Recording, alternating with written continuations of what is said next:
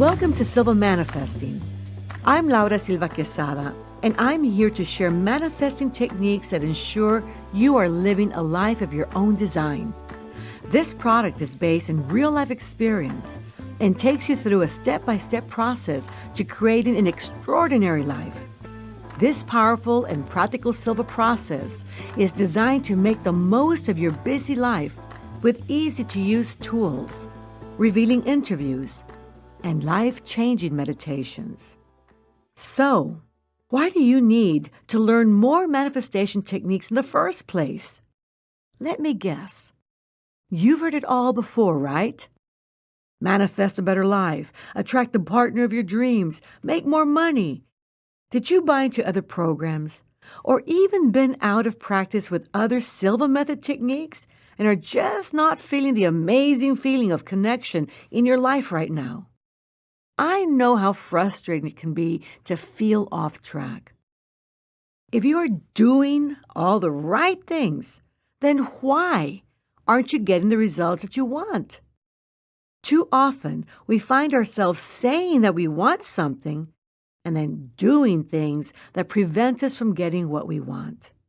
For example, people find themselves saying that they want to start their own business, but secretly, they love the security of their current paycheck and procrastinate on the right steps to take. Then, of course, feel horrible because they were not able to manifest their dream job. Or, I know people who want to feel on top of the world and totally problem-free, but continually talk about what is wrong in their life. Then, they say manifestation doesn't work for me. Or better yet, I want to attract or manifest the man or woman of my dreams, but continually they attract the wrong person or no one at all. So they say laws of attraction and manifestation are not real. On the outside, we see an obvious contradiction, but to the person who says these things, it feels very real. In fact, it feels powerless. If you're feeling like your thoughts have been ruling you, then you are in the right place because the Silva Method and this Silva Manifestation program is the key to your limitless potential in spirit, mind, body, and emotions. Silva has always been about creating more control in your brain and mind.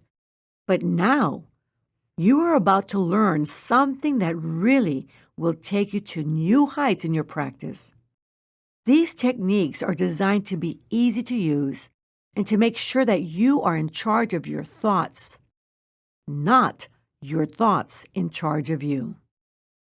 I do my best to stay on top of the latest information out in the marketplace about how to manifest everything you ever dreamed of.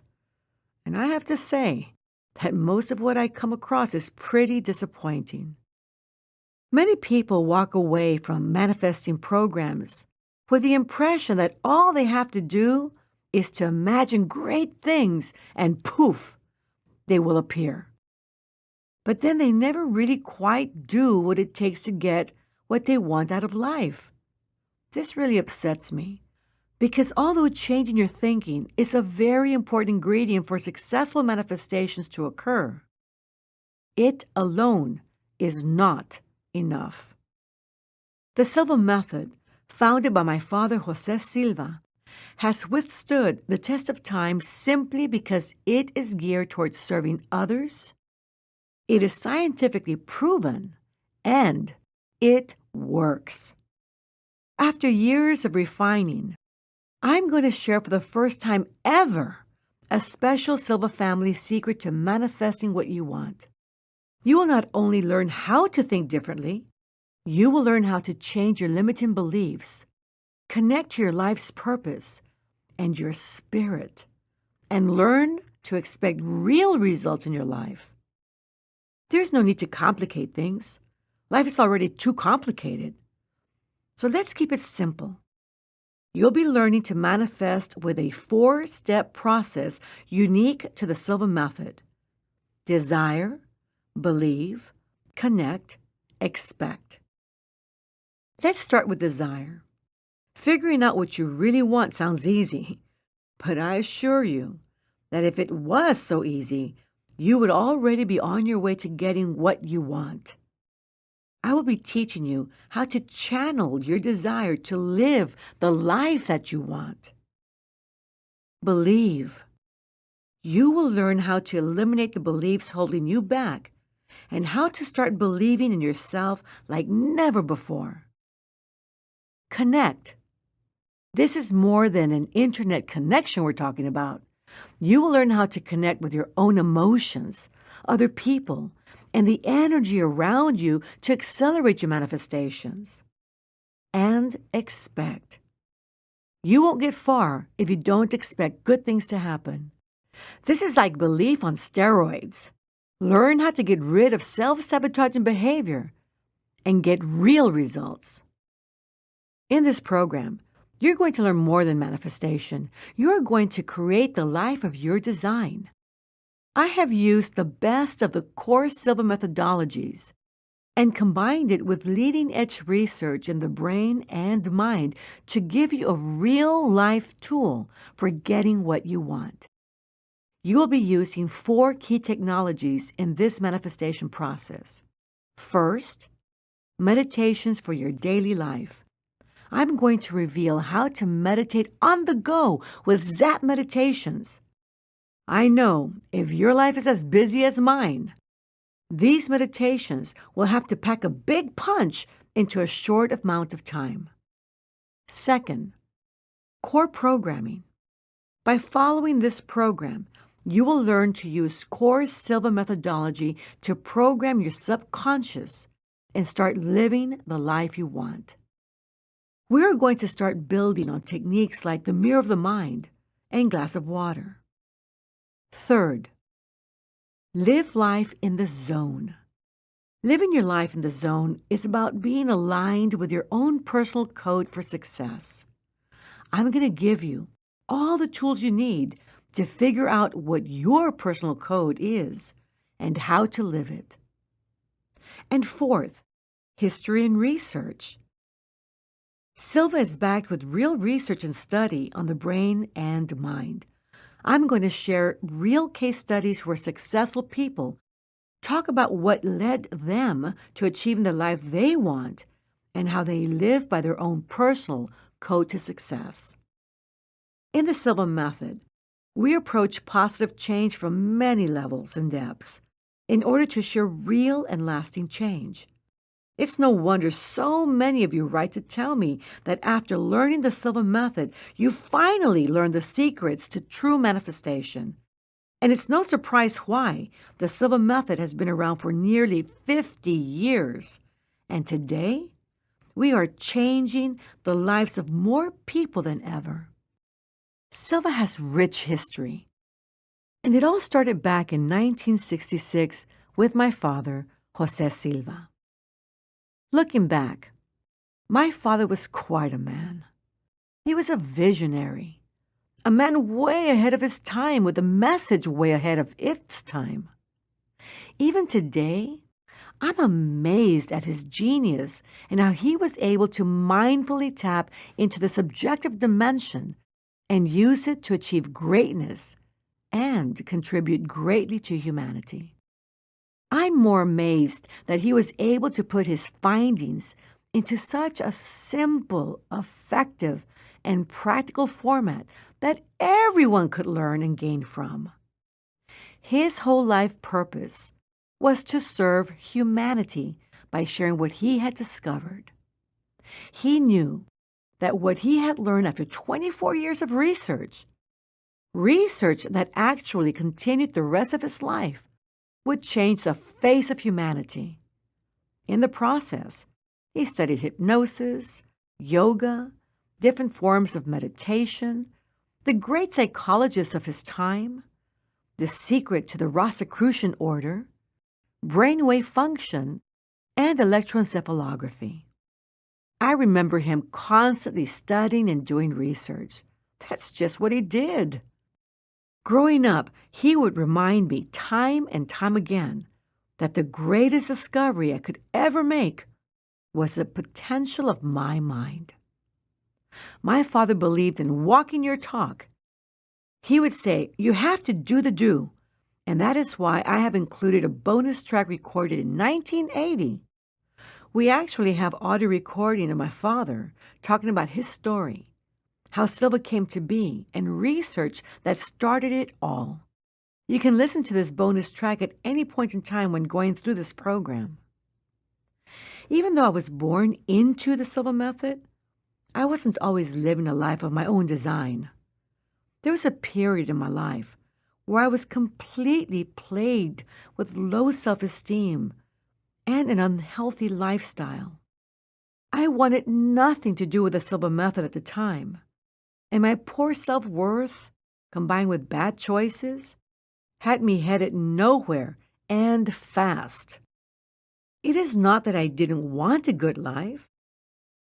I wanted a great relationship, but found myself in controlling and manipulative relationships again and again.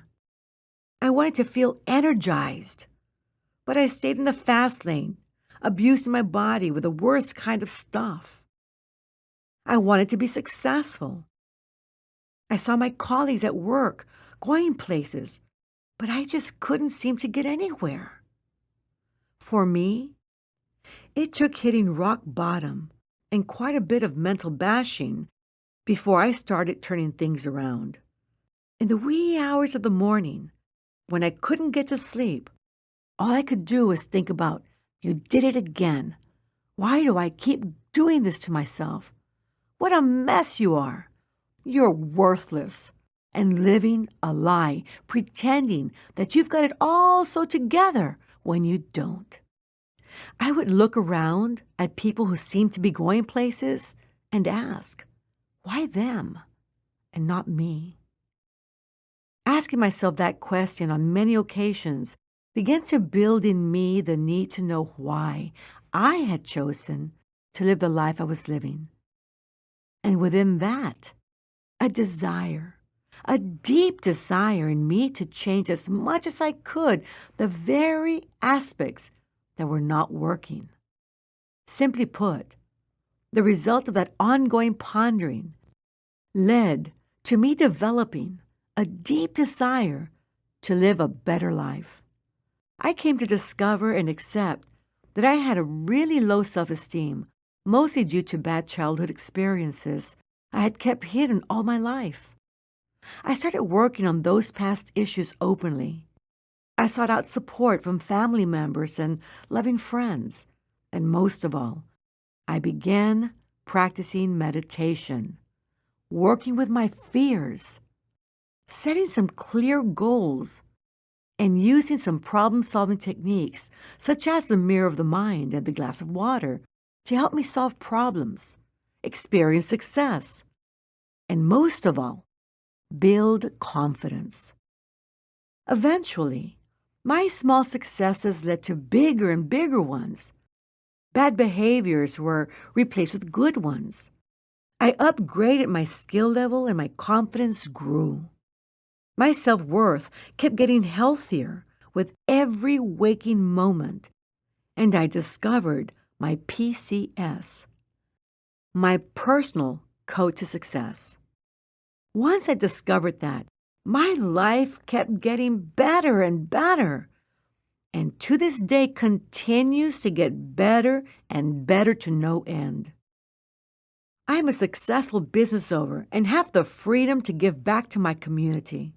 I have a loving and healthy relationship with a wonderful, supportive husband. My children are independent and successful, and I get to travel around the world helping other people live better lives. I now know, without a shadow of a doubt, that I will always live the life of my own design, a life filled with health, happiness, abundance, peace, and love, everything I desire. Thankfully, returning to my roots, exposing my fears, dropping the ego, rediscovering my family's legacy, and consistently practicing the tools and techniques of the Silva Method allowed me to get back on track and live the life I have always dreamed of. Why didn't I snap out of that muddy haze as soon as I got into it? It's the same reason you are listening to this product. We all need to learn important lessons in life and then empower ourselves with tools to start making better choices. I learned to be courageous and follow through with my discipline of meditating, thinking positively, taking responsibility of my behaviors and outcomes, and solving my problems one at a time. I changed my behaviors. I regained my health. I became debt-free. And above all, I eliminated beliefs that were working against me. It wasn't just one thing that turned things around for me, but a combination of things that with a little practice became a true part of how I now think, believe, and behave, to the point that those patterns became deeply engraved and quite natural. I became what I was thinking. I became what I believed. And my behaviors not only came to reflect it, but also support it. I can truly say that I have it all. And I have taught thousands to learn what it takes to do the same with great success. But everyone has to do the do. Have you ever heard people say that you can't change the spots on a leopard? All this really means is that some people believe that change is not possible. This belief is so limiting because it assumes that you cannot change the way things are, have been, or are going to be. This belief alone could be the thing holding you back from having the life that you want.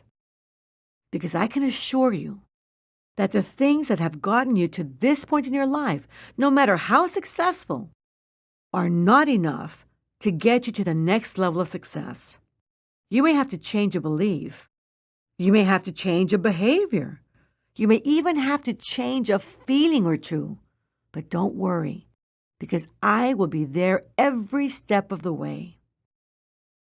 We now know that change doesn't have to be hard. You most certainly can change the spots on a leopard. Not only can you change them, you can color them differently, add a few more spots, take them away, or align them in patterns that are beautiful to look at, are more resourceful and secure success. You can literally reinvent yourself. In the past, very little importance had been placed on subjective things like emotions, thoughts, beliefs, and perspectives. But now we know that you are more subjective in nature than you are objective. In other words, you are more spiritual in nature than you are physical in nature. My father taught on the importance of using both beta and alpha. He would say, we don't want to be physical giants and mental midgets. We want to be giants in both dimensions. I know some of you may be fearing the constraints of what others might think about you, or what beliefs exist out there regarding the mind and living successfully. When it comes to life lessons, many believe that we have to experience everything ourselves to learn and grow. But now, we live in a world where the smart people, the successful people, don't reinvent the wheel. They learn from other people's experience, and they expand on that experience. Even though many people still subscribe to this belief, you no longer have to suffer to merit. In a world of always-on information of the internet, we know that it's knowledge that exempts us from suffering. My father used to say, ignorance does not exempt us from suffering, knowledge does. The more knowledge you have, the more you're going to secure your success. Learn about what you do. Learn more information. Always keep learning. You see, most people want to live a better life, but don't know how to go about it. The moment they learn a better way of doing anything, the more likely they are to do it than not. And the Silva Method tools and techniques teach you a better way of manifesting the life of your design, by solving problems of all kinds. We now know that we no longer need biofeedback equipment to measure brainwave frequency and alert us of when we are functioning at alpha. Our research now shows it's not even about brainwave frequency, but about that very special internal state that you come to recognize leads to problem solving, goal manifestation, and a better life. Going through a life-changing program like this Silva Manifesting Course can be exhilarating.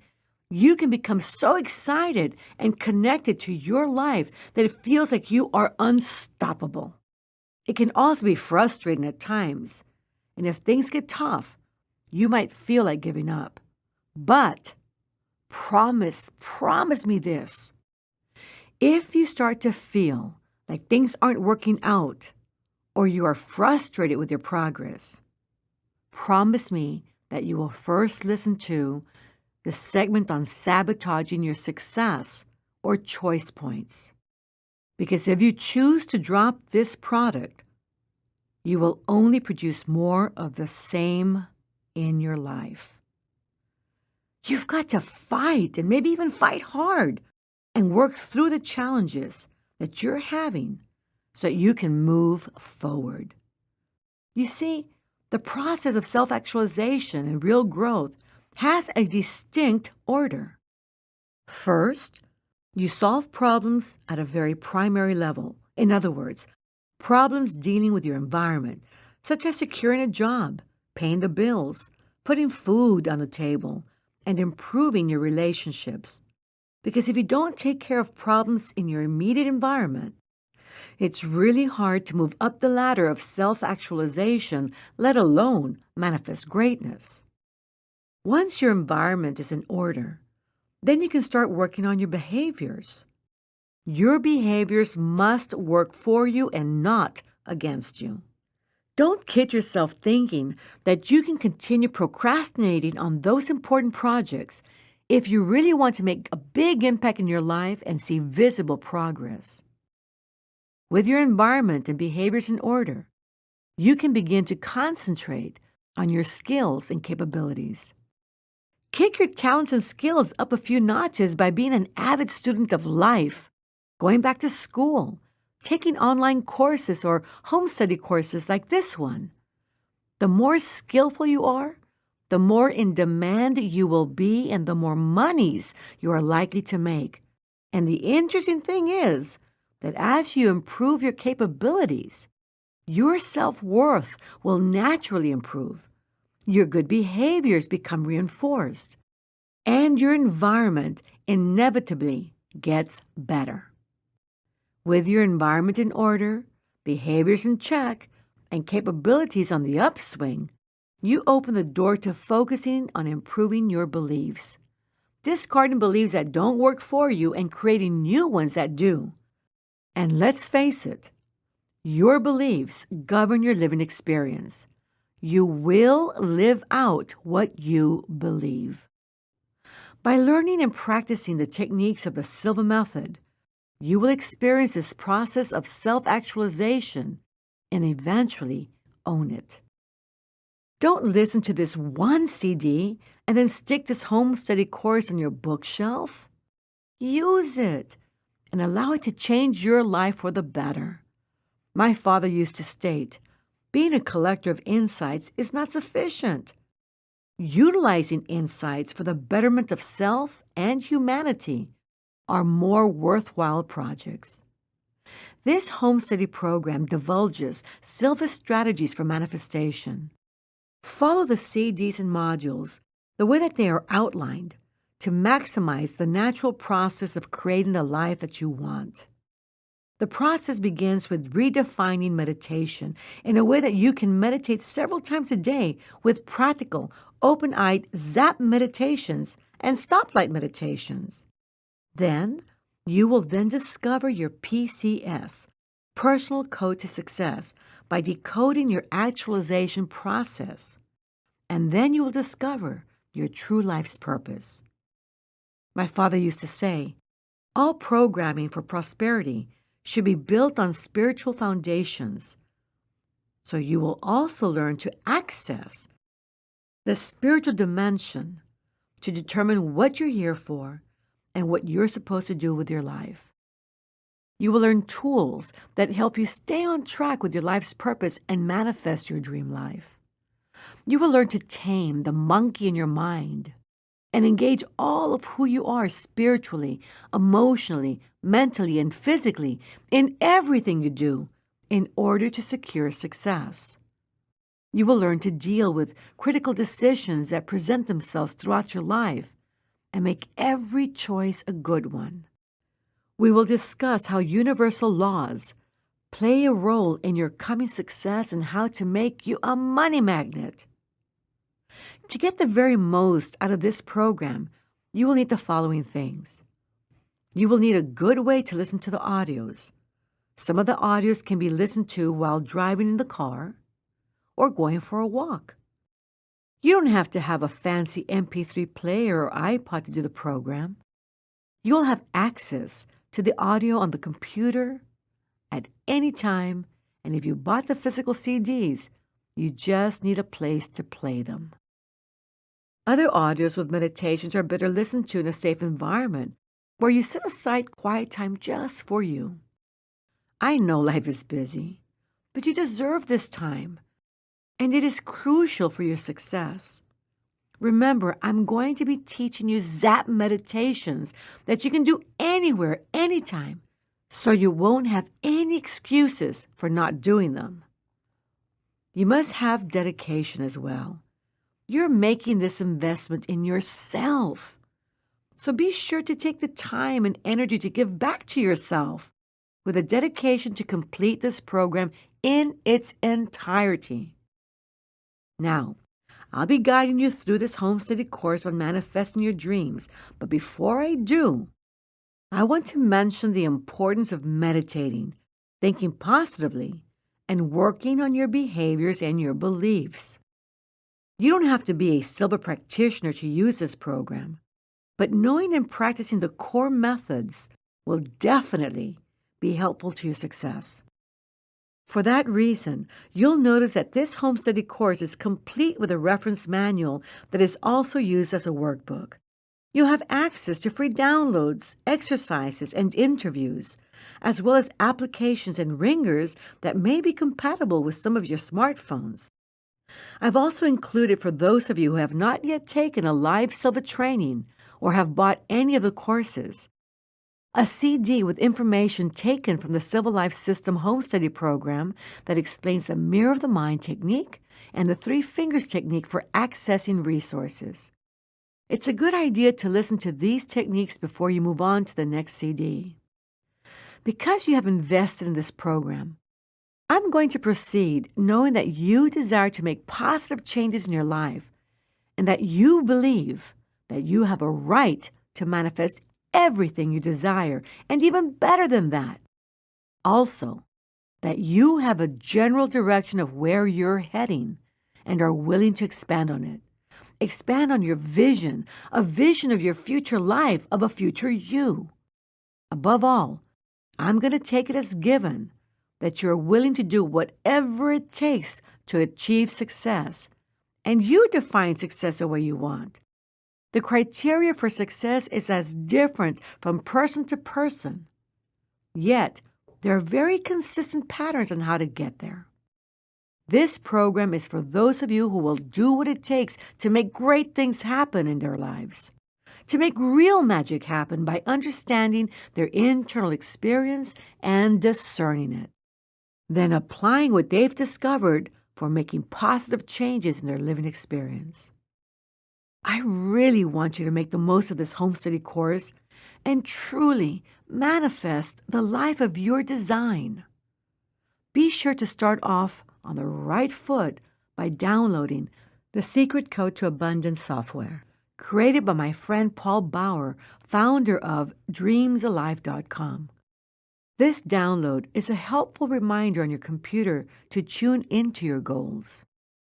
To guarantee success with your Silva techniques, we recommend that you take the Silva Method live training. For more information or for course schedules and locations, log on to silvamethod.com or call 1-800-545-6463 within the continental United States or 956-722-6391. And be sure to download Silva Meditation apps that may be compatible with your smartphones. Now, are you ready to get started? Pump it up, because this program is not for bums, couch potatoes bludgers, dawsers or slackers, no drainers, or those with a victim mentality. Forget the lazies, humpers, or loafers. No pikers or slackjaws, or underachievers, leechers, or parasites. Forget the spongers, or the freeloaders, or the egotistical, self-serving, inconsiderate, thoughtless people. Unless, of course, you just like to buy products to put on your bookshelf. Didn't know I could rap now, did you?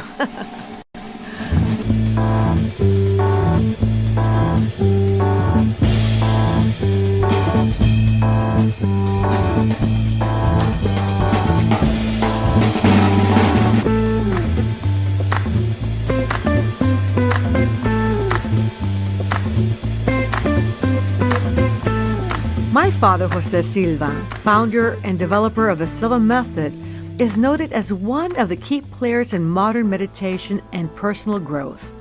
His life was a true testament to the power of the mind and daily mental practice. He used to say, the discovery that human intelligence can learn to function with awareness at altered levels of mind will go down in history as the greatest discovery of man.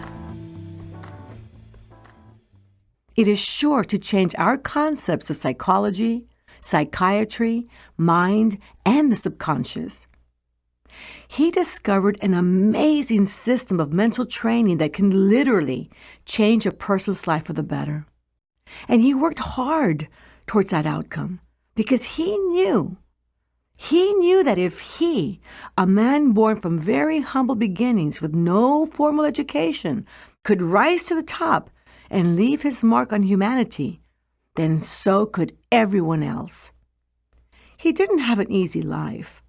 Far from that. His father was an engineer for a railroad company and died from wounds suffered from an accident during the Mexican Revolution. His mother was left widowed with 4 children under the age of 6, one being an infant. This meant my father, at the age of 4, had to get to work shining shoes and selling newspapers in order to help his mom support the family. Yet, the interesting thing is that my father, who was amazing at looking at the positive side of every situation, believed that those unfortunate experiences in his childhood taught him to be an entrepreneur, innovator, and inventor. In fact, aside from being the founder of the world's most practiced method of dynamic meditation, he also has 4 U.S. patents for biofeedback equipment.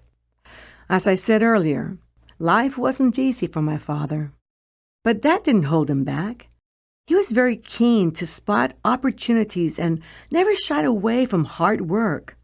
I actually believe he thrived on hard work.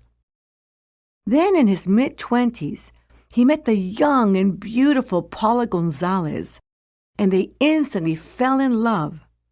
They were married 2 weeks later. Go figure.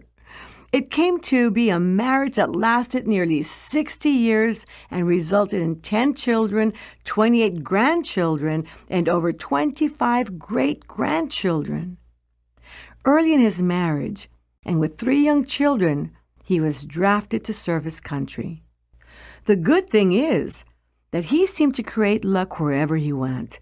And with his knowledge in electronics, his expertise was best used away from the front lines. Lucky, I'll say, especially having lost one of his youngest brothers, Richard, in battle. And interestingly, it was when he was drafted and being evaluated for good physical and mental health that he became interested in psychology and behaviorism. Here's an old recording I found of my father talking about just that.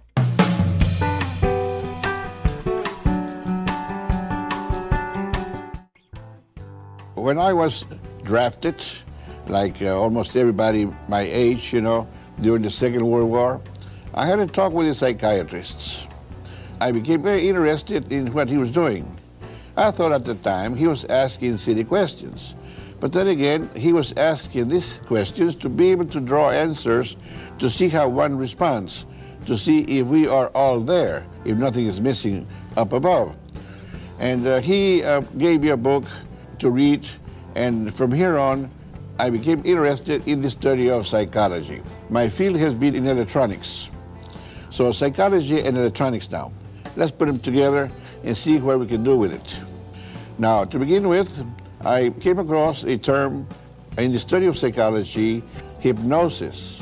I wanted to know what that was.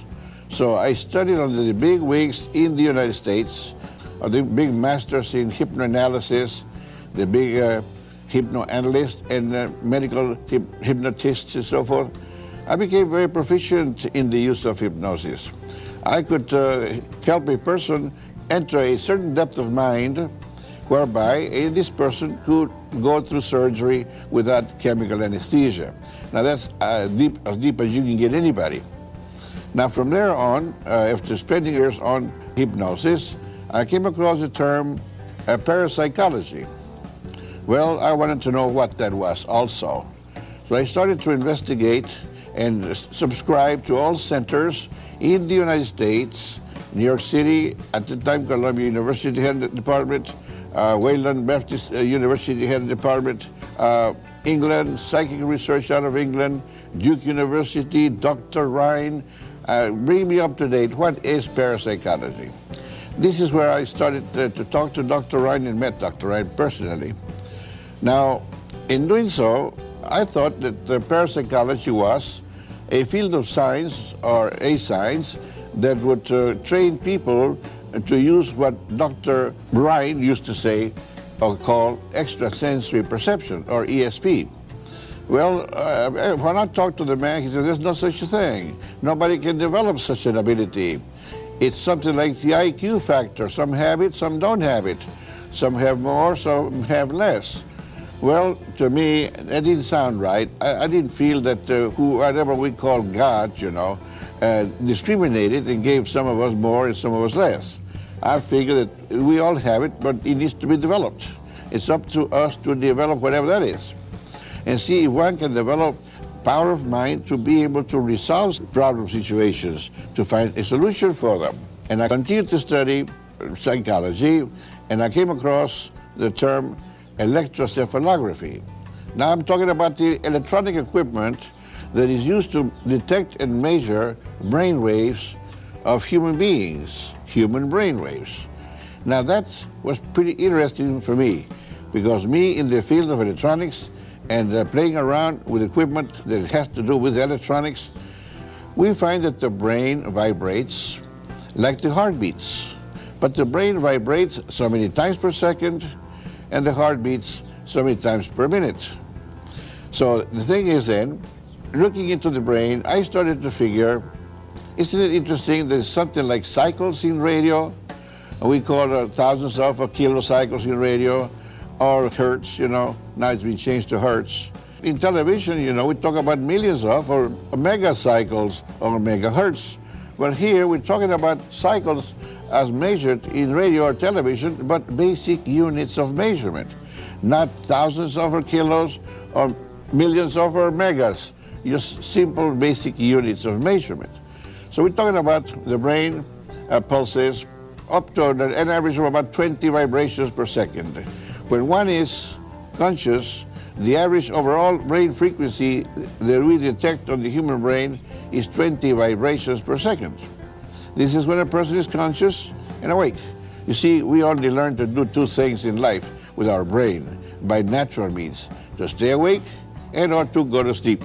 But now then, we need to learn to use our brain and learn something else to do with it, not just stay awake and go to sleep. We need to resolve problem situations. This system, or the Silva Method, is a product of a series of coincidences. For me, a coincidence is a certain event taking place whose end results are beneficial. because an event that takes place whose end results are detrimental, I consider an accident. So we did not stumble on this method by a series of accidents. We stumbled, I would say stumbled, came across this method, discovered it, by having experienced a series of coincidences. My father deeply believed in the positive value of coincidences, and that every so-called accident could easily be converted into a coincidence by searching for the lesson and learning from it. Fortunately, all those coincidences led to the discovery of the Silva Method. Yet, many back in the 1960s and 70s were afraid of this new science he had discovered. His community thought he was crazy. How could a TV repairman, a man without any formal education, someone they knew all of their lives, a Mexican-American born in the small border town of Laredo, Texas, come up with such nonsense? Here's my father once again talking about some of the experiences he had to go through to validate his work scientifically. Scientists, to begin with, were criticizing us that there's no way you can control brainwaves. That the only time you can produce the alpha is in a state of reverie, meaning a non-thinking state, okay? A relaxed mind, non-thinking mind, like in deep meditation, passive meditation. Well, we were saying, no, you can learn to activate your mind and still function in that dimension. Well, they were not accepting it. They were calling us all kinds of names. We're crazy, we don't know what we're talking about, we're not scientists. One name that they used to mention is psychoceramic, meaning crackpots in their language, you know. They're calling us, we're crackpots. Well, okay. And this Mexican, whatever, there's no way. Until finally we had to go to a university and make arrangements with the scientists in charge of the psychophysiology labs and to do a project for us to prove that we were right. So we took it to this lab, and sure enough, this individual said, the scientists, the top scientists of this department, he said, Mr. Silva, you know what you're asking for? You're asking to run a project that maybe will destroy your concepts, because you could be wrong, you know. You only think you're right. But if you're so sure that you're correct, we'll run it. Because not only can we prove that you're right, but we'll back it up scientifically. It could go either way. We can back up scientifically that you're wrong, you see, or you're willing to risk it. And I said, I'm so sure of these results that I'm willing to risk it. Well, okay.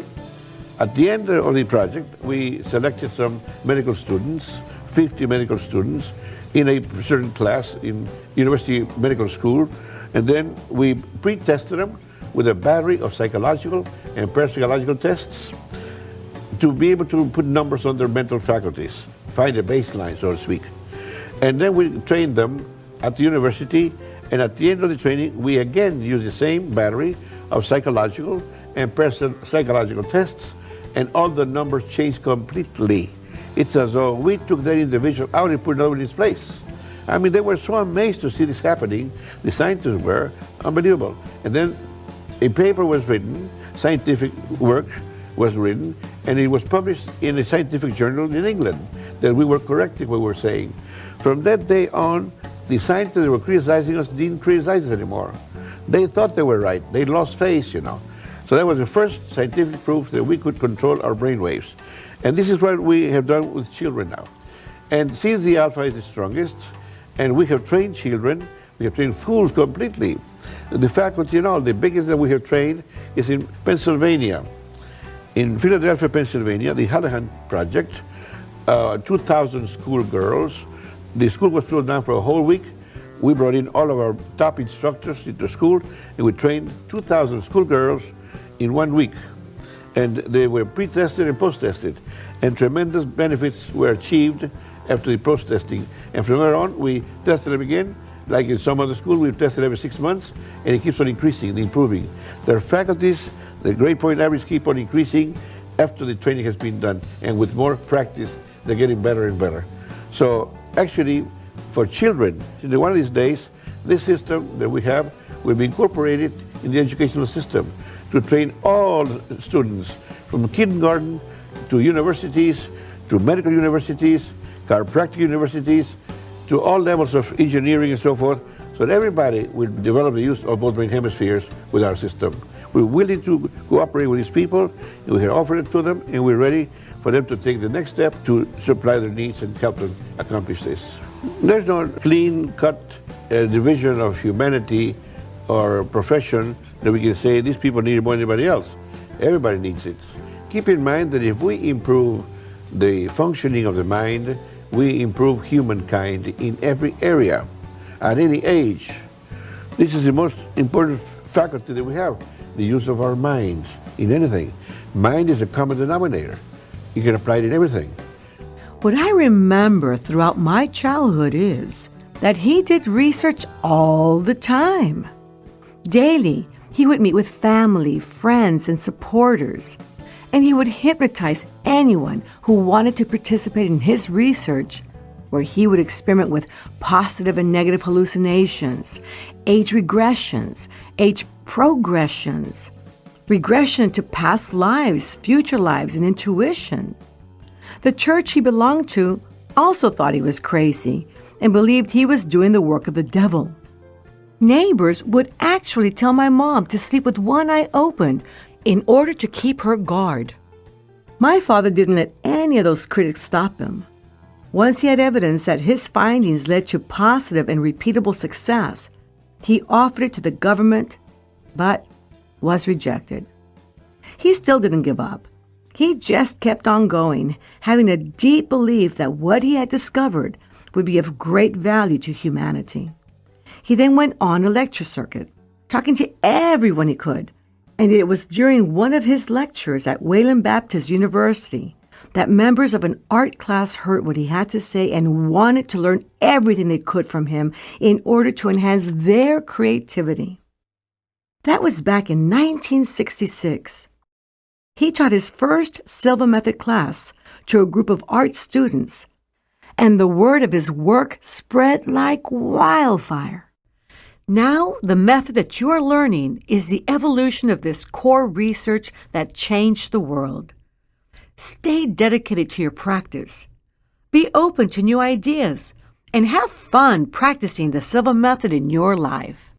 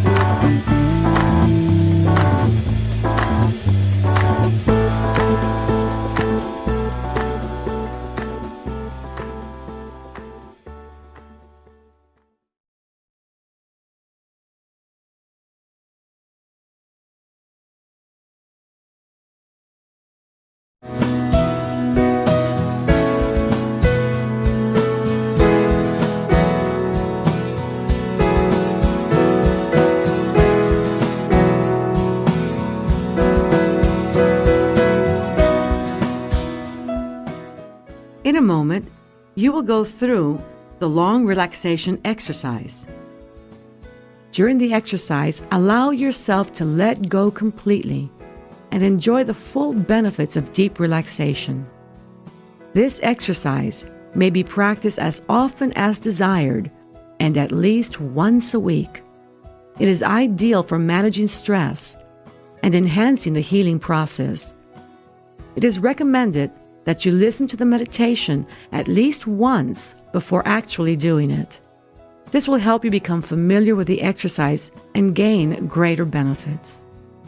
You will hear a background sound that is used for deep relaxation. My father put this sound together way back in the late 60s, early 70s. He wanted a sound that would help not only the body relax, but also slow down the brain frequencies and calm the mind, and thus came about this sound that you're about to hear in the exercise. Now, it's a mechanical sound and an electrical sound that's blended together, and he experimented with hundreds of people listening to various combinations and various types of sounds. He found that this particular sound was the best one that would help the body relax and help slow down the frequencies into alpha and theta. Listen to the sound indirectly and allow the sound to simply deepen your inner state. I hope you enjoy it.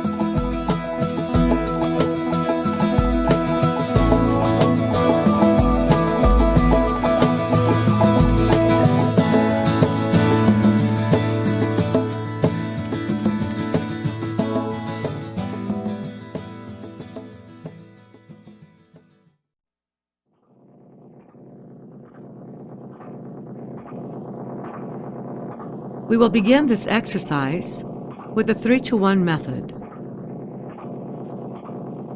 Find a comfortable sitting position. Close your eyes. Take a deep breath, and while exhaling, mentally repeat and visualize the number 3 times.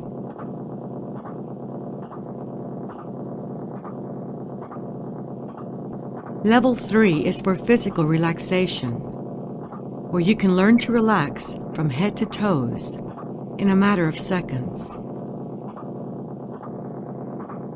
To help you learn to relax physically at level 3, I'm going to direct your attention to different parts of your body. Concentrate your sense of awareness on your scalp, the skin that covers your head. You will detect a fine vibration, a tingling sensation, a feeling of warmth caused by circulation.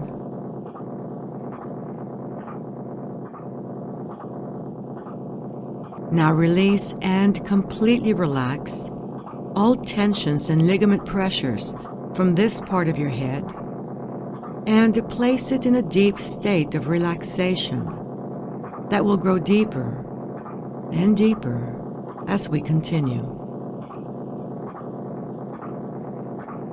Concentrate your sense of awareness on your forehead,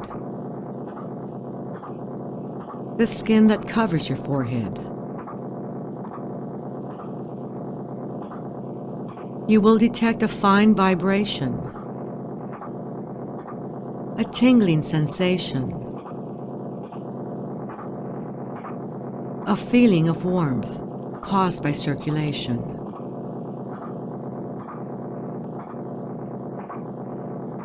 Now release and completely relax all tensions and ligament pressures from this part of your head, and place it in a deep state of relaxation that will grow deeper and deeper as we continue.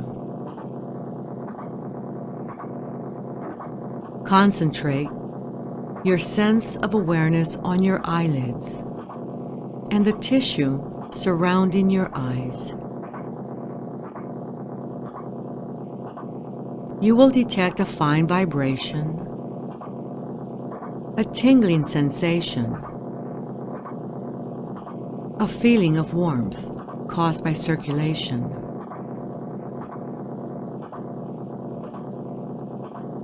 Now release and relax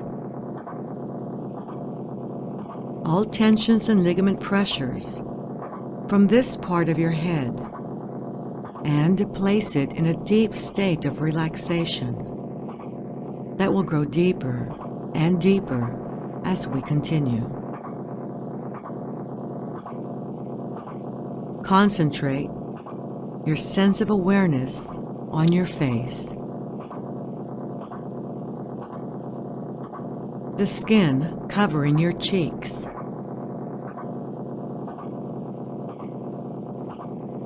You will detect a fine vibration,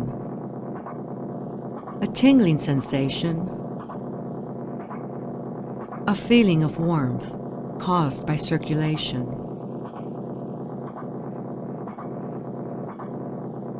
Now release and completely relax all tensions and ligament pressures from this part of your head and place it in a deep state of relaxation that will grow deeper and deeper as we continue.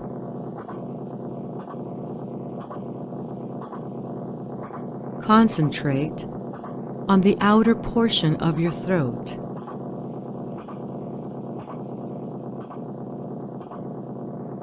The skin covering your throat area. You will detect a fine vibration,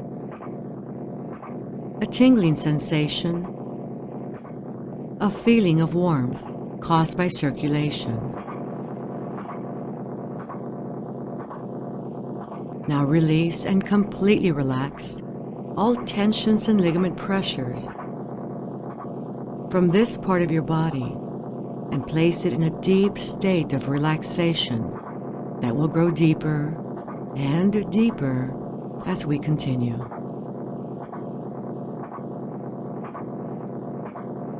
Concentrate within the throat area.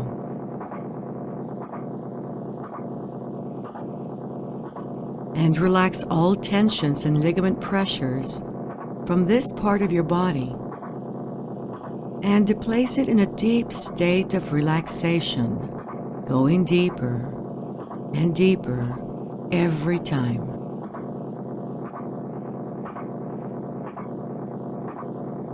Concentrate on your shoulders.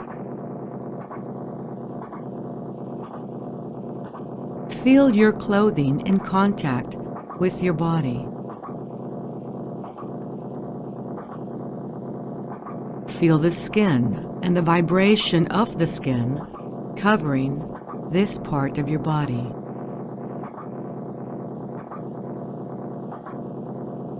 Relax all tensions and ligament pressures and to place your shoulders in a deep state of relaxation, going deeper and deeper every time.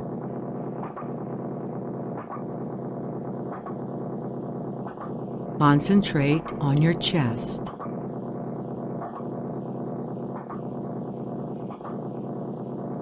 Feel your clothing in contact with this part of your body.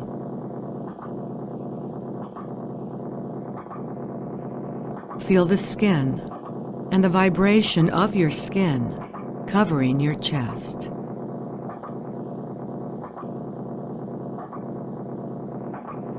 Relax all tensions and ligament pressures and place your chest in a deep state of relaxation, going deeper and deeper every time.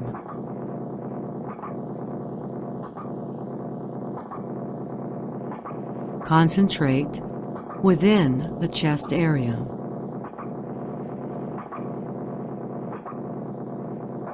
Relax all organs.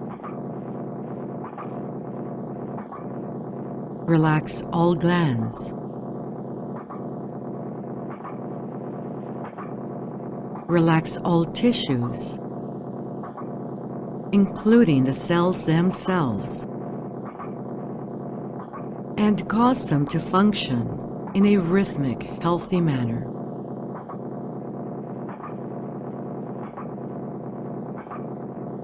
Concentrate on your abdomen.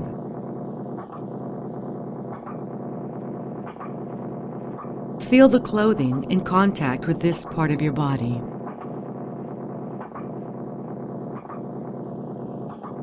Feel the skin and the vibration of the skin covering your abdomen.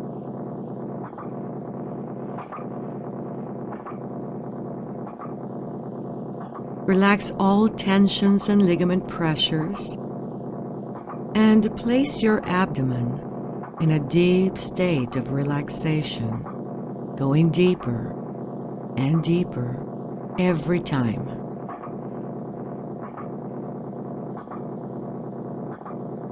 Concentrate within the abdominal area. Relax all organs. Relax all glands.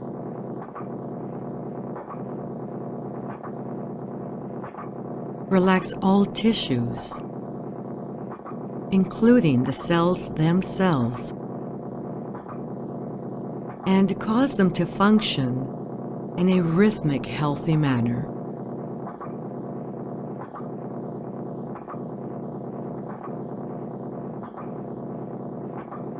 Concentrate on your thighs.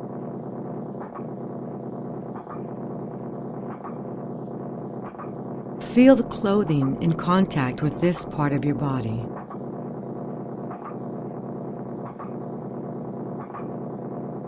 Feel the skin and the vibration of your skin covering your thighs.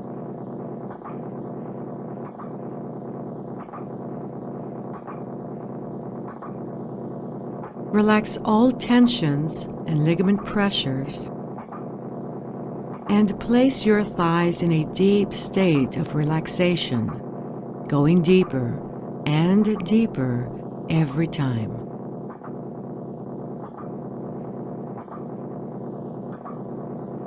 Sense the vibrations at the bones within the thighs.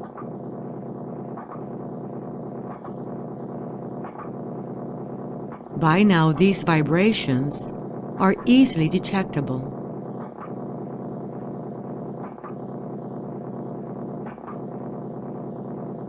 Concentrate on your knees.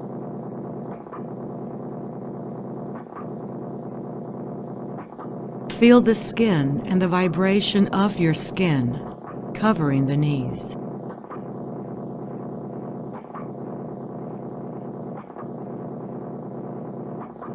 Relax all tensions and ligament pressures and place your knees in a deep state of relaxation, going deeper and deeper every time.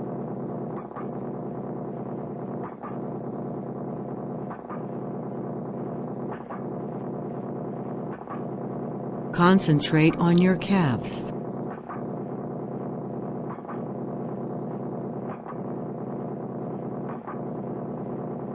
Feel the skin and the vibration of the skin covering your calves.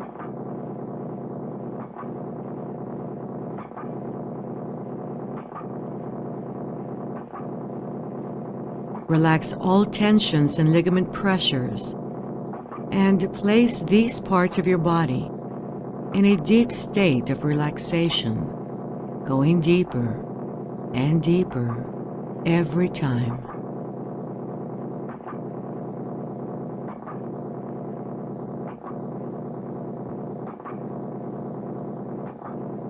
To enter a deeper, healthier level of mind, concentrate on your toes.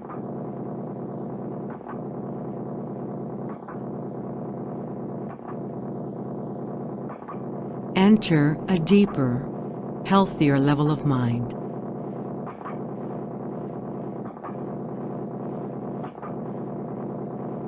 To enter a deeper, healthier level of mind, concentrate on the soles of your feet.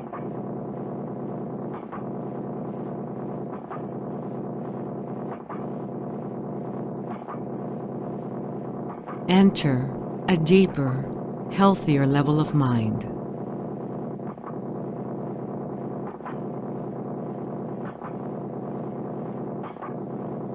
To enter a deeper, healthier level of mind, concentrate on the heels of your feet.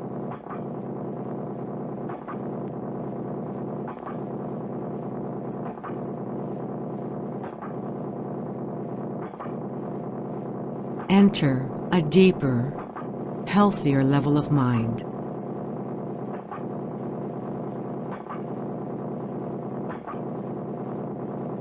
Now cause your feet to feel as though they do not belong to your body.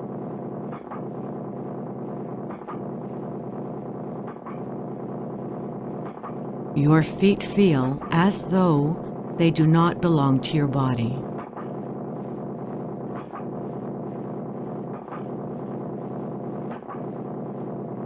Your feet, ankles, calves, and knees feel as though they do not belong to your body.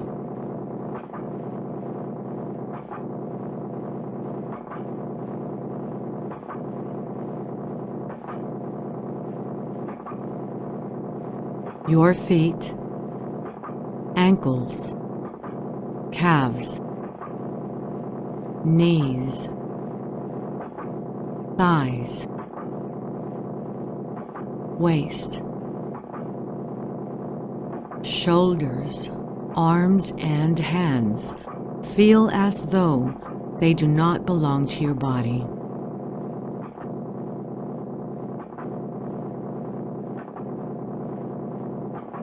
You are now at a deeper, healthier level of mind, deeper than before. This is your physical relaxation level 3. Whenever you mentally repeat and visualize the number 3, your body will relax as completely as you are now, and more so every time you practice.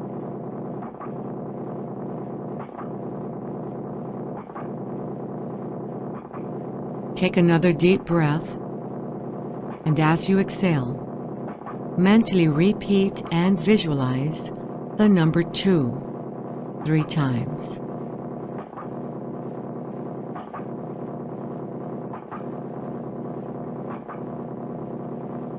Level 2 is for mental relaxation, where noises will not distract you. Instead, noises will help you to relax mentally more and more. To help you learn to relax mentally at level 2, I am going to call your attention to different passive scenes. Visualizing any scene that makes you tranquil and passive will help you relax mentally. You're being at the beach on a nice summer day may be a tranquil and passive scene for you.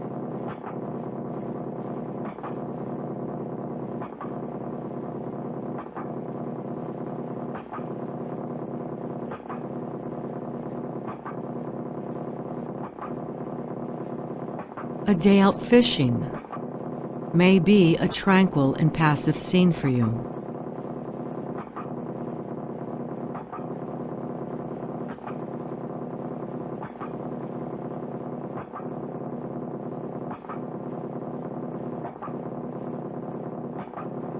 A tranquil and passive scene for you may be a walk through the woods on a beautiful summer day when the breeze is just right, where there are tall shade trees and beautiful flowers, a very blue sky, an occasional white cloud, birds singing in the distance, even squirrels playing on tree limbs. Hear the birds singing in the distance.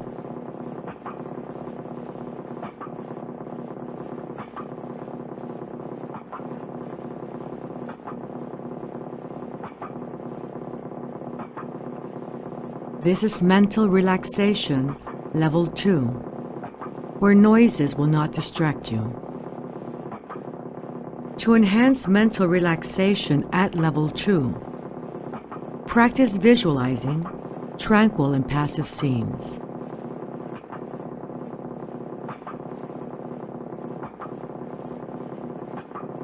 To enter the basic plane level 1, mentally repeat and visualize the number 1 3 times.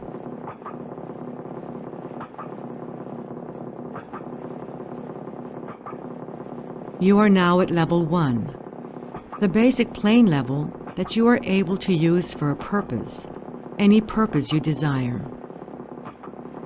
To enter deeper healthier levels of mind. Practice with the countdown deepening exercises. To deepen, count downward from 100 to 1, or from 50 to 1, or from 25 to 1. When you reach the count of 1, you will have reached a deeper, healthier level of mind, deeper than before. You will always have full control and complete dominion over your faculties and senses at all levels of the mind, including the outer conscious level. The best time to practice the countdown deepening exercises is in the morning when you wake up. Remain in bed at least 5 minutes practicing the countdown deepening exercises. The second best time to practice is at night when you are ready to retire. The third best time to practice is at noon after lunch. 5 minutes of practice is good. 10 minutes is very good. And 15 minutes is excellent. To practice once a day is good. 2 times a day is very good. And 3 times a day is excellent. If you have a health problem, practice for 15 minutes 3 times a day. To help you enter a deeper, healthier level of mind, I am going to count from 10 to 1. On each descending number, you will feel yourself going deeper, and you will enter a deeper, healthier level of mind. 10, 9, feel going deeper. 8, 7, 6, deeper and deeper. 5, 4, 3, deeper and deeper. 2, 1. You are now at a deeper, healthier level of mind, deeper than before. You may enter a deeper, healthier level of mind by simply relaxing your eyelids. Relax your eyelids.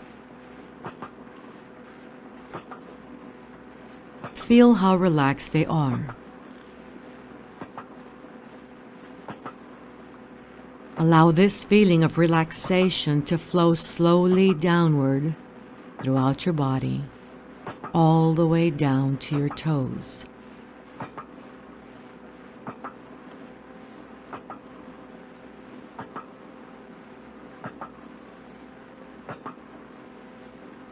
It is a wonderful feeling to be deeply relaxed, a very healthy state of being.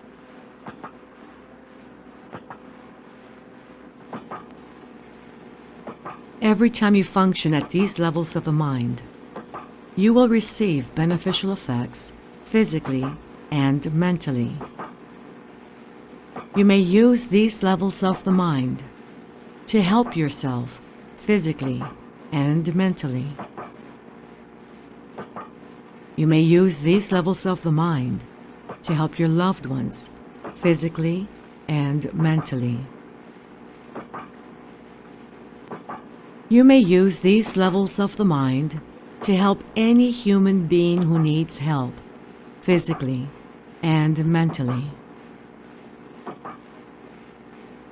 You will always use these levels of the mind in a constructive, creative manner for all that is good, honest, pure, clean, and positive, and this is so.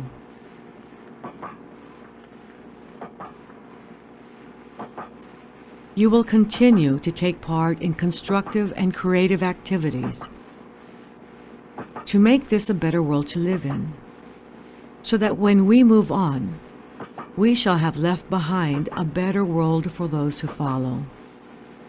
You will consider the whole of humanity, depending on their ages, as fathers or mothers, brothers or sisters, sons or daughters. You are a superior human being. You have greater understanding, compassion, and patience with others. In a moment, I am going to count from 1 to 5 and cause a sound with my fingers. At that moment, you will open your eyes, be wide awake, feeling fine and in perfect health, feeling better than before. 1, 2, coming out slowly now. 3. At the count of 5, you will open your eyes, be wide awake, feeling fine and in perfect health, feeling better than before, feeling the way you feel when you have slept the right amount of revitalizing, refreshing, relaxing, healthy sleep. 4, 5. Eyes open, wide awake, feeling fine and in perfect health, feeling better than before.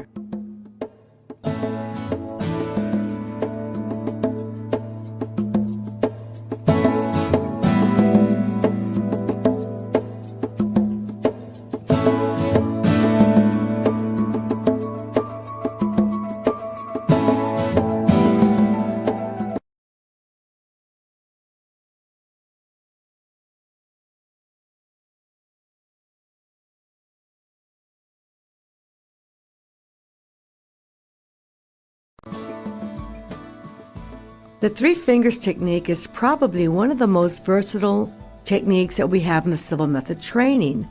You can apply it for just about anything because it's so easy to use, and it allows you to go in and out of alpha as you need with eyes open or eyes closed. One of the best uses that I find for the 3 fingers technique is to be able to access resourceful states of mind. I use that almost every day. There are times that we may be a little bit low of energy, for example, or maybe we're not as clear-headed as we want to be. By using the 3 fingers technique, I can program myself to be clear-headed, to have greater understanding. Whatever you want to use it for, you can. The only thing that you need to remember is that you need to go into your level before utilizing it for the purpose that you want to use it for. For example, if I wanted to be less afraid of some situation that I find myself a little fearful of, then I would go into my level using the 3-to-1 method. And once at level, I would then say, I'm about to face a situation that I'm afraid of, and I want to feel competent and comfortable instead. And then I will imagine myself in that situation, acting and thinking or behaving as I wish to be. And once I get it just right, I simply step into that image, become one with it, and experience it with all my mental senses. Experience it fully and completely as if it's already happening. And then when my body, brain, and mind owns it, then I put my 3 fingers together and I say to myself, whenever I'm in this situation and I want to feel this competent and this comfortable, all I need to do is put my 3 fingers together and it will be so. The same is going to apply if you want to feel calm in situations where you normally feel very nervous or anxious. You need to program the technique before you actually use it in order to get the benefits. Let's take temper. There's times that we may lose our temper in certain situations or with certain family members, and we know that we need to correct that. So one of the things that we can do is put mindfulness or consciousness into the mix, because when you put your 3 fingers together, it's almost reminding you, okay, slow down, calm yourself, pace yourself, go inside, think before you speak, think before you act. It's a way to pace you in any given situation. And if it comes to a situation where you find yourself losing control or losing your temper, especially with people you love the most, and you know it's not the right thing to do, maybe it's just a bad habit, then the Three Fingers technique can help you to create a new habit of behavior and pace yourself along the way. The Three Fingers technique is a wonderful tool to have to add more consciousness to your living experience. Because when you apply it, you can't be stressed and calm and relaxed and at level at the same time. So it's one or the other. So as you use your Three Fingers technique, you have no other option but to be more in control, calmer, and clearer about your thinking process. When you want to remain in control of your emotions, remember to use your Three Fingers technique. You can also program yourself to be more intuitive. Intuition is something that we all have. Everybody is intuitive. Not everybody has evolved their intuition, but we all use intuition in our everyday living experience. We're just not always aware of it. And one of the reasons why intuition is such a part of our everyday living experience is because we tend to be more intuitive when we go into alpha. So anytime you go into alpha, you're able to project your mental senses or sense more information that's in the environment or be able to sense people's vibrations through their energy fields. You're just more sensitive.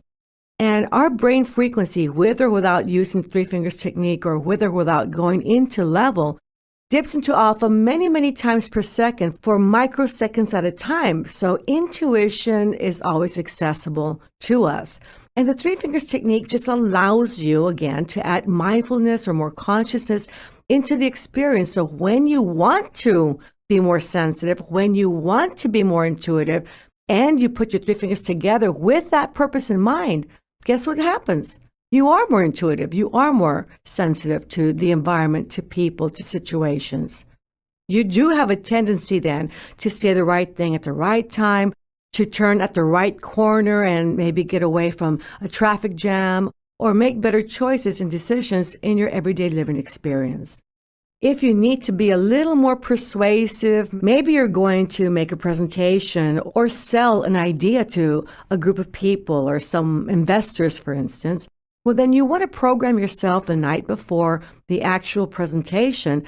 Go into your level and imagine how persuasive you are with the ideas. Imagine that you're saying the right thing at the right time, that you're selling the concepts exactly how they need to hear it. You imagine the listeners responding appropriately and very favorably. And when you get it just right, you step right into it, experience it, own it, lock it in with your Three Fingers technique. So when it's time for the meeting then, all you need to do is before you walk into the meeting, put your Three Fingers together, bring back the memory of how persuasive you are and how convincing and how clear you are about presenting your ideas and those concepts, and that you're going to sell them just right in the perfect way that they need to hear it to go along with the idea. And you then walk into the meeting room with your Three Fingers together. The Three Fingers technique requires you to position your hands in a very comfortable way. As the thumb and the first two fingers touch, the last two fingers, the ring finger and the little finger, can rest comfortably on your palm. It's a very comfortable position for your fingers and your hand, and it doesn't attract a lot of attention, so you can always use your Three Fingers technique in any situation, whether you're giving a presentation, whether you're at the grocery store remembering your list of groceries, or you're in school taking a test. And it's a good tool to use to reinforce the goal that you have in mind. So as you can see, the Three Fingers technique is very versatile, can be applied every day, can make your life better, and can help you reach your outcome more effectively. Let's get ready now for impressing the Three Fingers technique for accessing resourceful states. Enjoy.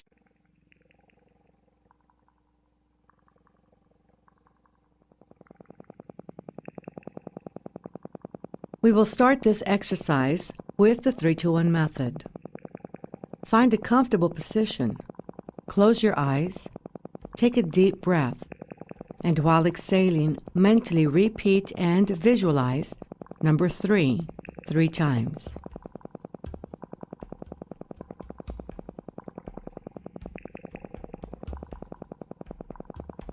Take another deep breath, and while exhaling, mentally repeat and visualize number 2 3 times.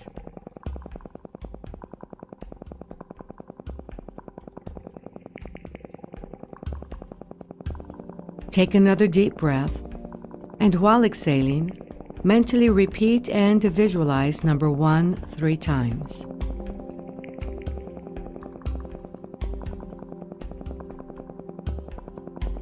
You are now at level 1, the basic plane level that you are learning to use for a purpose, any purpose you desire. To help you enter a deeper, healthier level of mind, I am going to count from 10 to 1. On each descending number, you will feel yourself going deeper, and you will enter a deeper, healthier level of mind. 10, 9, feel going deeper. 8, 7, 6, deeper and deeper.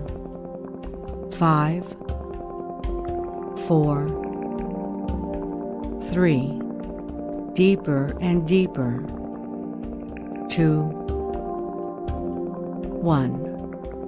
You are now at a deeper, healthier level of mind, deeper than before. You may enter a deeper, healthier level of mind by simply relaxing your eyelids. Relax your eyelids. Feel how relaxed they are.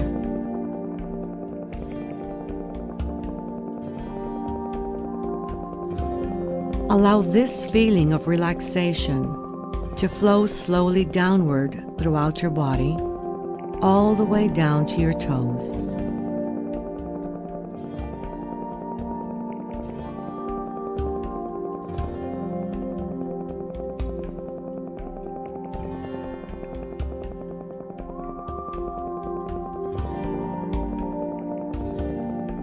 It is a wonderful feeling to be deeply relaxed, a very healthy state of being.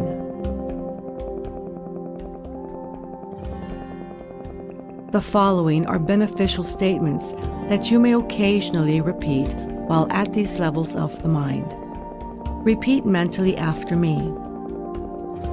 My increasing mental faculties are for serving humanity better. Every day, in every way, I am getting better, better, and better.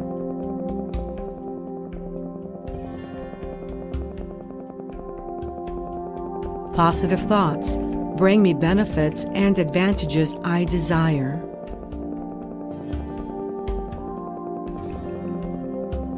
I have full control and complete dominion over my sensing faculties at this level of the mind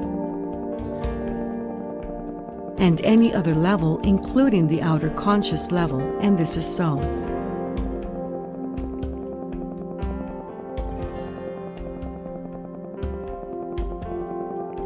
I will always maintain a perfectly healthy body, mind, and immune system. We will now impress information for your benefit, programming the 3 fingers technique. At this time, bring together the tips of the first 2 fingers and thumb of either hand.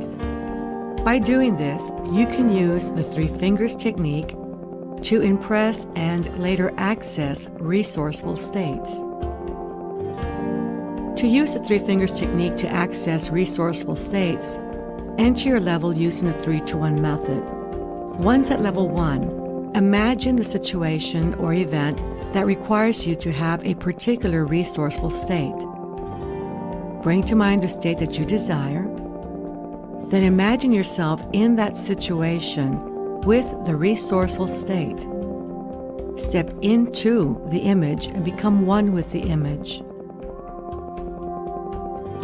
Experience the image fully and completely with all of your mental senses. Put your fingers together and say to yourself mentally, whenever I have a need or desire to feel this way, believe this way, think this way, or have this resource, all I need to do is use my 3 fingers technique and it will be so.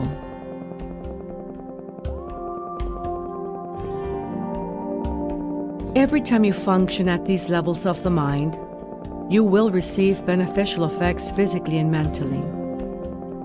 You may use these levels of the mind to help yourself physically and mentally.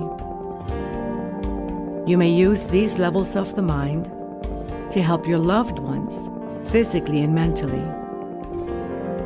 You may use these levels of the mind to help any human being who needs help physically and mentally. You will always use these levels of the mind in a constructive, creative manner for all that is good, honest, pure, clean, and positive, and this is so. You will continue to strive to take part in constructive and creative activities to make this a better world to live in, so that when you move on, you shall have left behind a better world for those who follow. You will consider the whole of humanity, depending on their ages, as fathers or mothers, brothers or sisters, sons or daughters. You are a superior human being. You have greater understanding, compassion, and patience with others. In a moment, I'm going to count from 1 to 5 and cause a sound with my fingers. At that moment, you will open your eyes, be wide awake, feeling fine and in perfect health, feeling better than before. Vision, eyesight, and hearing improve every time you function at these levels of the mind. 1, 2, coming out slowly now. 3. At the count of 5, you will open your eyes, be wide awake, feeling fine and in perfect health, feeling better than before. Feeling the way you feel when you have slept the right amount of revitalizing, refreshing, relaxing, healthy sleep. 4, 5. Eyes open, wide awake, feeling fine and in perfect health, feeling better than before.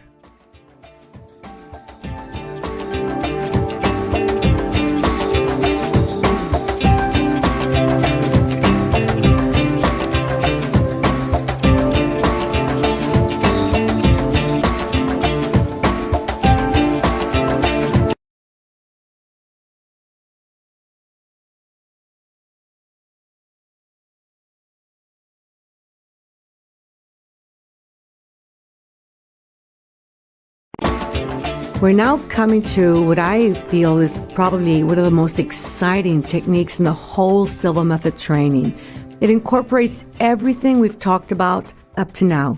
Positive thinking, entering your alpha level, being consistent, congruent, using visualization, imagination, desire, belief, and expectancy or faith, being persistent, taking action. Everything we've talked about is in this technique. And it works like magic. Years ago, someone asked me in one of my classes, "Do you always get what you program for?" And I said, "No, I don't." I said, "I usually get better."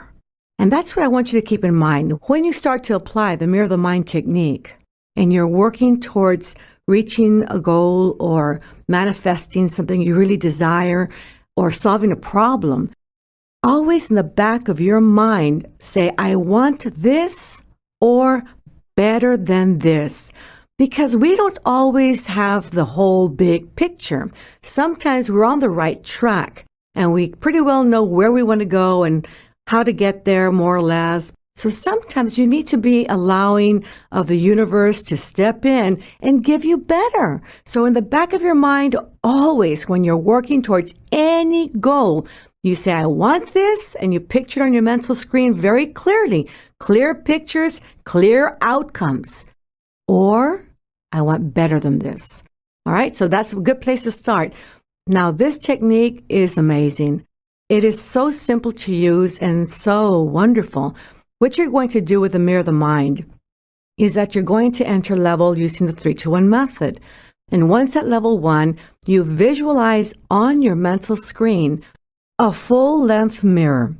This mirror will be known as the mirror of the mind. Now, the mirror of the mind can be mentally increased in size to encompass within its frame a thing or things, a person or persons, a small scene or a large scene. The color of the frame of the mirror of the mind can be mentally changed from blue to white. The blue frame denotes the existing situation or the problem. So you're going to be using visualization to go over the problem or the existing situation. And all problems can be converted into projects. Remember that. A problem remains a problem as long as you don't do anything about it. The moment you start looking for a solution, it becomes a project. Now, the white frame denotes the solution or goal. Now, that means that you're going to be utilizing imagination to create the image of the solution or the goal.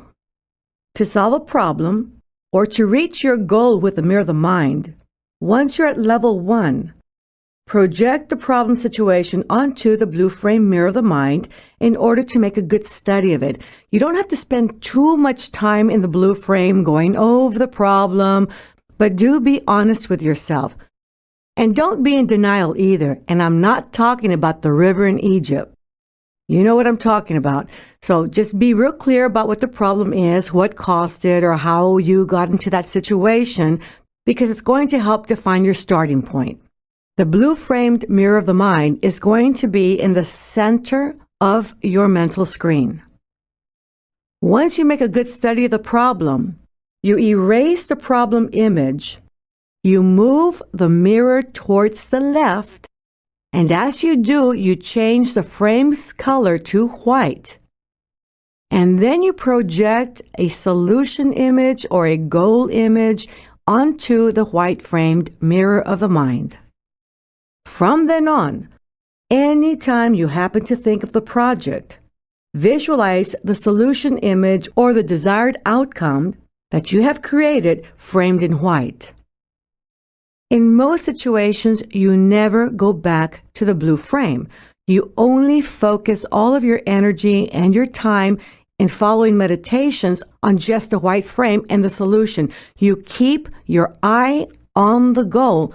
Obstacles only appear when you take your eyes off the goal.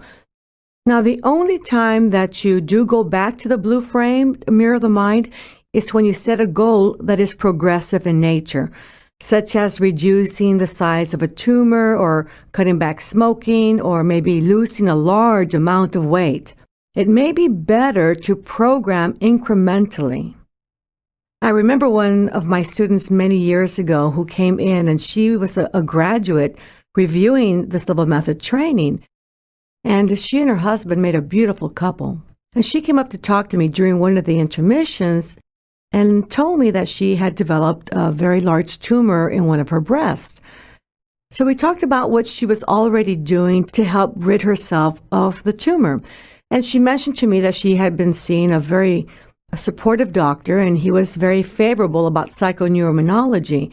Psychoneuroimmunology is how the mind affects or influences the nervous system and the immune system and can strengthen it and or weaken it. In this case, Margaret was using it to strengthen her immune system to combat the tumor.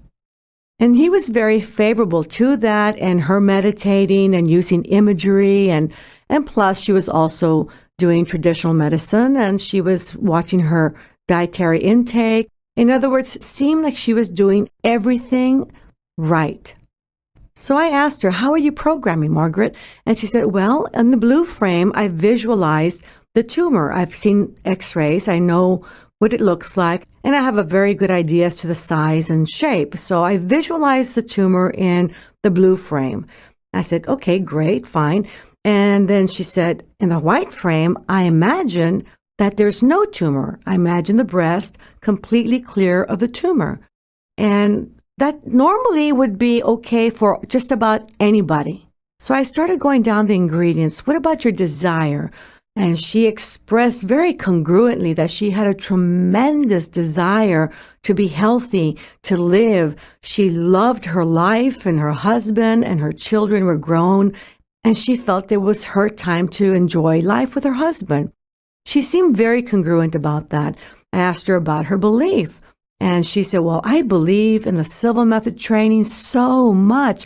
You can't imagine the miracles I've made happen and the problems I've resolved and the challenges I've overcome with my faith and using the Silva Method techniques. She very congruently expressed all those feelings and emotions. I said, all right. And then I thought, okay, what about your expectancy? She said, well, I know I can make it happen. And I thought, well, okay, her expectancy factor seemed to be very congruent as well. I thought, okay, what about your actions? And she said, well, I'm doing everything I can. As I mentioned, I'm eating better, I'm exercising, I'm taking my proper treatment, and I'm doing meditations, and I think I'm doing everything. I'm thinking positively. I said, all right, great. And what about your persistence? And she went on to tell me that she would program daily, every night and every morning for the goal of ridding herself of that tumor. As I thought about it, I thought, gosh, everything seems to be in order. All the ingredients are in place. She seems to be very congruent. And then it dawned on me to ask her, how much do you believe that you can go from that size tumor to no tumor? And when I asked that specific question, her body collapsed ever so slightly, and her facial feature changed. And she kind of looked at me with a little squint in her eye and said, I'm really banking on this because the doctor said, I'll work with you, Margaret, as long as you show me some sign that we're moving in the right direction. So then I thought about it for a moment and I said, Margaret, why don't we do this instead? The doctor didn't say, Margaret, get rid of it. He said, show me a sign that we're moving in the right direction. So how about if we do this instead? Visualize the tumor the way it is, the way you know it to be in the blue frame. And once you got it clear in your mind, then move the frame towards your left and imagine a tumor that is just measurably smaller. And she said, well, I can do that. I said, well, then that's what you want to do because that's what your doctor asked for. Show me a sign that we're moving in the right direction. So to help her in her programming, I had her answer 5 questions. One is, what do you want to achieve? And of course, that was a tumor measurably smaller. Second question was, when do you want to achieve it? Now, the when part is very important. Too often, I hear people say, one of these days I'll be happy. One of these days I'll be healthy. That's not good enough, and it wasn't good enough for Margaret. Well, Margaret had an appointment with a doctor 2 weeks later, so she had a very fixed time frame to work with. So in 2 weeks, she wanted to manifest a measurably smaller tumor. The third question is, who's going to be there to give you feedback? And in her mind, she thought, well, the doctor's going to make some comments, my husband, my children. And so she was able to hear them say to her positive remarks that was supporting her goal. Fourth question is, how is it going to make your life different and better? And I asked that question because sometimes we program for things without future pacing and seeing how it's actually going to change your life. We've all heard of that phrase, be careful what you ask for. I once had a student who was programming for a higher income and to make a better living. And so sure enough, he got a higher income, but he was gone all the time. He no longer had time for his wife and brand new baby, and it was really putting a crunch in his lifestyle. So he went back and modified his program in order to be able to have it all, to have the money, but also have the time to spend with his wife and baby. I also know people who program for a big check, and often they'll get a big $1 check in the mail. Or the person who programs for money flowing through their hands and they get a job as a bank teller. So again, how is it going to make your life different and better? And that requires you to go into the future and sort of role play it, because you'll get a lot more information when you do that. The last question is why? Why do you want this goal to manifest? And that's where the emotions come in. And that's where you really lock into it and you want your emotions to be involved. So she answered all those questions, and sure enough, she was going to the doctor's in 2 weeks. Well, when she finally gets to the doctor's office, he comes back very excited and says, "Margaret, the tumor's gotten smaller." And that's all she needed. Now she had reinforcement, feedback. She had positive success behind her. She knew exactly what to do. But now she had a new problem. She has a tumor. It's just smaller. So now she goes back into her level. Once she got the feedback, she went back into her level. She put the smaller size tumor in the blue frame. And when she moved the frame towards the left, in the white frame, she put a still measurably smaller tumor. Well, Margaret kept doing this through time until the tumor was so small that the doctor felt very comfortable about going inside and removing it and clean out the area completely. And Margaret has not had that problem ever since. And now we're talking about 15 years or so. In situations like Margaret, eliminating a tumor completely may not be believable. And if it's not believable, then it may even work against you. When doing this type of programming, keep in mind a picture of you in perfect health and a conviction that you will get there. When programming, maintain an attitude of this or better.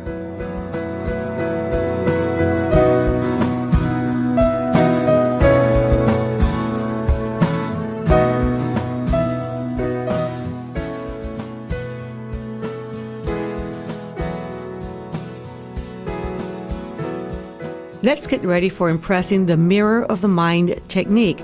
During the exercise, I'm going to allow you enough time to work on a goal or work on a problem situation. Now, once you've started working towards a goal, once every 3 days, enter your level and visualize your solution to reinforce it and keep the desire strong. This helps keep your enthusiasm high. On really important projects, visualize your solution at level every day. Imagine or recall the feeling that you would associate with success. At all levels, believe you have already achieved your goal and maintain the feeling that you have already received it. You've just planted a seed. At the mental dimension, your project has been completed. Now consider the physical dimension like soil. It takes time for the seed to grow through that soil and surface where it can be seen in the physical dimension.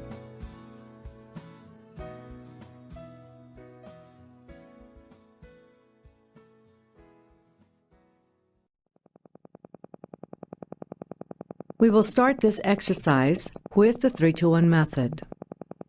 Find a comfortable position. Close your eyes. Take a deep breath. And while exhaling, mentally repeat and visualize number 3 times.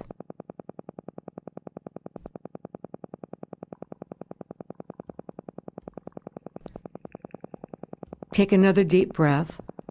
And while exhaling, mentally repeat and visualize number 2 3 times.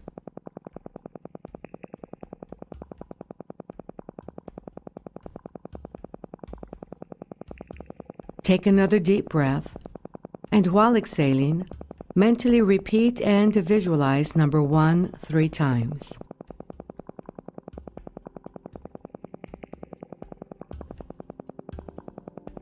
You are now at level 1. The basic plane level that you are learning to use for a purpose, any purpose you desire. To help you enter a deeper, healthier level of mind, I'm going to count from 10 to 1. On each descending number, you will feel yourself going deeper. and you will enter a deeper, healthier level of mind. 10, 9, feel going deeper. 8, 7,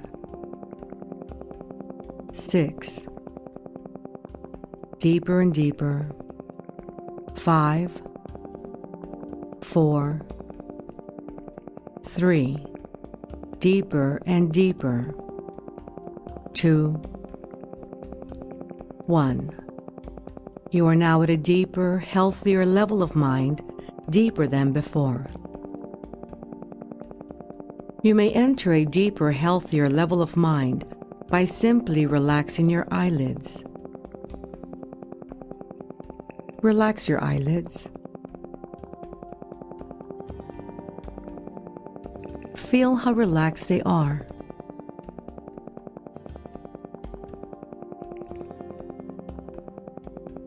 Allow this feeling of relaxation to flow slowly downward throughout your body, all the way down to your toes.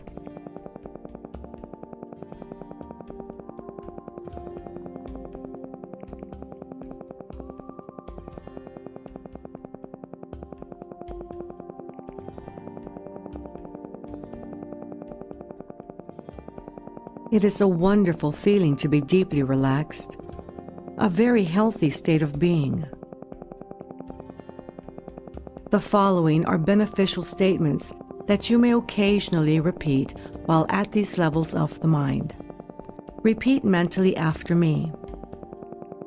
My increasing mental faculties are for serving humanity better.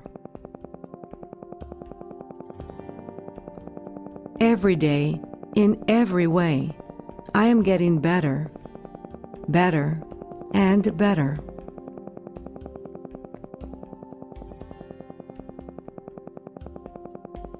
Positive thoughts bring me benefits and advantages I desire.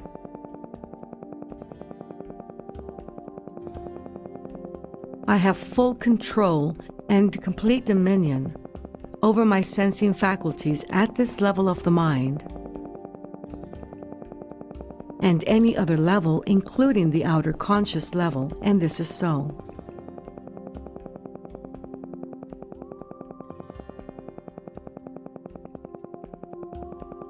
I will always maintain a perfectly healthy body, mind, and immune system.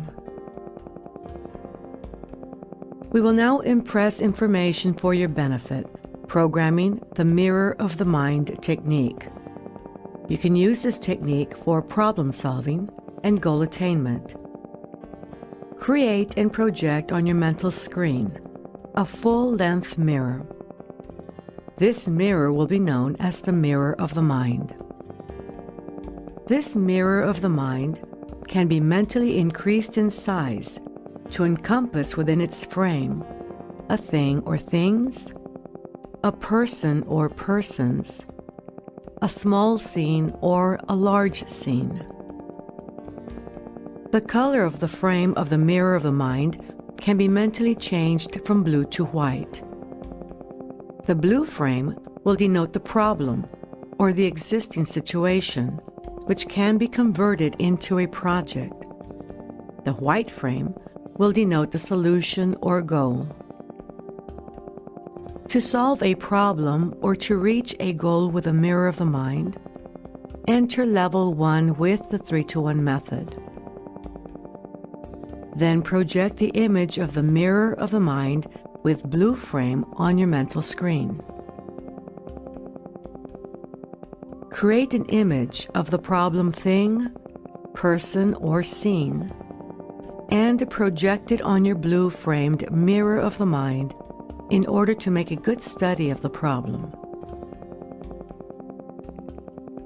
After making a good study of the problem, erase the problem image, move the mirror towards your left, change the mirror's frame to white, and create and project a solution image onto the white-framed mirror.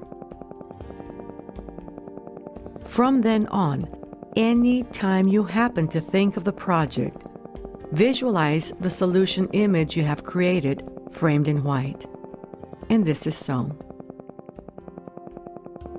I will now allow time for you to work one problem case. Begin by applying your learned techniques. At the count of 3, project the image of the mirror of the mind with the blue frame on your mental screen. 1, 2, 3.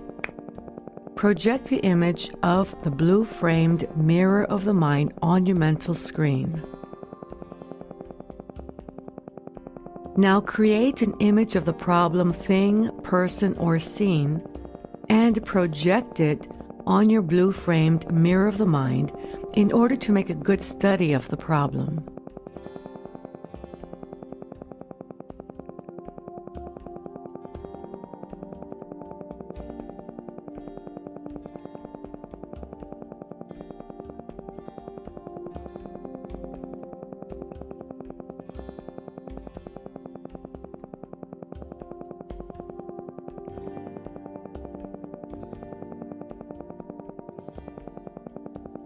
Now erase the problem image. Move the mirror towards your left. Change the mirror's frame to white and create and project a solution image onto the white framed mirror of the mind.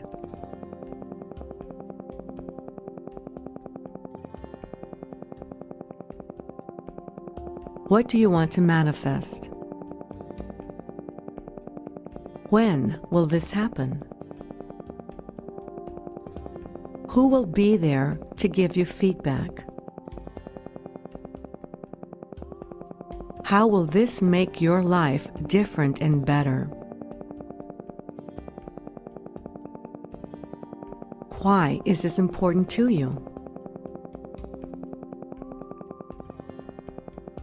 Project desire, belief, and expectancy onto the solution or goal image.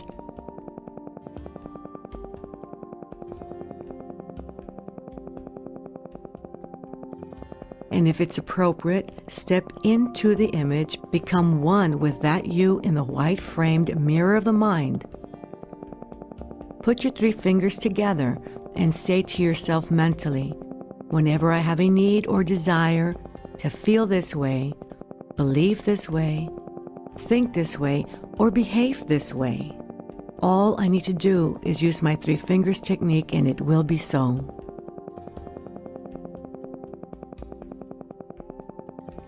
Allow your body, brain, and mind to memorize this wonderful feeling.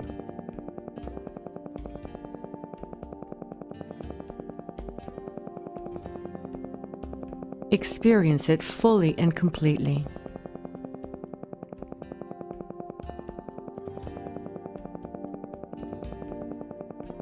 From now on, any time you happen to think of this project, visualize the solution image you have created framed in white. And this is so.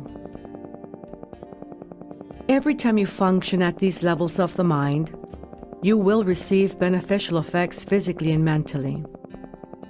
You may use these levels of the mind to help yourself physically and mentally. You may use these levels of the mind to help your loved ones physically and mentally. You may use these levels of the mind to help any human being who needs help physically and mentally. You will always use these levels of the mind in a constructive, creative manner for all that is good, honest, pure, clean, and positive, and this is so. You will continue to strive to take part in constructive and creative activities to make this a better world to live in, so that when you move on, you shall have left behind a better world for those who follow. You will consider the whole of humanity, depending on their ages, as fathers or mothers, brothers or sisters, sons or daughters. You are a superior human being, You have greater understanding, compassion, and patience with others. In a moment, I'm going to count from 1 to 5 and cause a sound with my fingers. At that moment, you will open your eyes, be wide awake, feeling fine and in perfect health, feeling better than before. Vision, eyesight, and hearing improve every time you function at these levels of the mind. 1, 2, coming out slowly now. 3. At the count of 5, you will open your eyes, be wide awake, feeling fine and in perfect health, feeling better than before. Feeling the way you feel when you have slept the right amount of revitalizing, refreshing, relaxing, healthy sleep. 4, 5. Eyes open, wide awake, feeling fine and in perfect health, feeling better than before. To guarantee success with your Silva techniques, we recommend that you take the Silva Method Live trainings. For more information over course schedules and locations, log on to silvamethod.com or call 1-800-545-6463 within the continental United States or 956-722-6391. And be sure to download Silva meditation apps that may be compatible with your smartphone.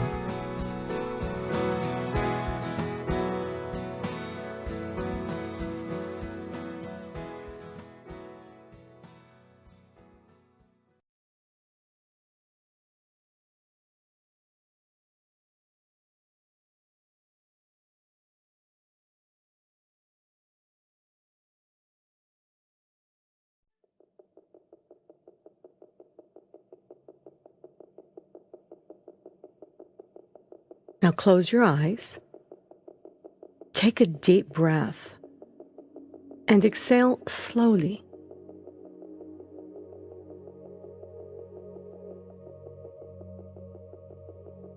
Continue to breathe slowly, deeply, and rhythmically.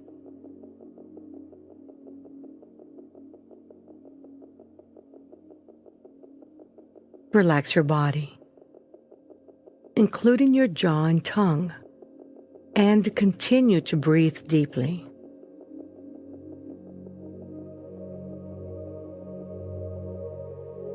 As you inhale and exhale, relax whatever tensions or pressures you feel anywhere in your body, starting with your head and slowly moving your awareness downward, releasing and relaxing as you go.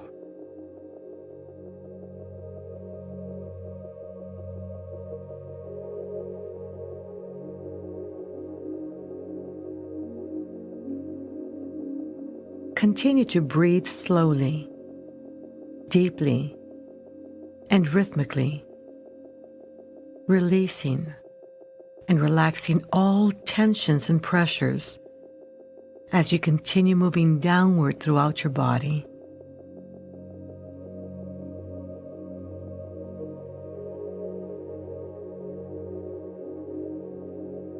Now, bring to mind your personal actualization process.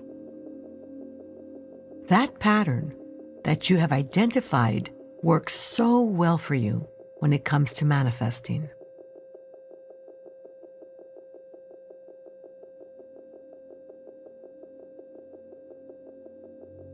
Go over it, step by step. What is it that you do and have repeated many times in the past that has led to success? What feelings were involved? What emotions? Was there a sense of urgency? A feeling of conviction, confidence, certainty.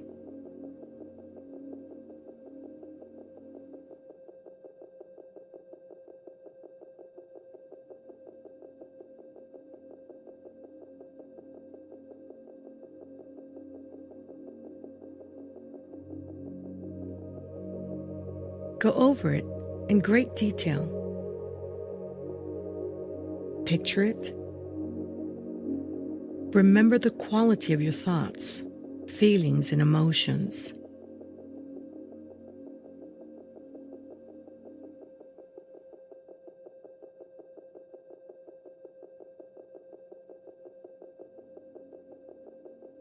Remember how it felt once you reached that outcome, once you achieved your goal.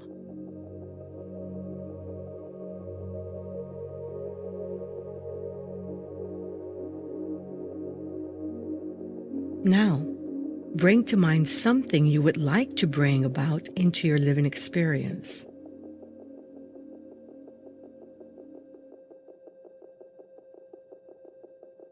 Imagine using your actualization process with this goal in the same way that has proven successful in your past.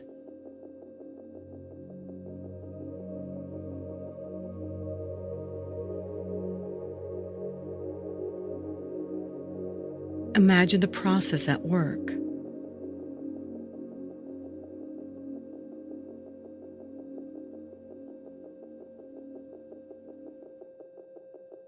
Imagine yourself moving forward in time, experiencing the kind of evidence that indicates you are moving in the direction you desire.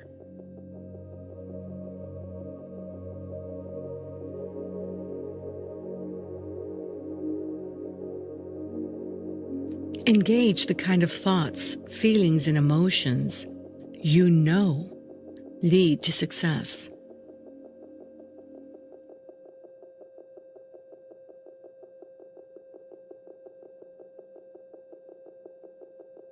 Imagine achieving your desired outcome.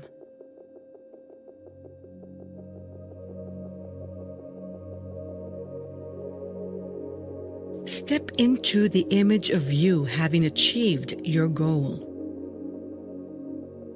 and experience it fully and completely with all of your sensing mechanism. Imagine it. Sense it. Feel it. Know that you have achieved. Feel how wonderful it feels to have achieved.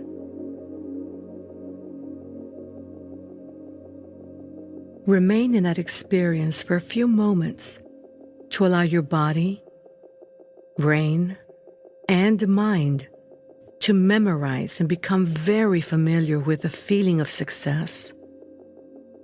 Enjoy.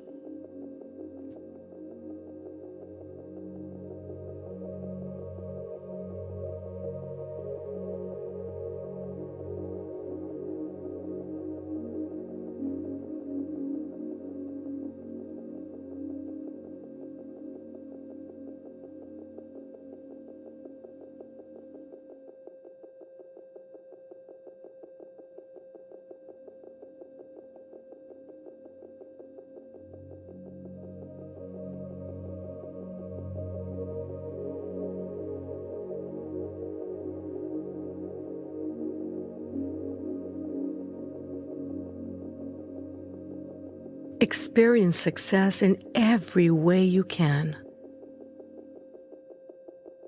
What are the benefits that you have gained because you have achieved this goal or outcome?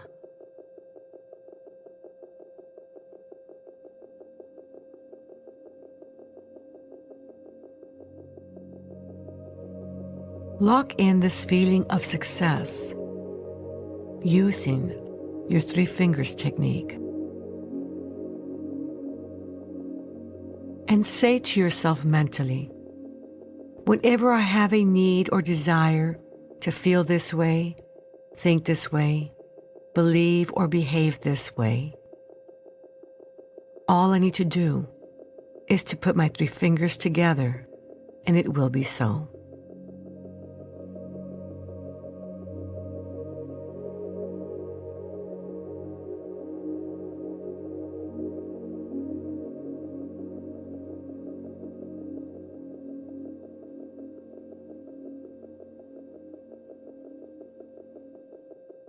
From now on, every time you think of your outcome, bring to mind the thoughts, images, feelings of achievement, the energy that you have.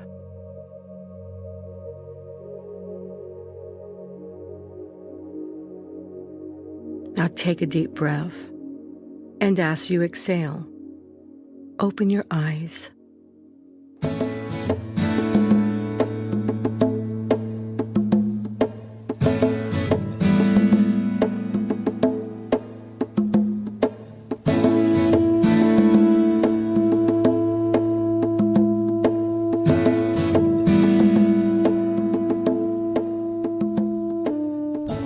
To guarantee success with your Silva techniques, we recommend that you take the Silva Method live trainings.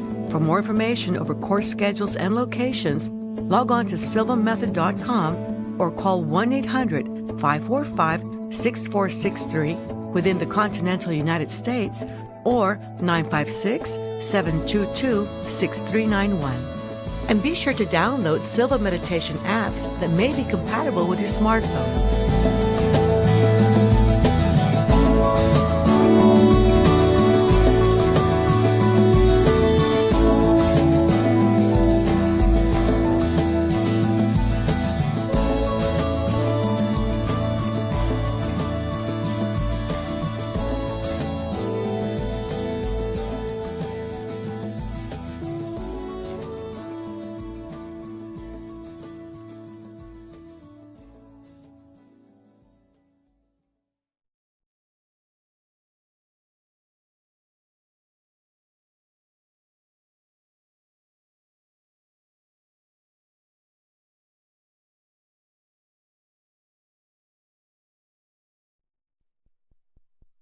Find a comfortable position.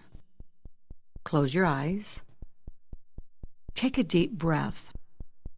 And while exhaling, mentally repeat and visualize the number 3 3 times.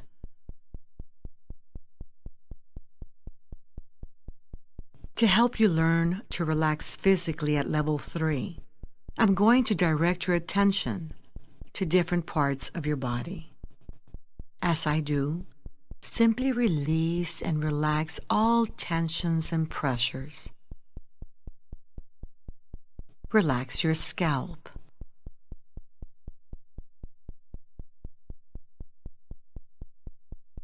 Relax your forehead.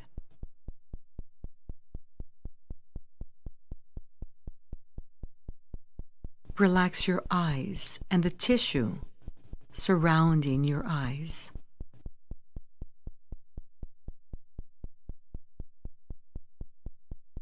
Relax your face. A soft smile always helps to relax the muscles of your face.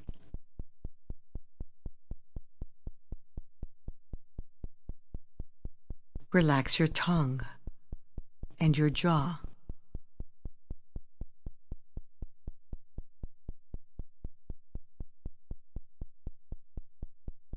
Relax your throat.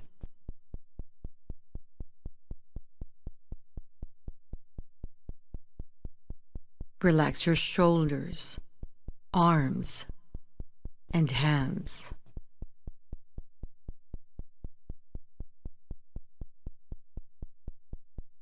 Take a deep breath, and as you exhale, relax your chest, externally and internally.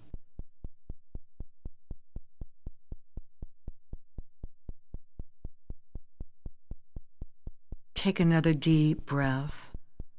And as you exhale, relax your abdominal area, externally and internally. Continue breathing deeply slowly and rhythmically. And relax your thighs.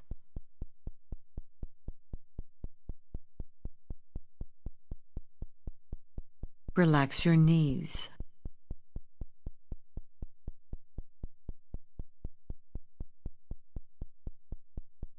Relax your calves.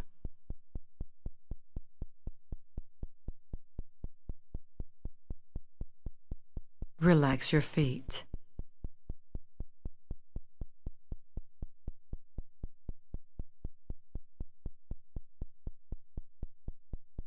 You are now at a deeper, healthier level of mind, deeper than before. This is your physical relaxation level 3. Whenever you mentally repeat and visualize the number 3, your body will relax as completely as you are now, and more so every time you practice. To enter mental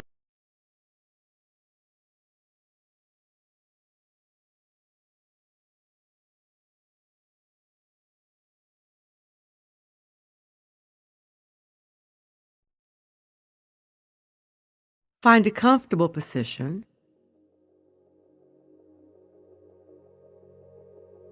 Close your eyes. Take a deep breath.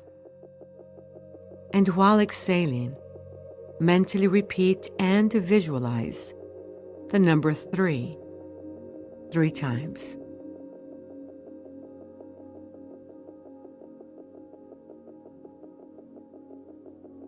Level 3 is for physical relaxation, to relax your body from head to toes in a matter of seconds. To help you learn to relax physically, I'm going to call your attention to different parts of your body.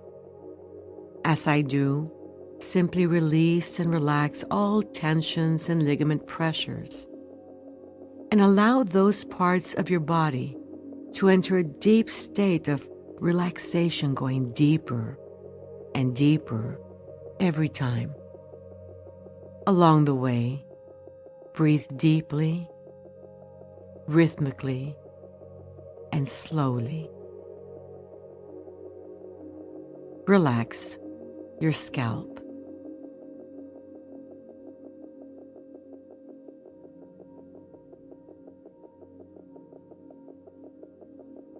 Relax your forehead.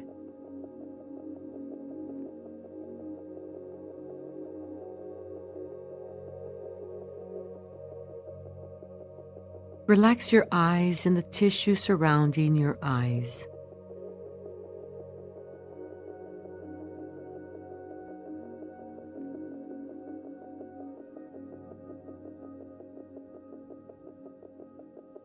Relax your cheeks, jaw, and tongue. A soft smile always helps to relax the muscles in your face.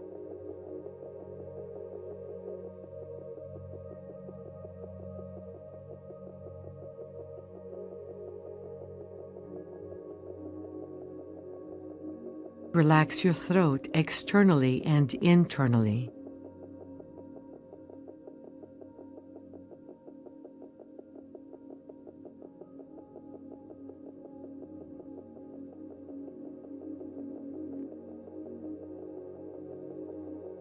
Relax your neck and spine.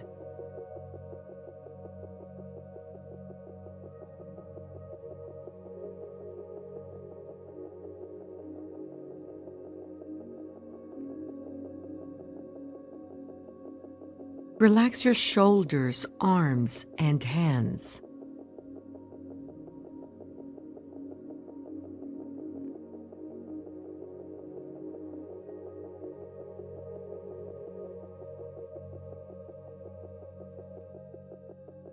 Relax your chest externally.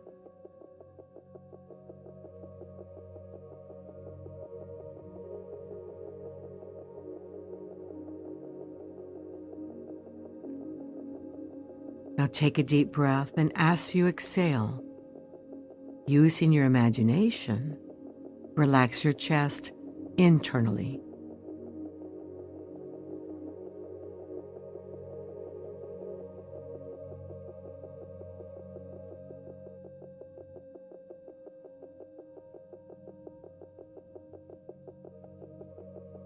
Relax your abdominal area externally.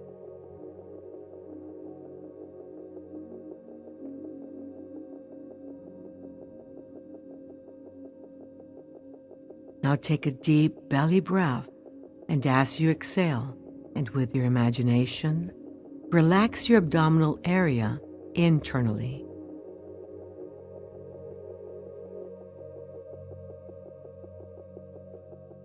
Relax every cell, tissue, gland, and organ in your body, and cause them to function in a healthy, rhythmic manner.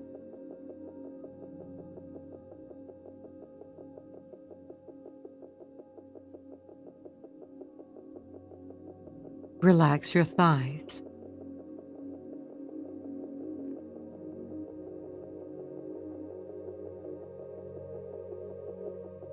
Relax your knees.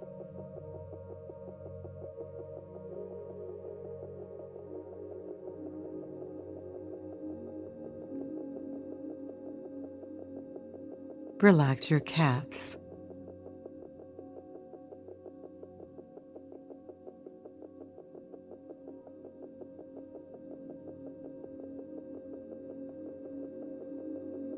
Relax your feet all the way down to your toes.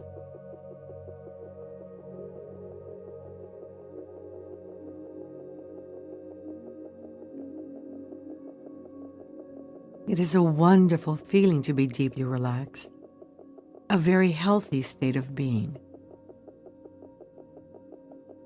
Take another deep breath, and while exhaling, mentally repeat and visualize the number 2 3 times.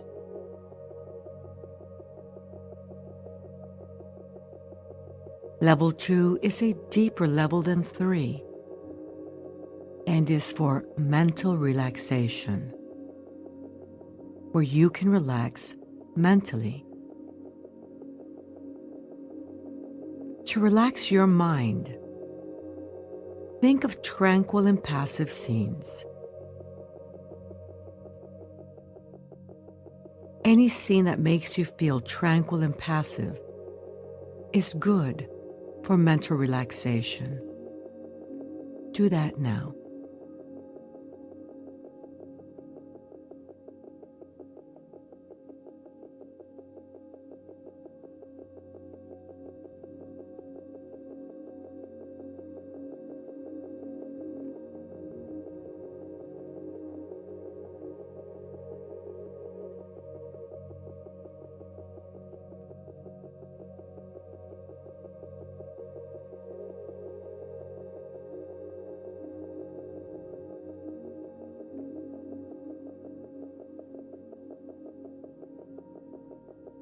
Take another deep breath, and while exhaling, mentally repeat and visualize the number 1 3 times.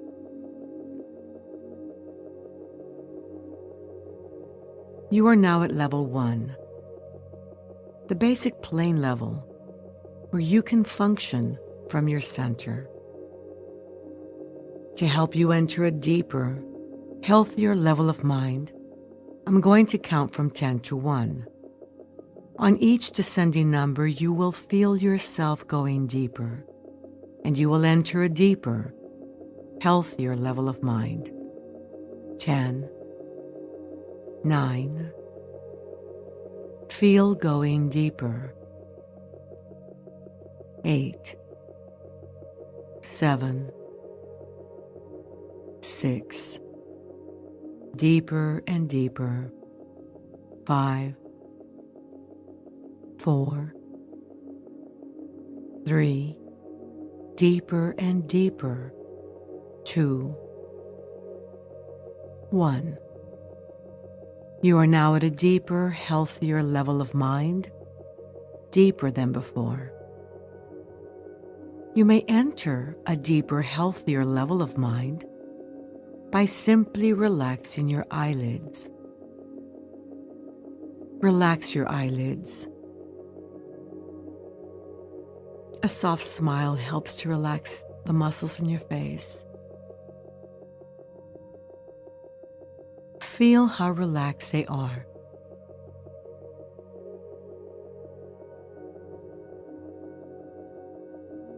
Allow this feeling of relaxation to flow slowly downward throughout your body, all the way down to your toes.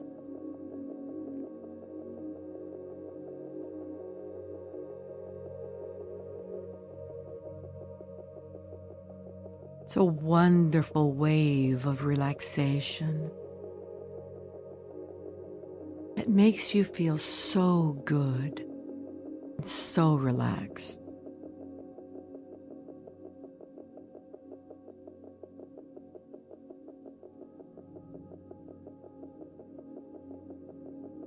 To help you enter a deeper, healthier level of mind, I'm going to count from 1 to 3 and cause a sound with my fingers.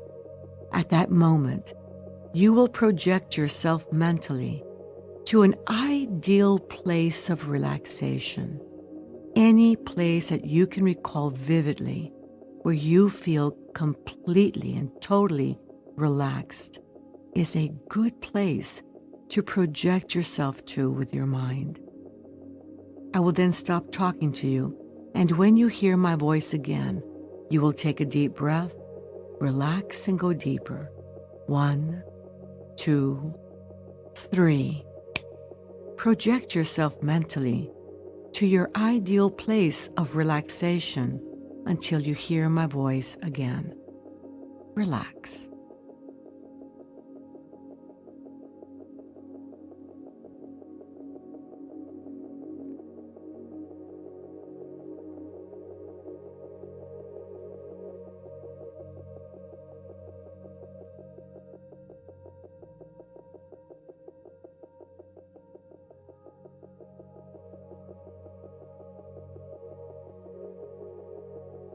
Relax.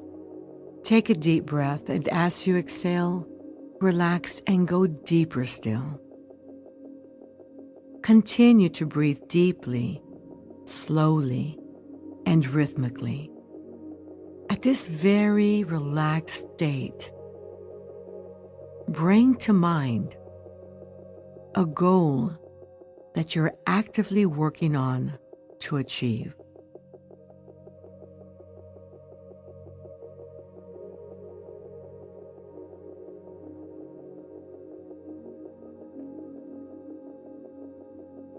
Now project on your blue-framed mirror of the mind that is on your mental screen area an image of you in the present situation.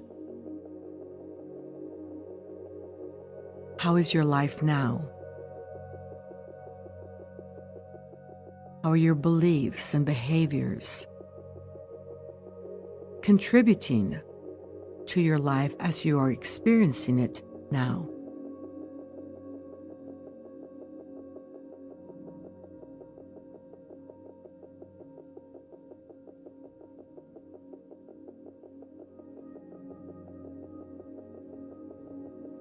How is the quality of your thoughts supporting your present situation?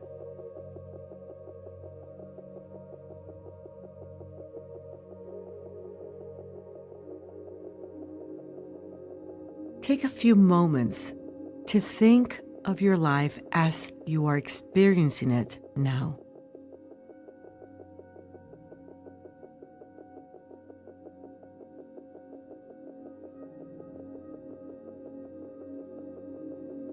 What role does your spiritual body play in the situation as it is in the present? What role does your mental, emotional, and physical parts of you play in the present situation? in maintaining everything as it is.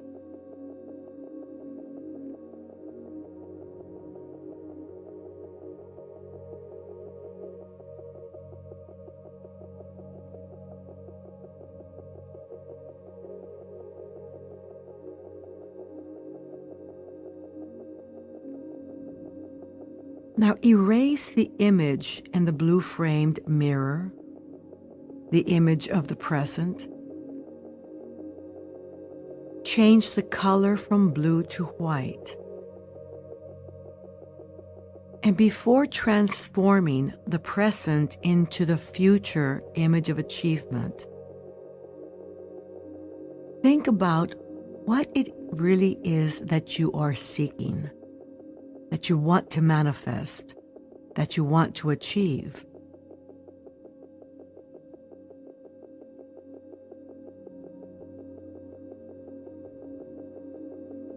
When you think of your goal, what is the real motivation behind reaching that goal?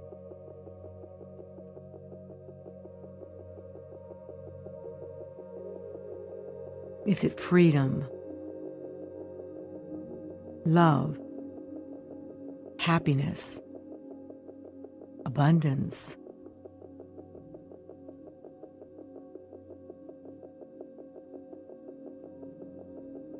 When do you expect it to manifest, or when do you expect to achieve it? Think of a specific time in the future.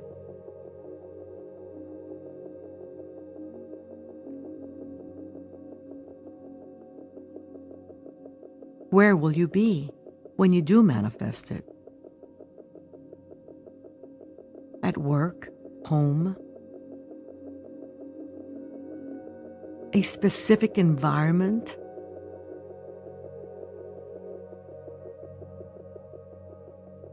Who will be there to validate the fact that you have already achieved your outcome?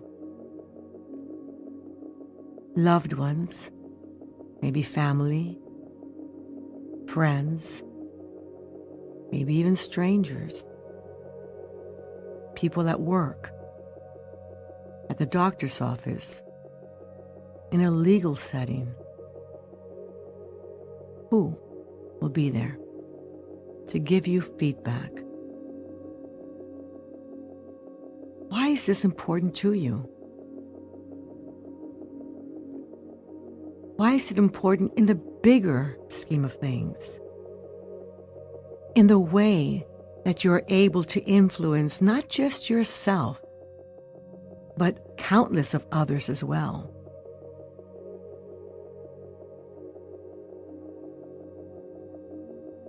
And how do you expect it to make your life different and better?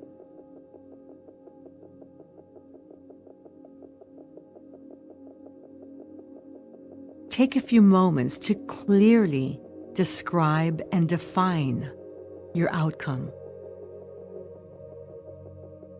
Notice how the spiritual you is playing a role in this outcome, connecting to that realm where thought thrives.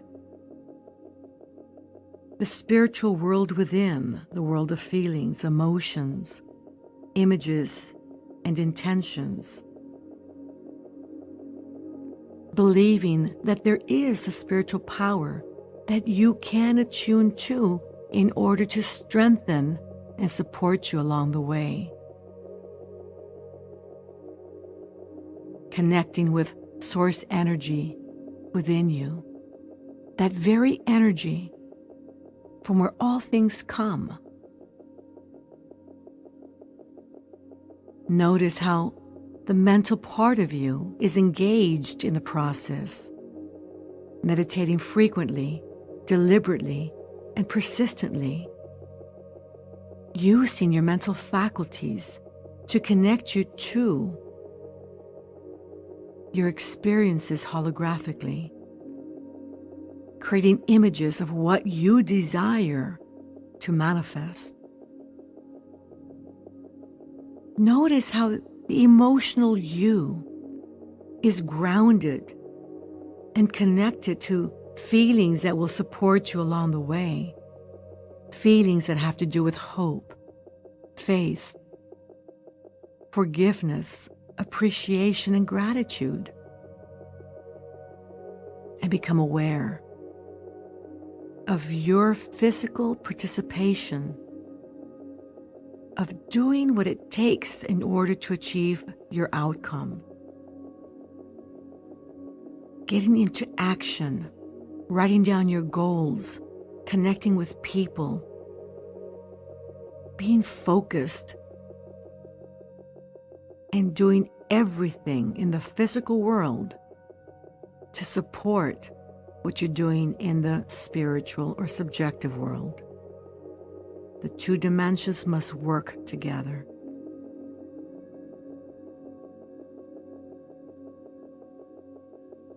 Now step into that you in the white framed mirror of that you having already arrived. And as you step into that you, experience it fully and completely with all of your mental senses, as if you are in the experience. Experience it holographically. How are your thoughts, beliefs, and behaviors different?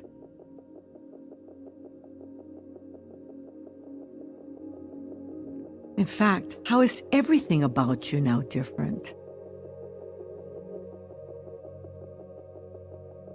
Be mindful of the indicators around you that indicate to you that you have arrived.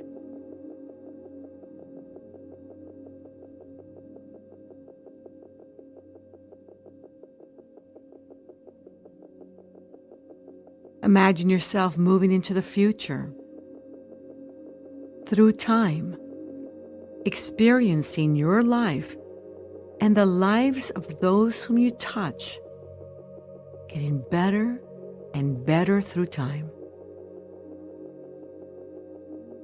Success does not happen alone. It always happens in relation to others.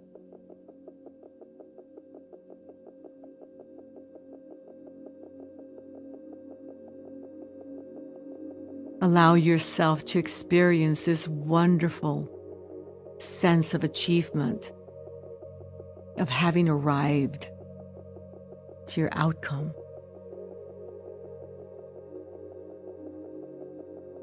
And think, I have arrived.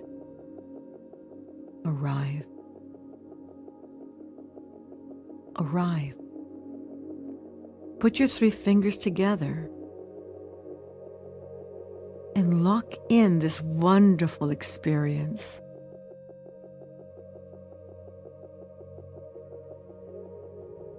And think the word arrived.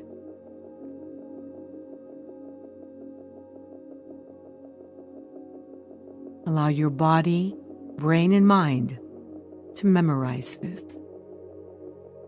And from now on, whenever you need to energize yourself, to motivate yourself, to remind you of where you're heading and what's to come, simply put your 3 fingers together, recreate the sensations of having arrived, and or think the word arrived.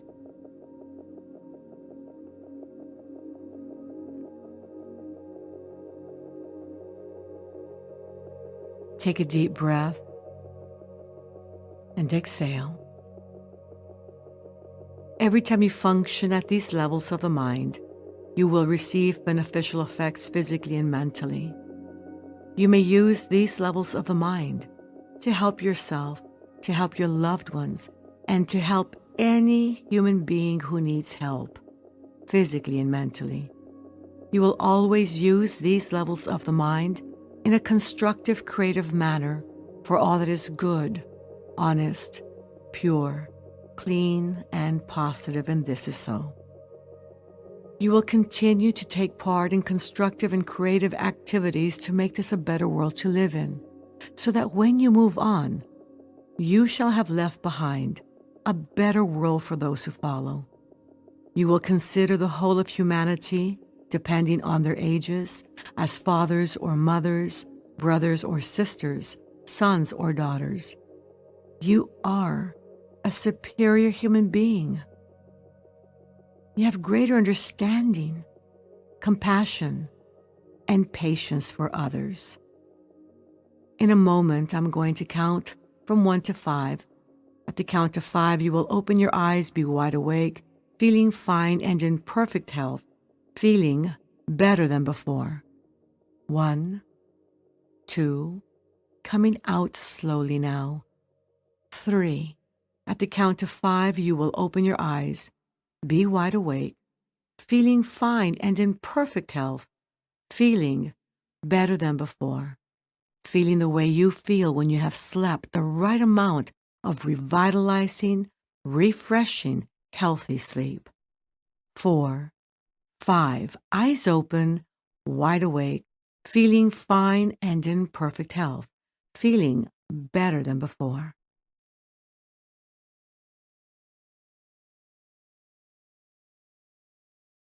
To guarantee success with your Silva techniques, we recommend that you take the Silva Method live trainings. For more information over course schedules and locations, log on to silvamethod.com or call 1-800-545-6463 within the continental United States or 956-722-6391.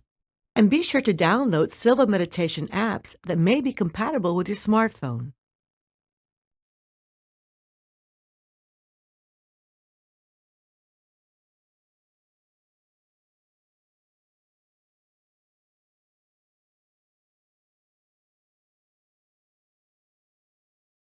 We will begin this exercise with the 3-to-1 method. Find a comfortable position. Close your eyes. Take a deep breath. And while exhaling, mentally repeat and visualize the number 3 times.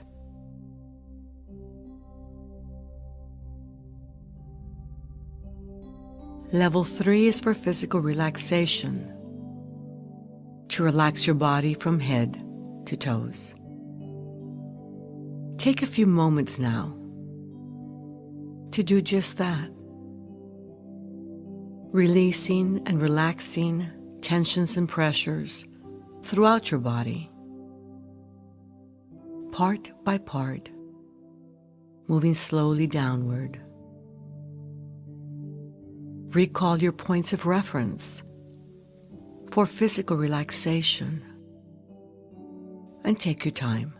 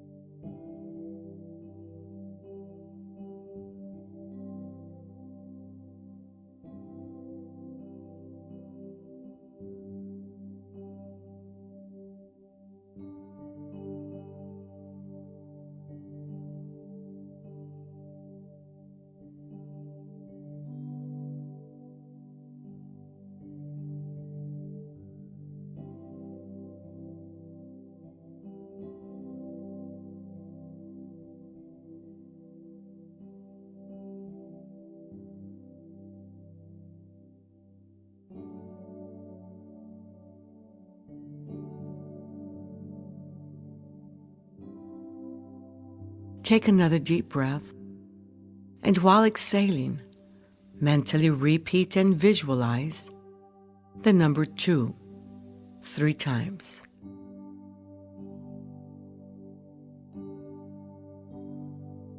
Level 2 is for mental relaxation. To relax mentally, think of tranquil and passive scenes. Any scene that makes you feel tranquil and passive is good for mental relaxation. Do that now, and do so in a holographic manner as if you are in the experience.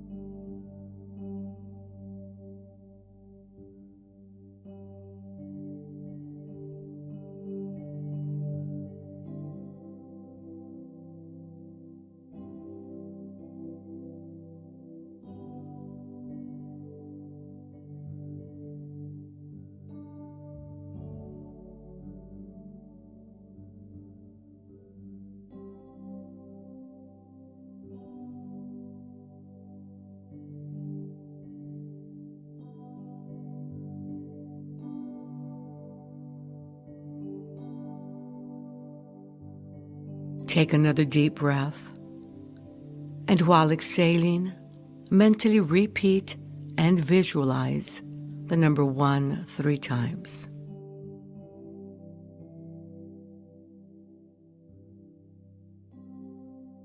You are now at level 1, the basic plane level, where you can use your mind for any purpose you desire.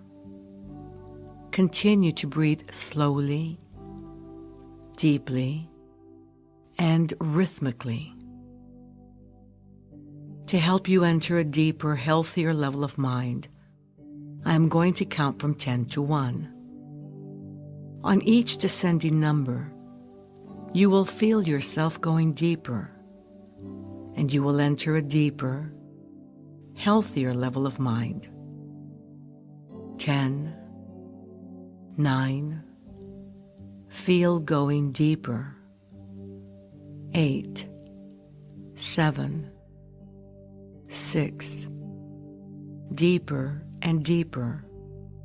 5, 4, 3, deeper and deeper. 2, 1. You are now at a deeper, healthier level of mind, deeper than before. You may enter a deeper, healthier level of mind by simply relaxing your eyelids. Relax your eyelids. Remember that a soft smile helps to relax the muscles in your face. Feel how relaxed they are.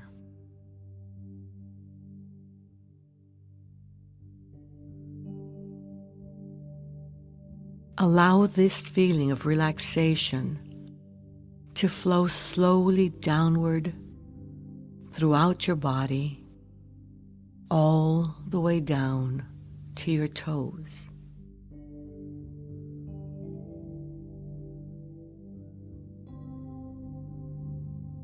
Relax your jaw and tongue, and continue relaxing your body slowly downward.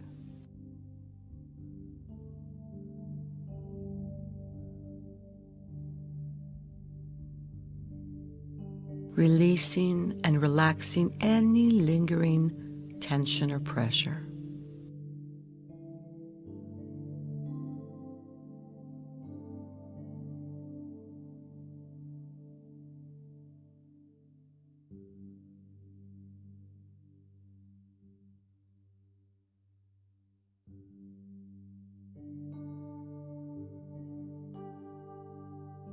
Breathe deeply. Exhale. It's a wonderful feeling to be deeply relaxed, a very healthy state of being. Make a point of reference of this inner state that you're experiencing, both physically and mentally.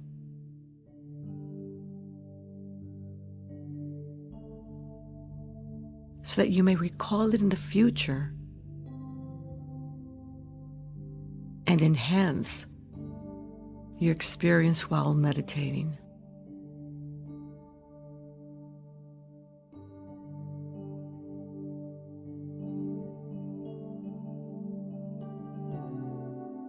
Now imagine yourself rising above yourself,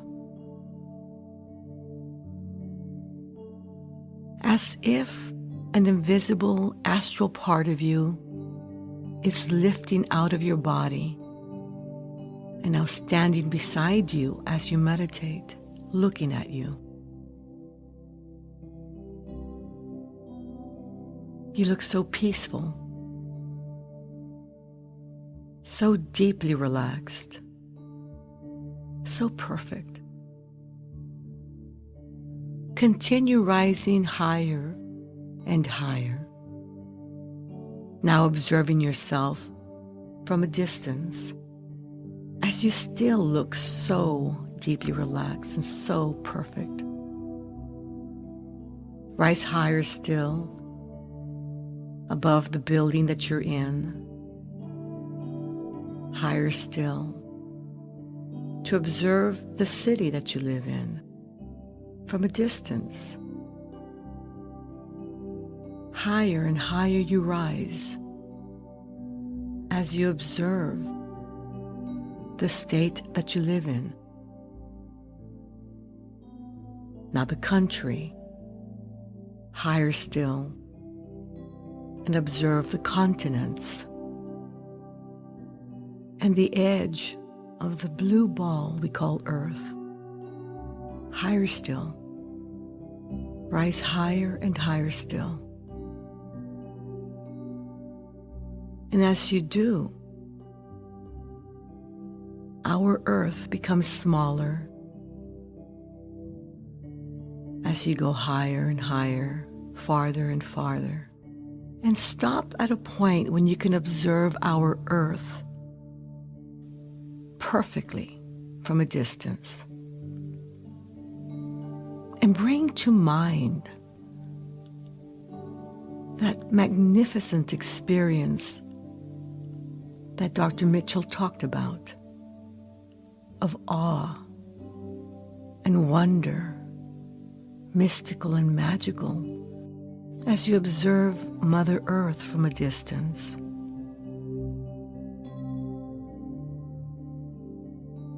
From a distance, the world looks blue and green, and the snow-capped mountains are white. From a distance, the ocean meets the stream, and the eagle takes to flight. Notice, from a distance, there's harmony, and it echoes through the land. It's a voice of hope. It's a voice of peace.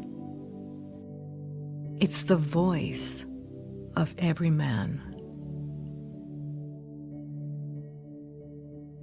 From a distance, we all have enough, and no one is in need. And there are no guns, and there are no bombs, and no disease.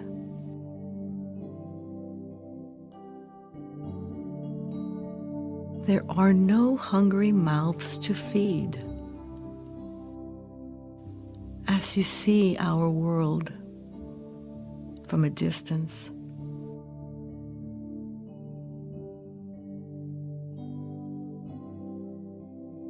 from a distance, we are all instruments marching in a common band, playing songs of hope, playing songs of peace. They're the songs of every man. From a distance, You look like my friend, even though we are at war. From a distance, I just cannot comprehend what all this fighting is for.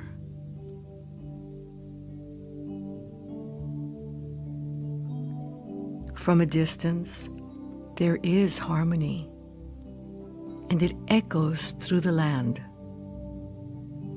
And it's the hope of hopes. It's the love of loves. It's the heart of every man. Take a few moments to enjoy connecting with our Mother Earth and all else that is. Feel your oneness with the entire universe, your oneness to source energy. Be one with that energy that you are a part of, and it is a part of you.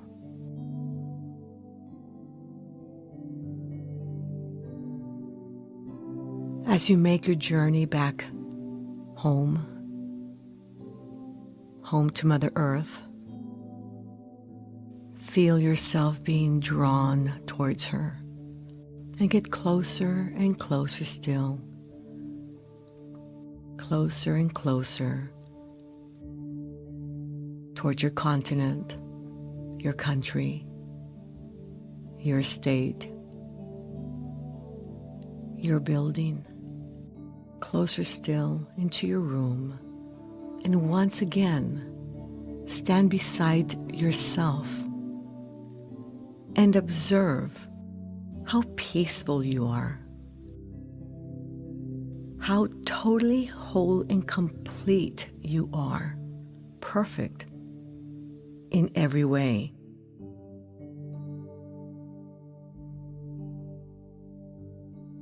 And sense appreciation and love and gratitude for yourself.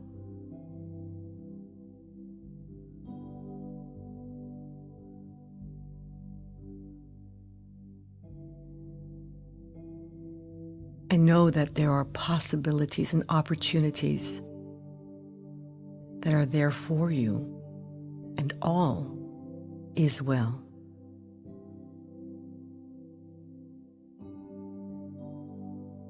Now, once again, become one with your body.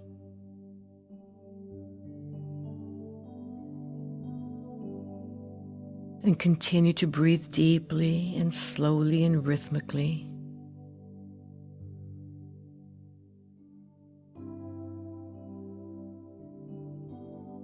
As you experience your oneness with all else that is. As you experience harmony and love and peace, opportunities and possibilities,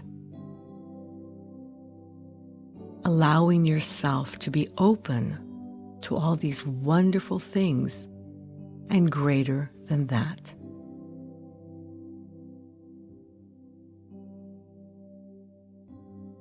Every time you function at these levels of the mind, you will receive beneficial effects physically and mentally.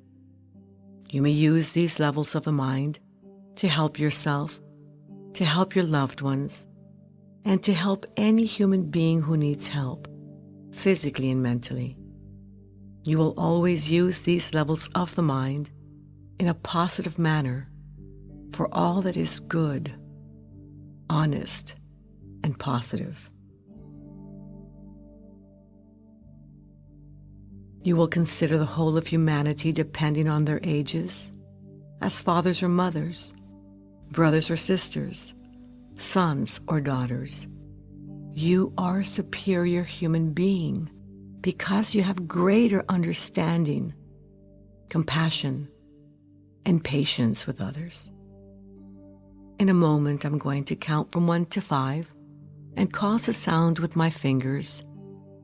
At that moment, you will open your eyes, be wide awake, feeling fine and in perfect health, feeling better than before. Feeling the way you feel when you have slept the right amount of revitalizing, refreshing, relaxing, healthy sleep. 1, 2, coming out slowly now. 3, at the count of 5, you will open your eyes, be wide awake, feeling fine and in perfect health, feeling better than before. 4, 5, eyes open, wide awake, feeling fine and in perfect health, feeling better than before.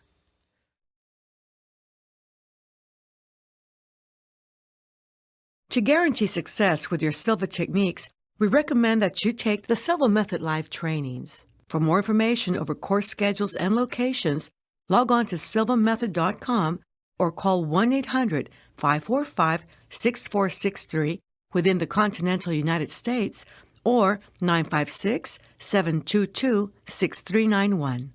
And be sure to download Silva meditation apps that may be compatible with your smartphone.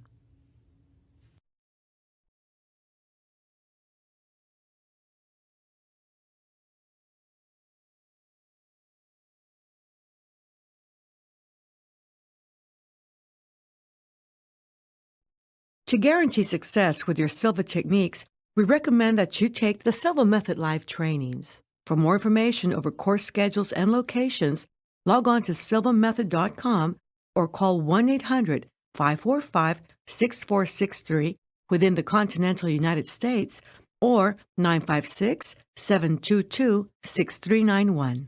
And be sure to download Silva meditation apps that may be compatible with your smartphone.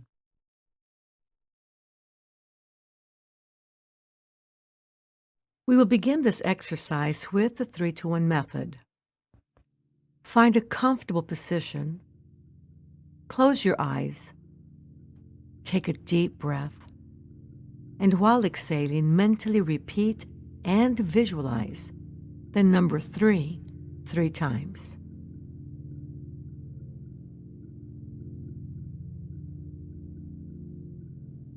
To help you relax physically at level 3, I'm going to direct your attention to different parts of your body.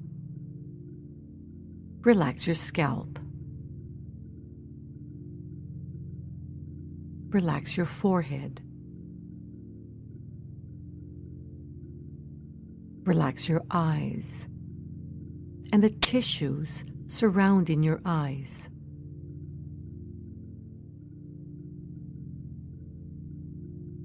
Relax your face. A soft smile always helps to relax your face.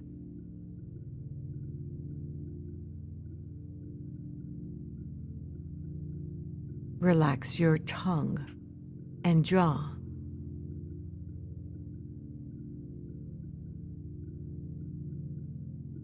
Relax your throat.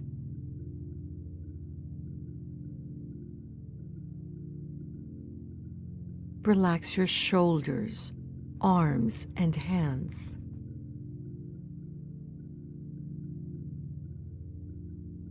Relax your chest, externally and internally.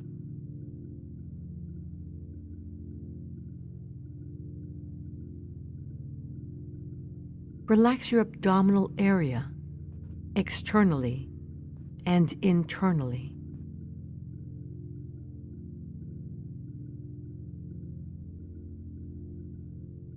Relax your thighs. Relax your knees. Relax your calves.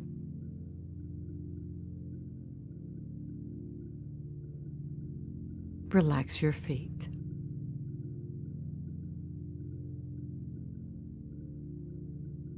You're now at a deeper, healthier level of mind, deeper than before.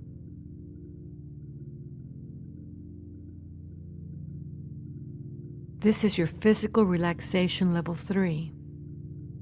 Whenever you mentally repeat and visualize the number 3, your body will relax as completely as you are now, and more so every time you practice. To enter mental relaxation level 2, take a deep breath, and while exhaling, mentally repeat and visualize the number 2 3 times.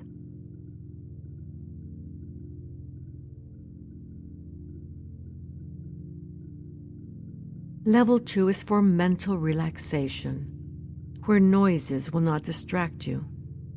Instead, noises will help you to relax mentally more and more. To improve mental relaxation at level 2, visualize tranquil and passive scenes in a holographic, 3-dimensional manner, engaging all of your senses. Do that now.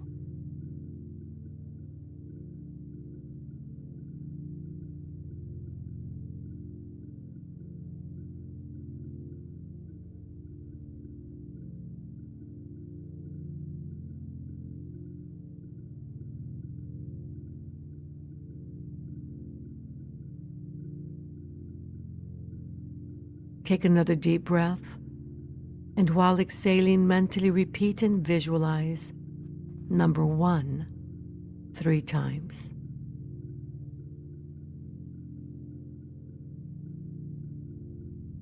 You are now at level 1, a deeper, healthier level of mind, where you can function from your center. To help you enter a deeper, healthier level of mind, I'm going to count from 10 to 1. On each descending number, you will feel yourself going deeper, and you will enter a deeper, healthier level of mind. 10, 9, feel going deeper. 8, 7, 6, deeper and deeper. 5, 4, 3, deeper and deeper. 2, 1. You are now at a deeper, healthier level of mind, deeper than before. It is a wonderful feeling to be deeply relaxed, a very healthy state of being.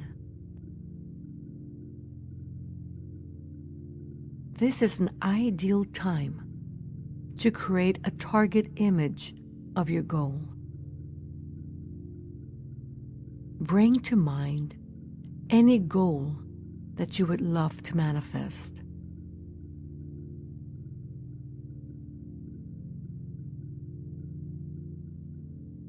Think of your intention for desiring that goal. Make it clear and honorable as it relates to others. There is so much abundance in our world that life can truly be a win-win-win place to live.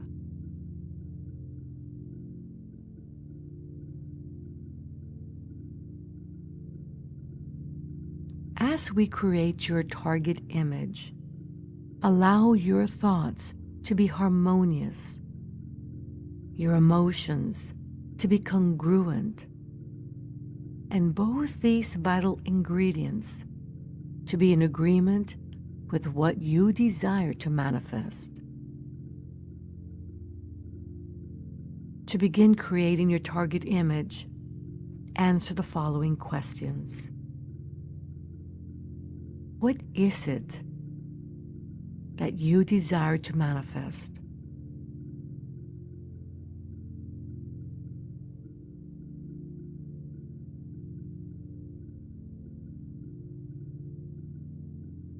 When do you imagine, feel, or sense it will manifest?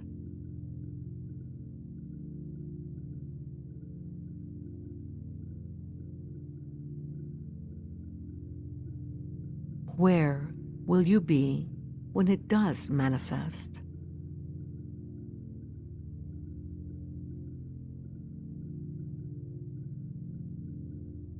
Who will be there when your outcome manifests?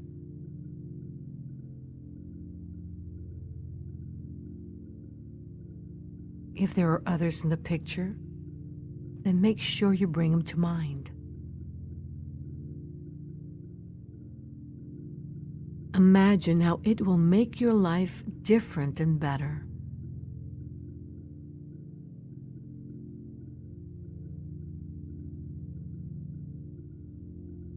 Why is manifesting this outcome so important to you?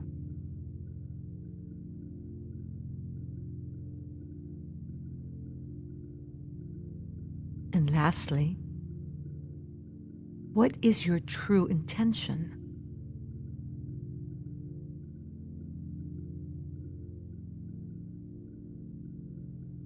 As you craft this image, improve, change, or modify any element that you sense needs to be changed. Take your time.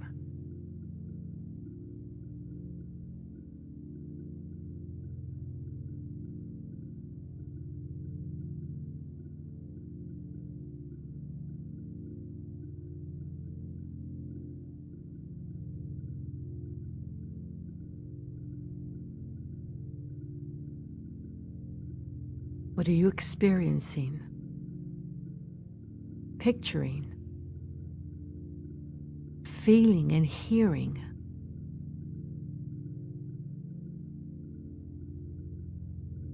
When the target image of your goal is exactly as you desire it to be, project intense desire, belief, and expectancy onto the image by thinking of those objective energies and how they pertain to the goal.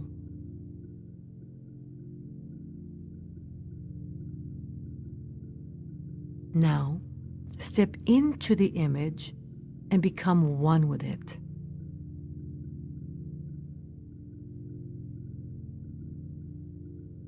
You are now one with the image. Experience it fully and completely. Engage in all of your mental senses along with coherent emotions, thoughts, and beliefs.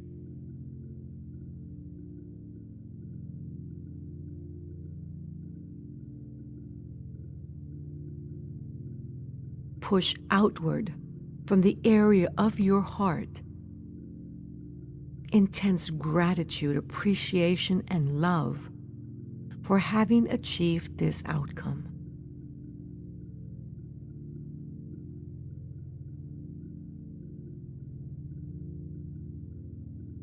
Imagine moving forward into the future, experiencing your goal already achieved and in a past tense sense, from the perspective of whole and complete.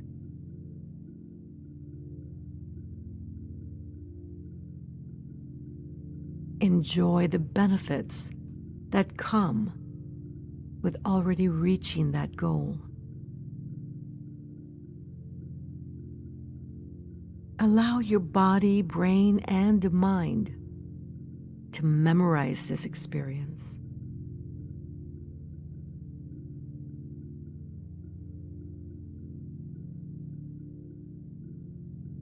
Now, using your 3 fingers technique, say to yourself mentally, whenever I have a need or desire to feel this way, think this way, believe or behave this way, all I need to do is put my 3 fingers together and it will be so.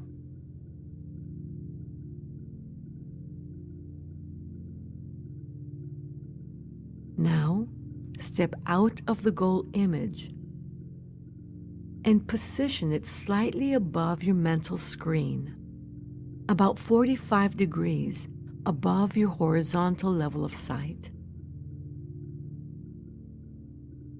Now imagine a normal day in your future. Imagine thinking of your goal. Imagine your target image.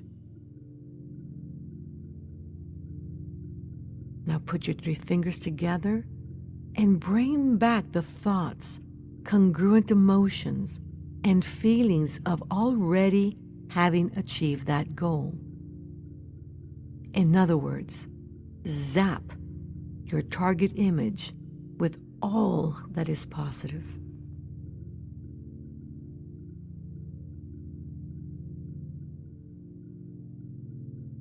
Now imagine another moment when you think of your goal, and do the same.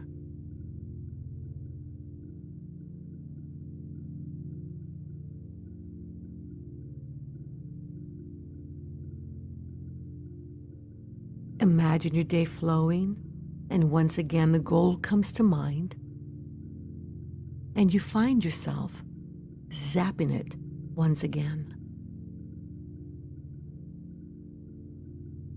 In fact, every time you think of your goal, your target image comes to mind, is above your mental screen, and you zap it with all that is positive.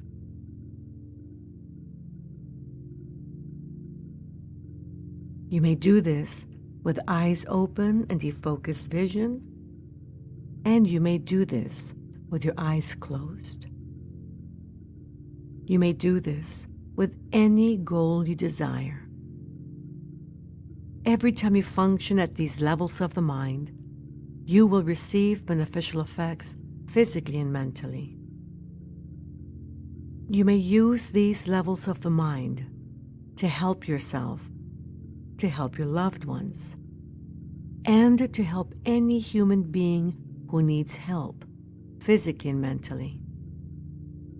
You will always use these levels of the mind in a constructive, creative manner for all that is good, honest, pure, clean, and positive.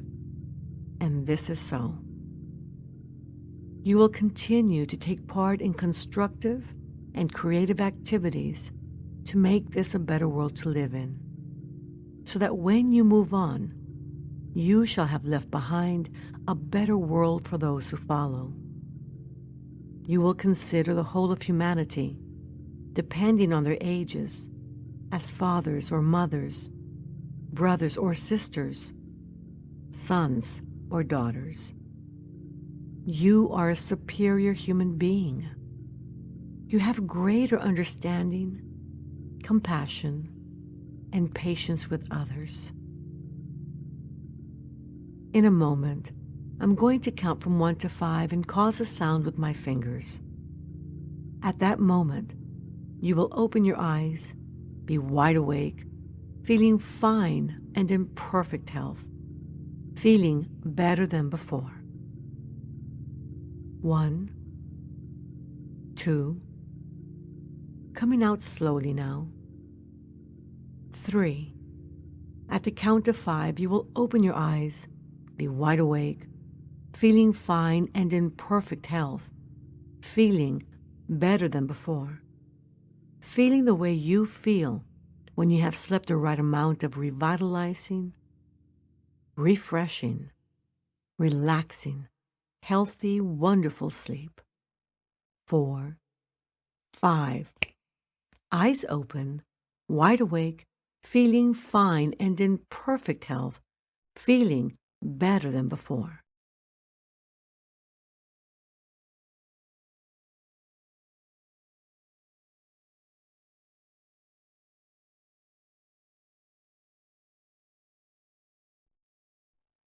We will begin this exercise with the 3-2-1 method. Find a comfortable position. Close your eyes. Take a deep breath, and while exhaling, mentally repeat and visualize the number 3 times.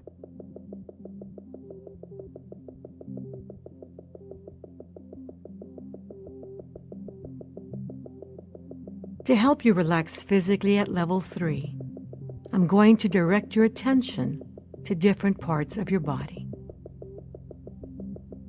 Relax your scalp.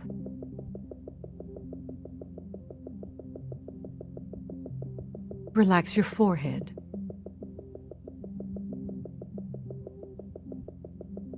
Relax your eyes and the tissues surrounding your eyes.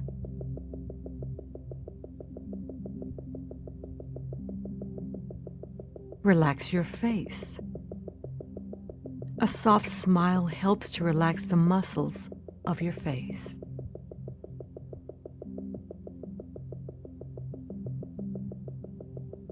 Relax your tongue and jaw.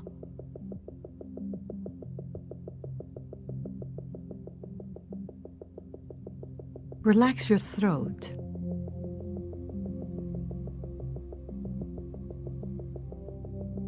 Relax your shoulders, arms, and hands.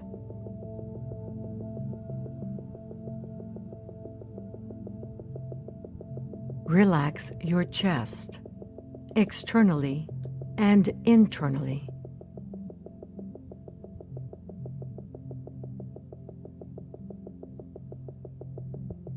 Relax your abdominal area, externally and internally.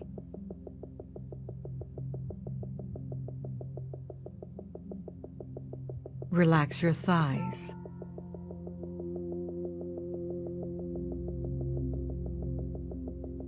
Relax your knees.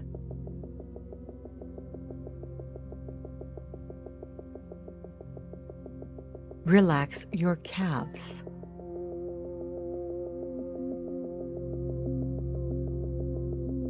Relax your feet. You are now at a deeper, healthier level of mind, deeper than before. This is your physical relaxation level 3.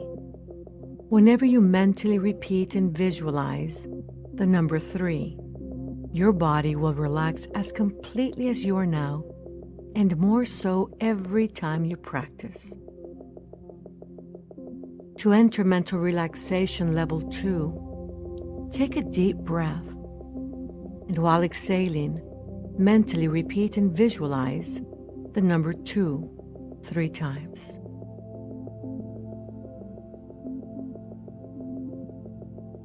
Level 2 is for mental relaxation, where noises will not distract you. Instead, noises will help you to relax mentally more and more. To improve mental relaxation at level 2, visualize tranquil and passive scenes in a holographic, 3-dimensional manner, engaging all of your senses. Do that now.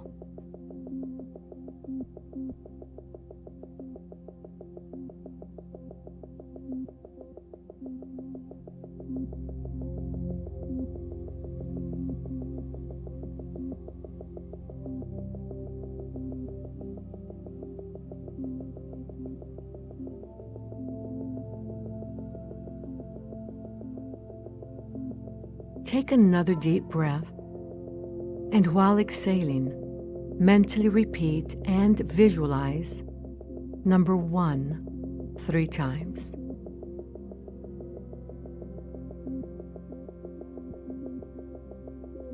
You are now at level 1, a deeper, healthier level of mind where you can function from your center. To help you enter a deeper, healthier level of mind, I'm going to count from 10 to 1. On each descending number, you will feel yourself going deeper, and you will enter a deeper, healthier level of mind. 10, 9. Feel going deeper. 8, 7, 6. Deeper and deeper. 5, 4, 3. Deeper and deeper.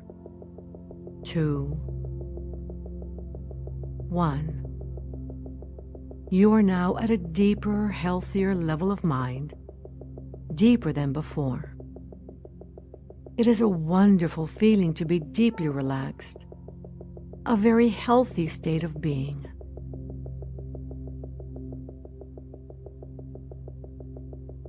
At this time, think of a situation where you need to make a choice or decision.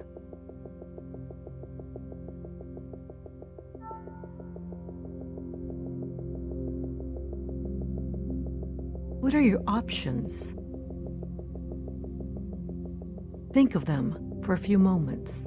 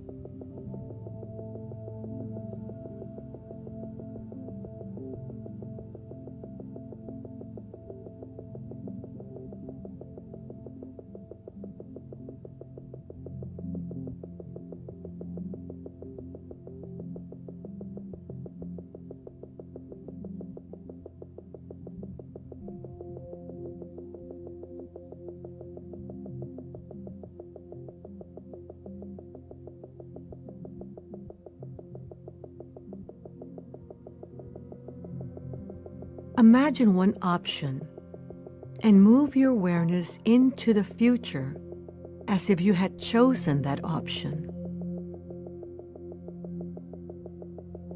What do you experience?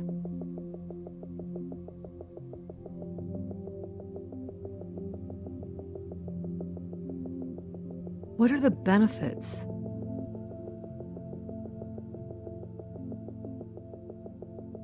What are the opportunities that present themselves?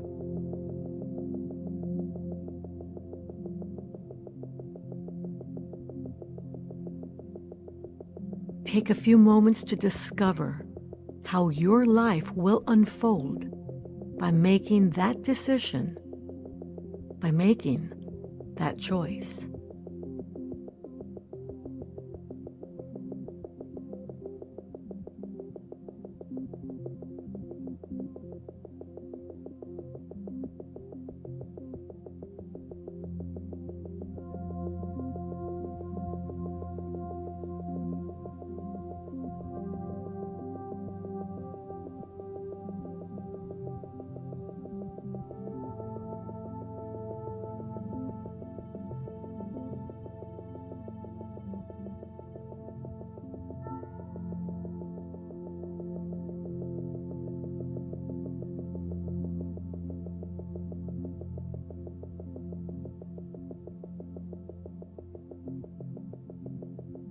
How does that choice influence others, such as your loved ones?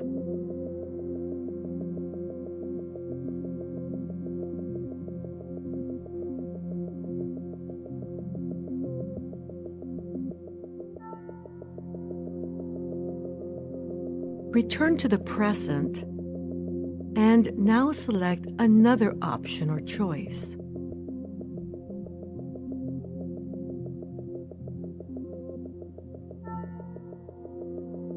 Now, move your awareness into that future as if you had chosen that option.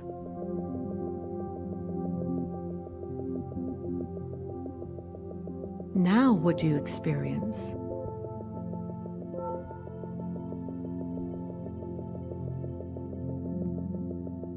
What are the benefits?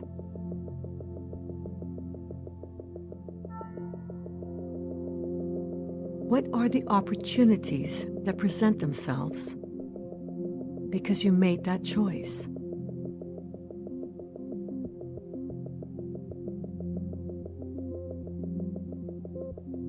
How is it different than the other choice?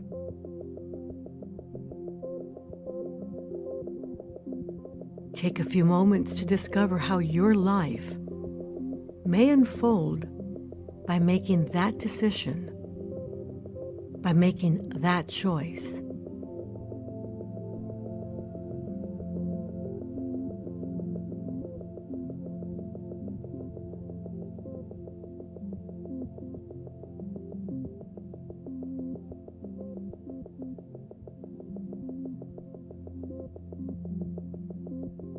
What does making this choice mean to your loved ones, to those you care for? How is it different than the other choice?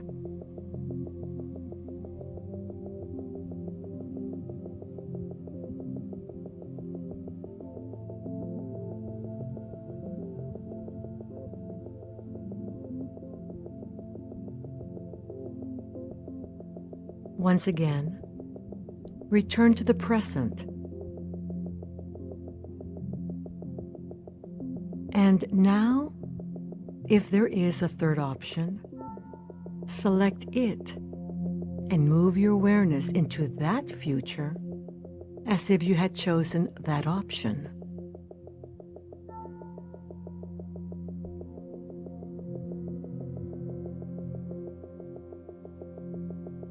Now, what do you experience?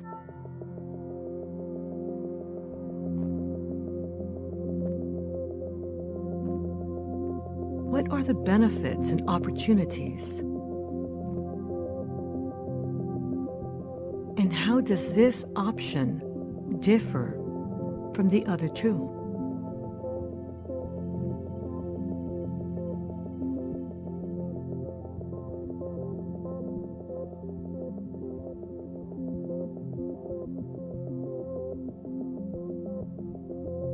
How does it influence your loved ones and those you care for? Take a few moments to discover how your life will unfold by making that decision, by making that choice.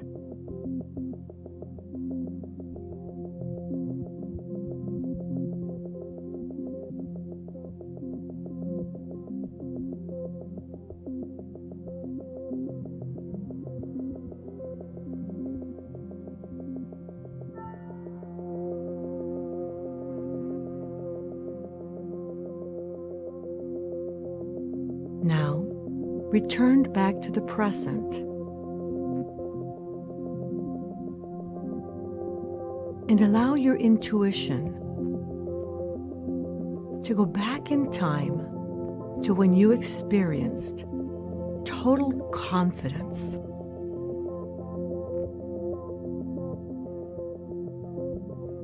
Maybe it was something you did so perfectly, and you felt so confident when you did it.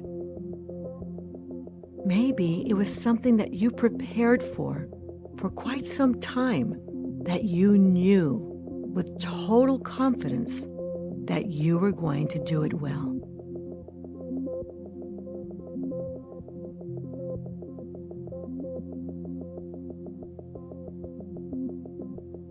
Experience that confidence fully and completely and let it fill you. And when it does, Lock it in with your 3 fingers technique. Now, holding on to that resource of confidence, that feeling, that experience of confidence,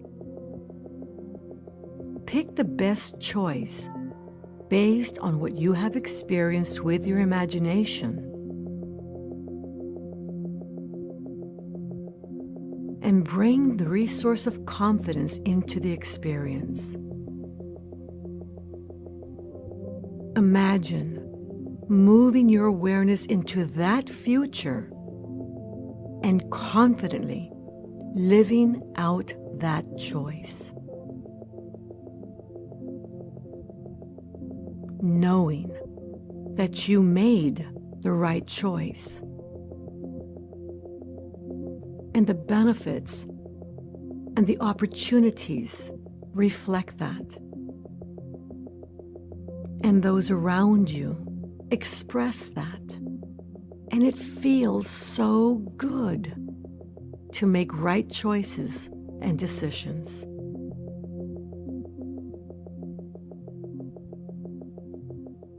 Allow your body, brain, and mind to memorize this feeling and remember it.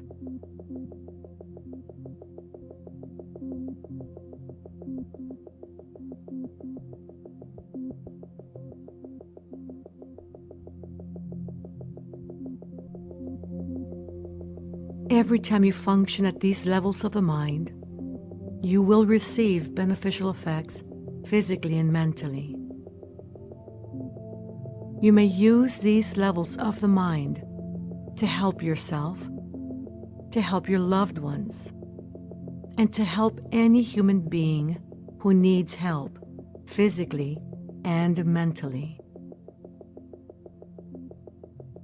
You will always use these levels of the mind in a constructive, creative manner for all that is good and positive, and this is so. You will continue to take part in constructive and creative activities to make this a better world to live in, so that when you move on, you shall have left behind a better world for those who follow. You will consider the whole of humanity, depending on their ages, as fathers or mothers, brothers or sisters, sons or daughters. You are a superior human being. You have greater understanding, compassion, and patience with others. In a moment, I'm going to count from 1 to 5 and cause a sound with my fingers. At that moment, you will open your eyes, be wide awake, feeling fine and in perfect health, feeling better than before. 1, 2, coming out slowly now. 3. At the count of 5, you will open your eyes, be wide awake, feeling fine and in perfect health, feeling better than before. Feeling the way you feel when you have slept the right amount of revitalizing, refreshing, relaxing, healthy, wonderful sleep. 4, 5. Eyes open, wide awake, feeling fine and in perfect health, feeling better than before.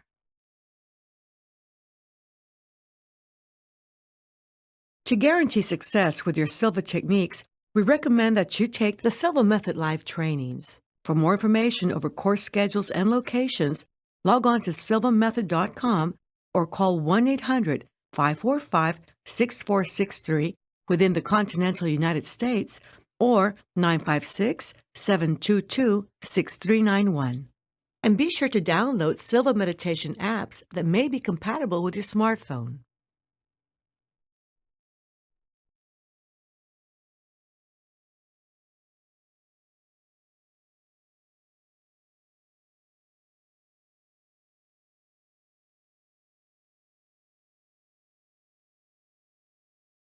Find a comfortable position. Close your eyes. Take a deep breath. And as you exhale, relax your body completely. Bring to mind the points of reference you have already established for deep physical relaxation, and relax.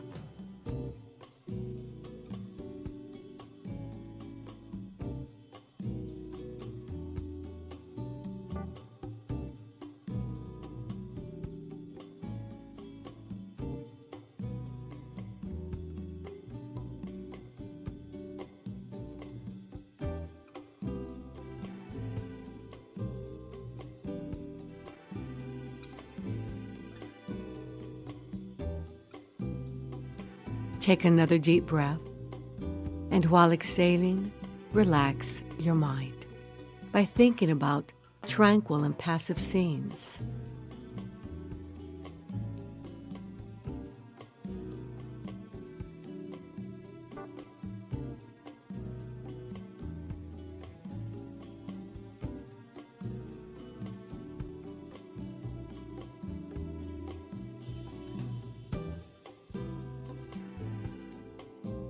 Take another deep breath, and while exhaling, begin to bring to mind a morning affirmation that will help you to feel great expectation, to expect wonderful things to happen,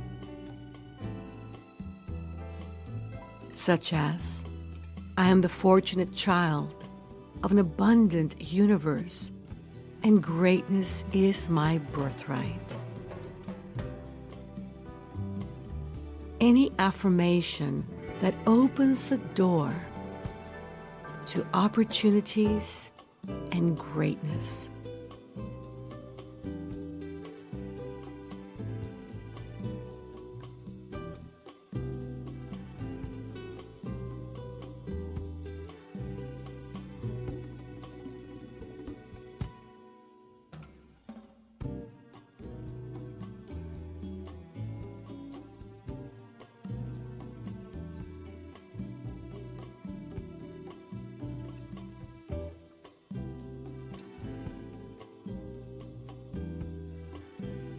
Now think of a new idea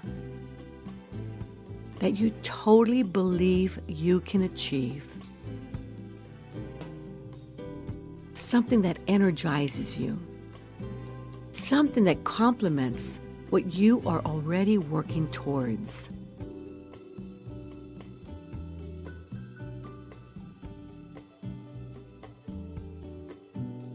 Take a few moments to evolve it in your mind, to describe it in detail and color,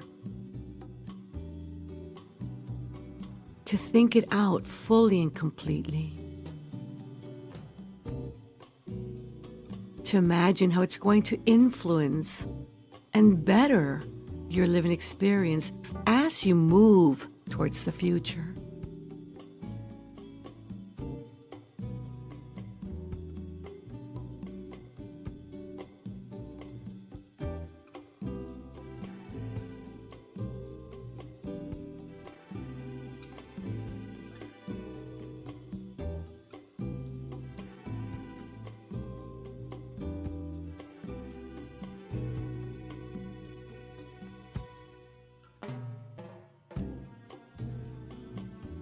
And when you have it totally crystallized in your mind, step into that outcome image and experience it fully and completely, as if it has already manifested. And whenever you feel just right within the experience, put your 3 fingers together and lock it in, allowing your body, brain, and mind to memorize it, to own it.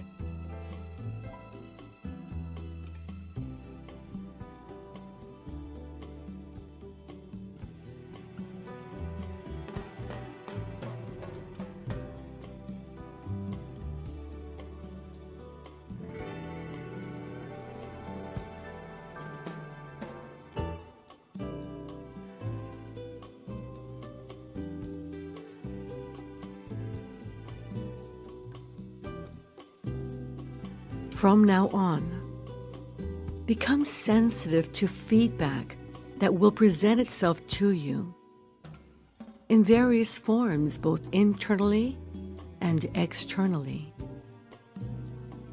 And become very, very sensitive to amazing coincidences and synchronicities. Expect greatness to happen.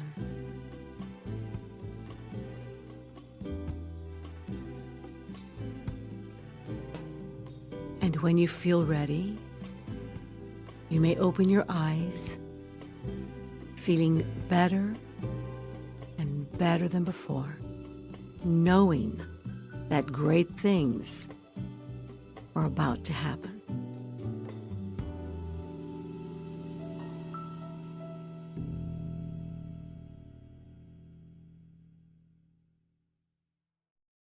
To guarantee success with your Silva techniques, we recommend that you take the Silva Method live trainings. For more information over course schedules and locations, log on to silvamethod.com or call 1-800-545-6463 within the continental United States or 956-722-6391. And be sure to download Silva meditation apps that may be compatible with your smartphone.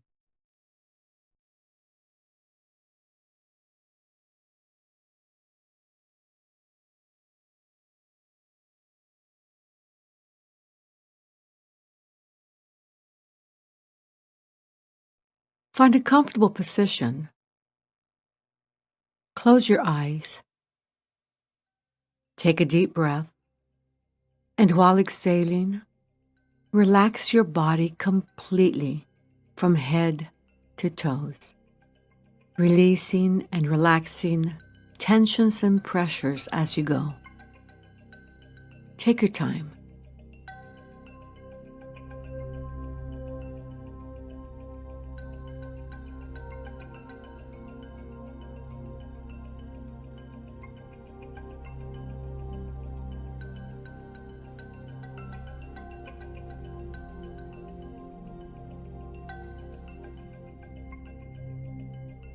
Take another deep breath, and while exhaling, relax your mind by thinking about and projecting yourself into a tranquil and passive scene.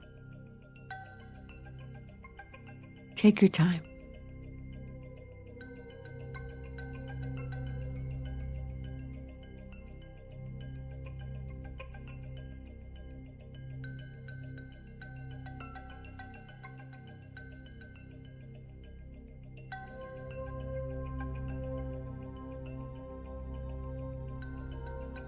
Take another deep breath, and while exhaling, relax yourself completely.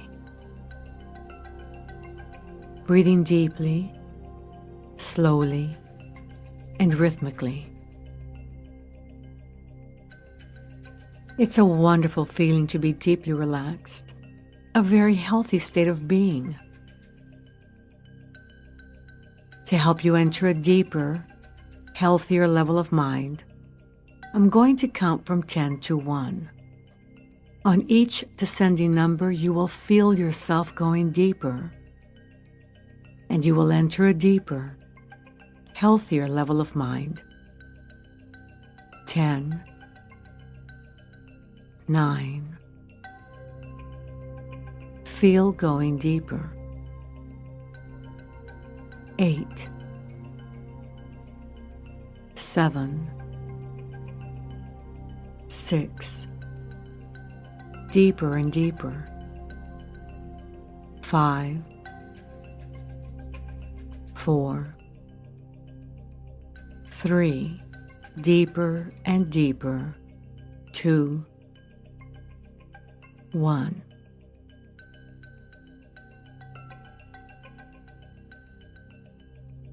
You are now at a deeper, healthier level of mind, deeper than before. Continue to breathe deeply, slowly, and rhythmically. bringing to mind all of your points of reference of physical and mental relaxation. And appreciating this quiet moment of peace, of calmness, this very healthy, quiet moment.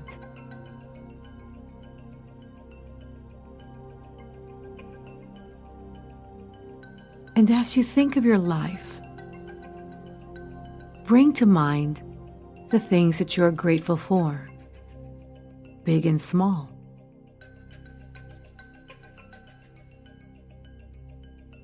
The fact that you're able to have food on the table,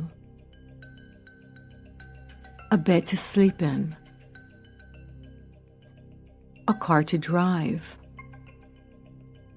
a roof over your head and clothes to wear.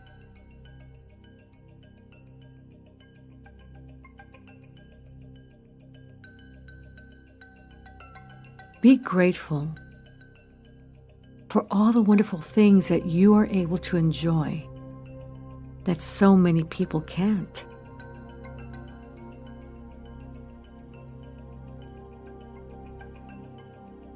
The fact that you woke up this morning to a new day in a civil country that honors peace. The fact that you have the ability to work, to create, and act on opportunities.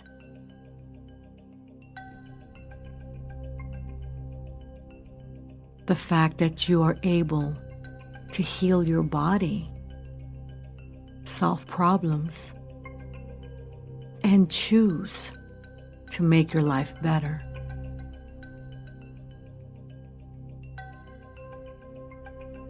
Take a few moments to appreciate all the things that you have, to appreciate the life that you live, and the mere fact that you are alive and able to express appreciation and gratitude.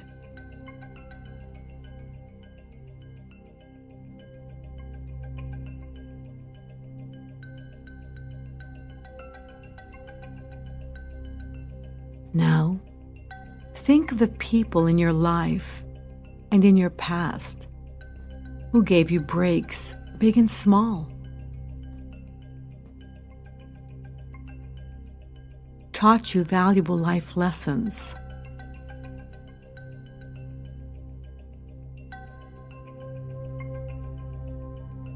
Forced you to grow up.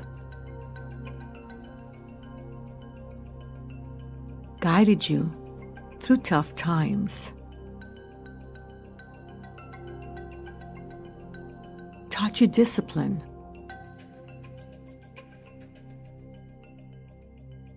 Taught you how to work, be accountable, be responsible, and mentored you to succeed. Who comes to mind? Grandparents, parents, other family members, special teachers, friends.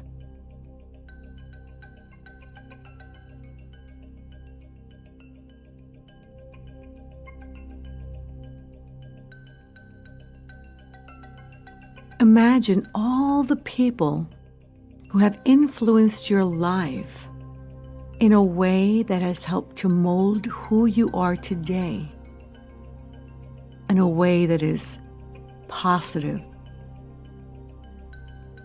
in a way that led you to be more resourceful and successful. Imagine these people in front of you, and from the area of your heart, project outward to them deep gratitude and appreciation and love. And express to them through your feelings and in your thoughts how much you appreciate them and how grateful you are for them having been in your life. Take a few moments to do that.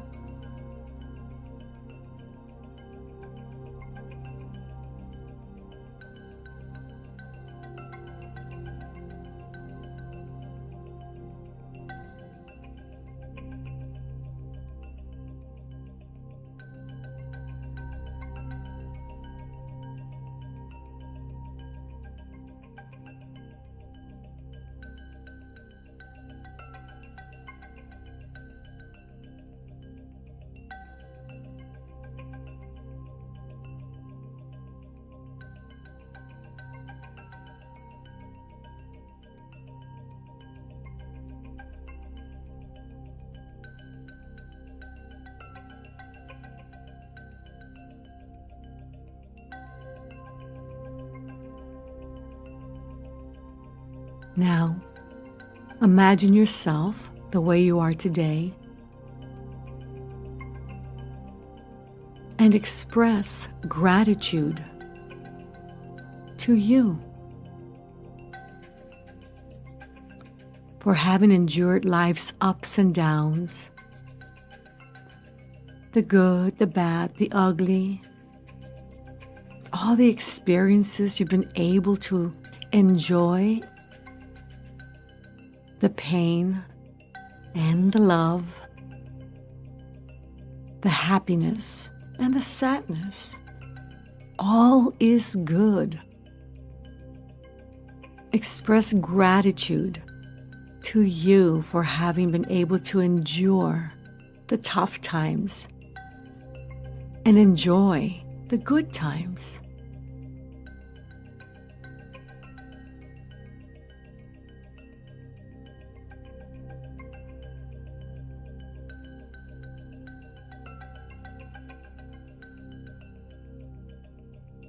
And now imagine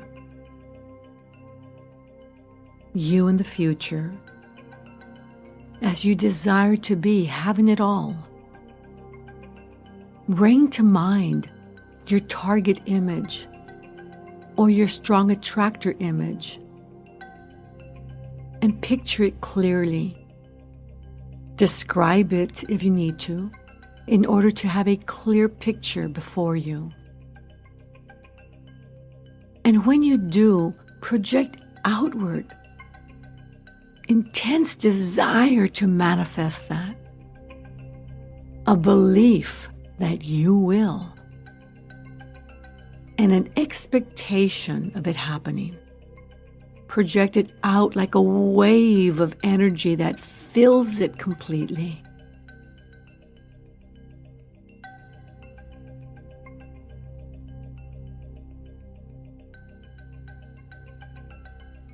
And now step into that you having already achieved that outcome. And once again, from the area of your heart, push outward the coherent emotions of gratitude, appreciation, and love.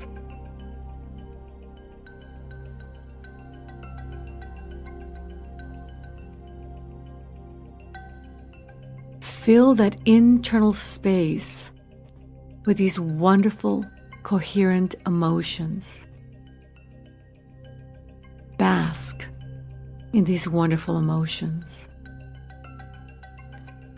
Feel them fully and completely and allow them to fill you and to fill the space about you.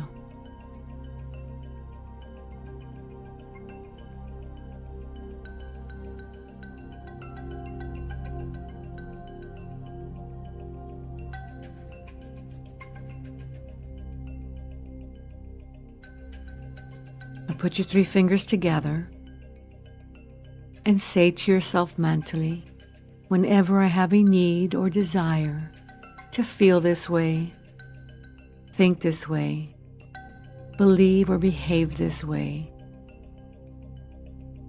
A need or desire to experience gratitude in this way. All I need to do is put my 3 fingers together, and it will be so.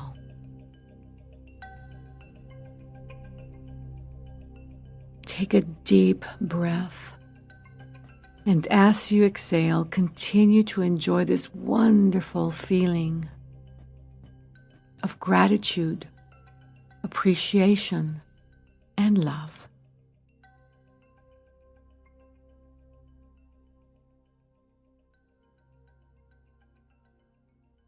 And when you feel ready, you may open your eyes.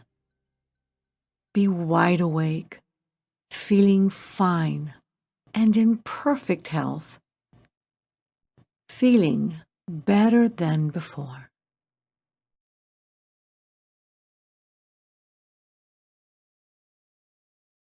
To guarantee success with your Silva techniques, we recommend that you take the Silva Method live trainings. For more information over course schedules and locations, log on to silvamethod.com or call 1-800-545-6463 within the continental United States or 956-722-6391. And be sure to download Silva meditation apps that may be compatible with your smartphone.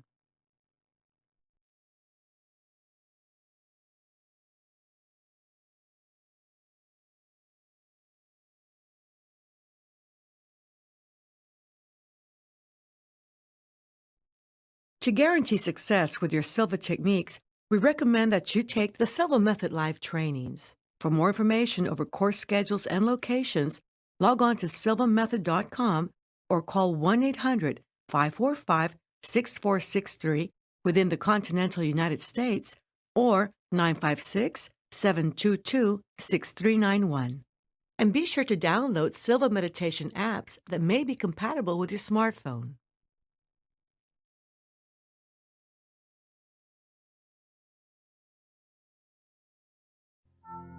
Close your eyes and make yourself comfortable.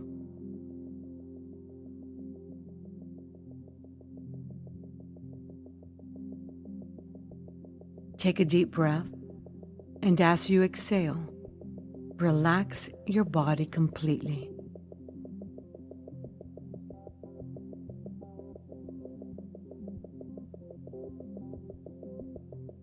Take another deep breath. And as you exhale,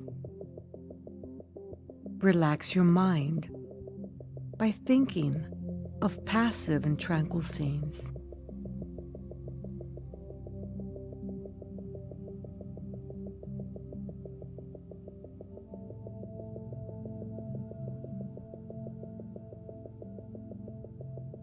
Take a third deep breath, and as you exhale, relax.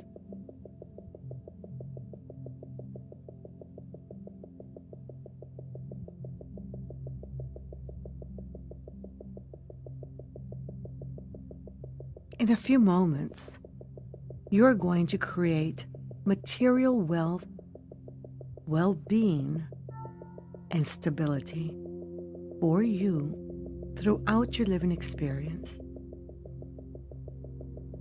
Allow your consciousness to open to the endless affluence of the universe.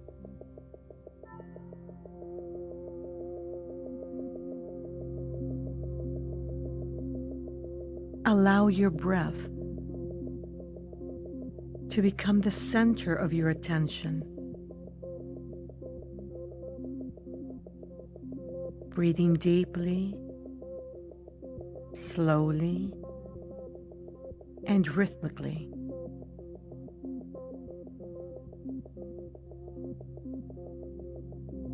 Inhale to feel the calm in your body, and exhale to let the stress go.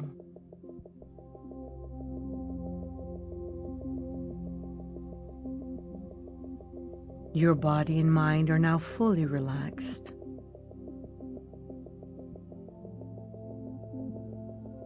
To let your soul and spirit relax, imagine a box, a very special box, a box that absorbs worries, problems, anxieties, pain and suffering, doubt and fear.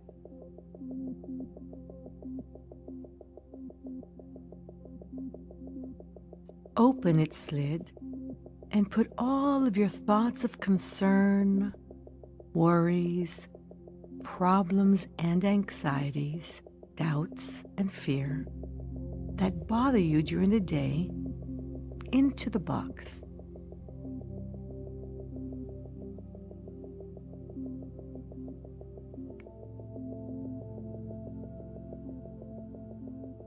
Place all of your feelings of pain and suffering into the box as well.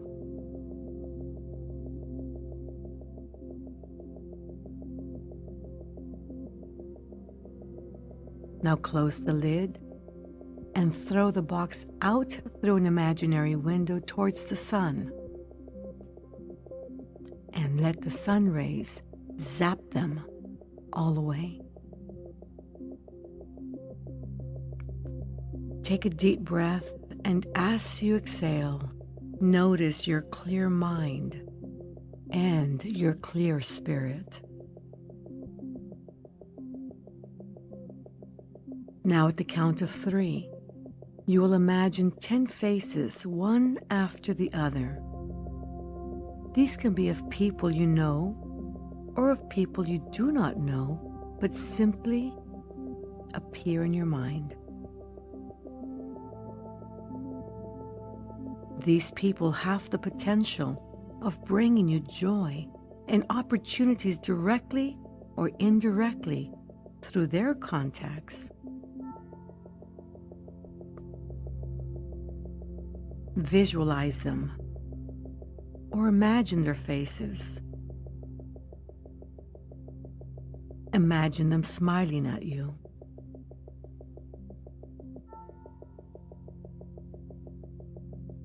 In the event that some of them don't smile at you, simply send them positive, loving energy and imagine them smiling, and mentally tell them that you hope to see them soon.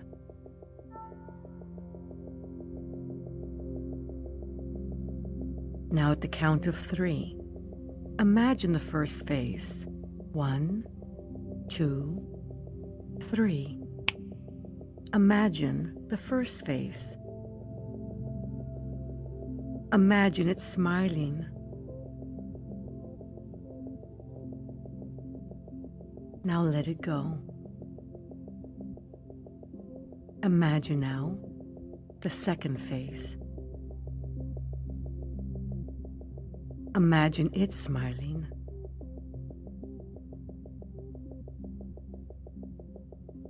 Now let it go.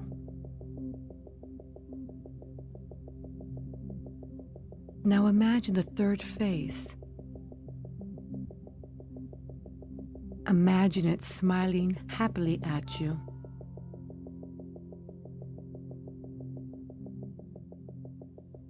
Now let it go.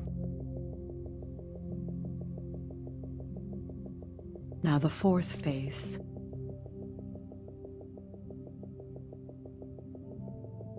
A happy smile towards you.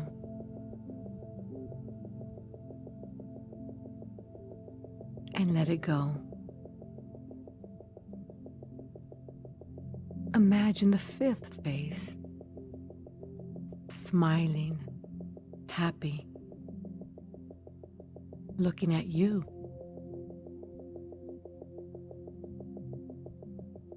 Now let it go. Now the sixth face. Imagine it smiling at you.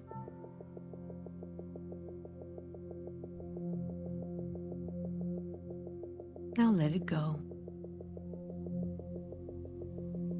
Imagine the seventh face.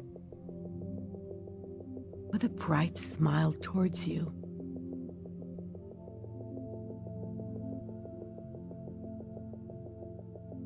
Let it go. Now the 8th face, smiling happily towards you.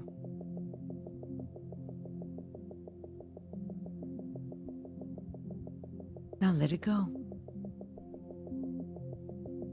Imagine a 9th face. See it smiling.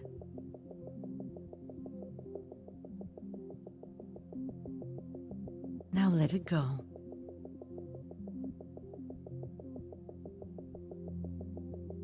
Now imagine the 10th face with a big smile at you, for you.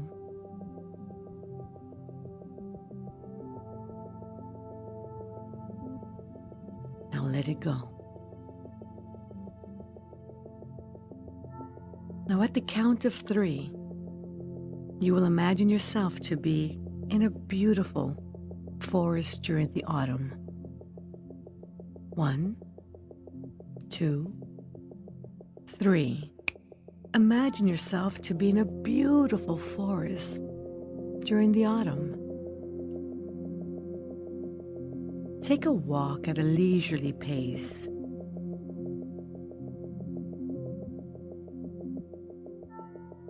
The temperature is perfect, slightly cool, but perfect. The leaves on the trees shine in every color of the rainbow.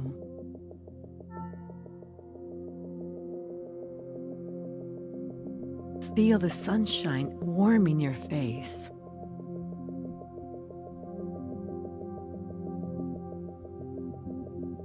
From time to time, the autumn sunshine is broken by the sheer number of falling leaves.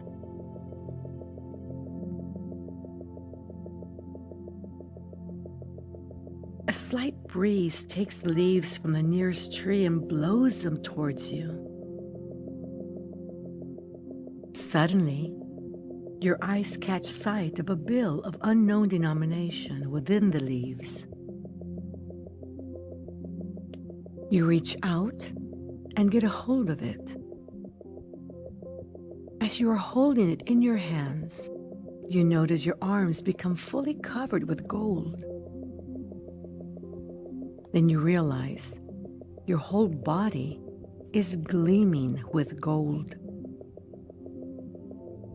As you look around, more and more bills fly towards you and stick to your body and clothes.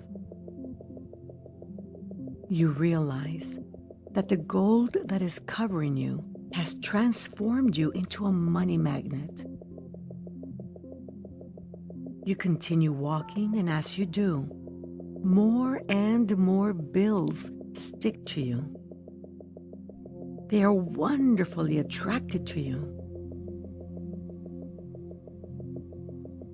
You feel good seeing all those bills sticking to your body and clothes.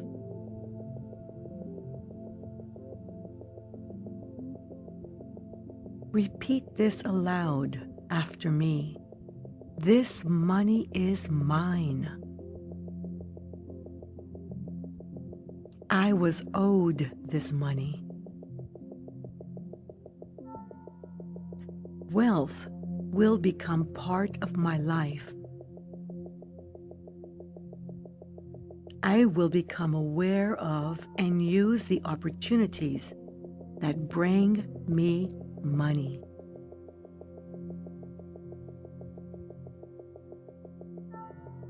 I will have great ideas on how to make a lot of money. And I will execute these great ideas. My wealth will improve my life and the life of those close to me.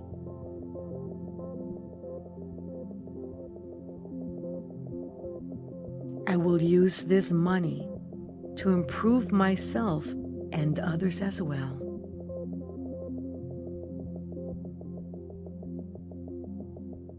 My thoughts of wealth will create my real material wealth.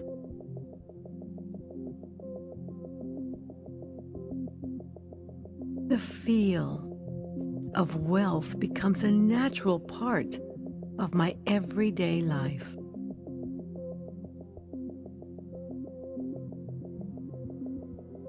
Money is a great tool of which I have plenty.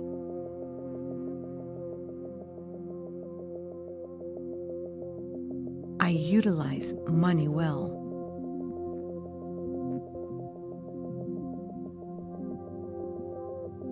Money is coming to me more often and regularly.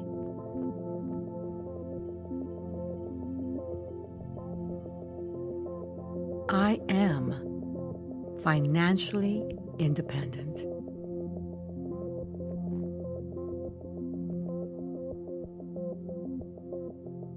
Now I look at my body again, and my clothes are covered with bills.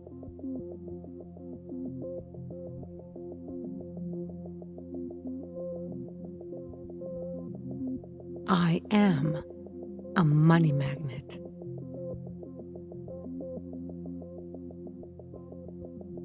My soul is full of peace and rest because I know I receive plenty from the richness of the universe.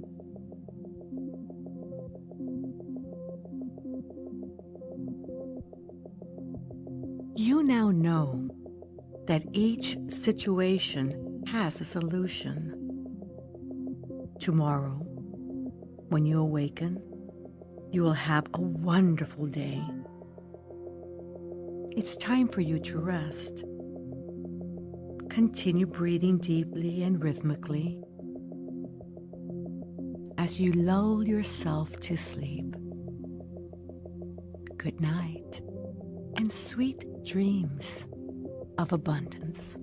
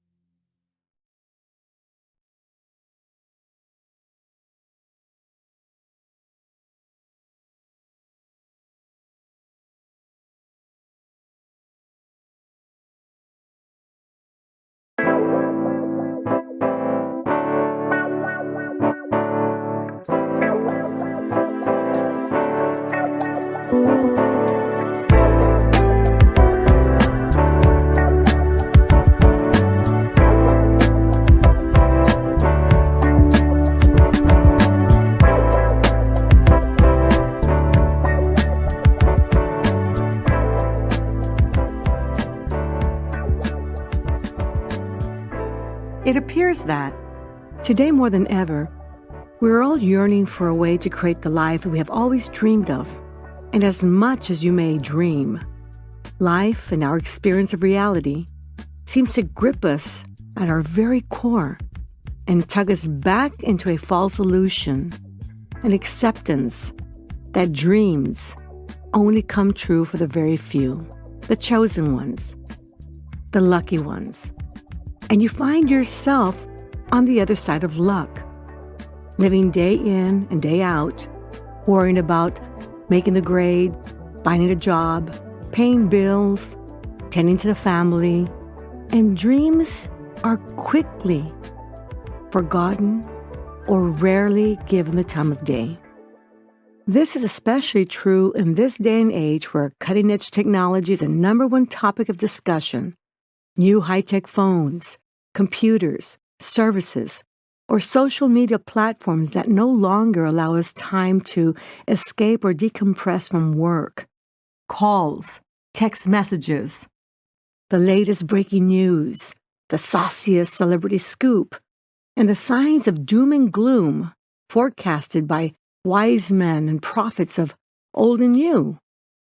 Well, I'm here to tell you that making your dreams come true is a reality that is within close reach, and manifesting all of your desires is a way of life. In fact, you are already a master of manifestation. You do it all the time. You do it when you wake up in the morning, when you decide what to wear, what to eat. You're constantly manifesting your thoughts, and sometimes your deepest fears as well. Manifesting is something we are all extremely competent at, but most people do it unconsciously. They're totally clueless of their internal experience, the fact that they can manage it and use it for manifesting, and that the process for successful manifestations is repeatable. So before we go any further, let's begin with a general overview of the ideal conditions for manifestation to occur. The first ideal condition is to have a clearly defined outcome. It is not all that complicated to do. You even have a segment in your reference manual to clearly define your goals. Here are 4 steps to help you define your goals clearly. Step 1. Decide what you want in the most precise manner. The more specific you are, the easier it's going to be for your subconscious mind to serve up what you desire.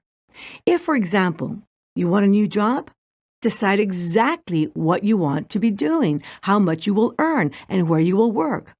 Of course, you'll always leave the details open to change, but the exercise convinces your subconscious that you are at least serious about your desires.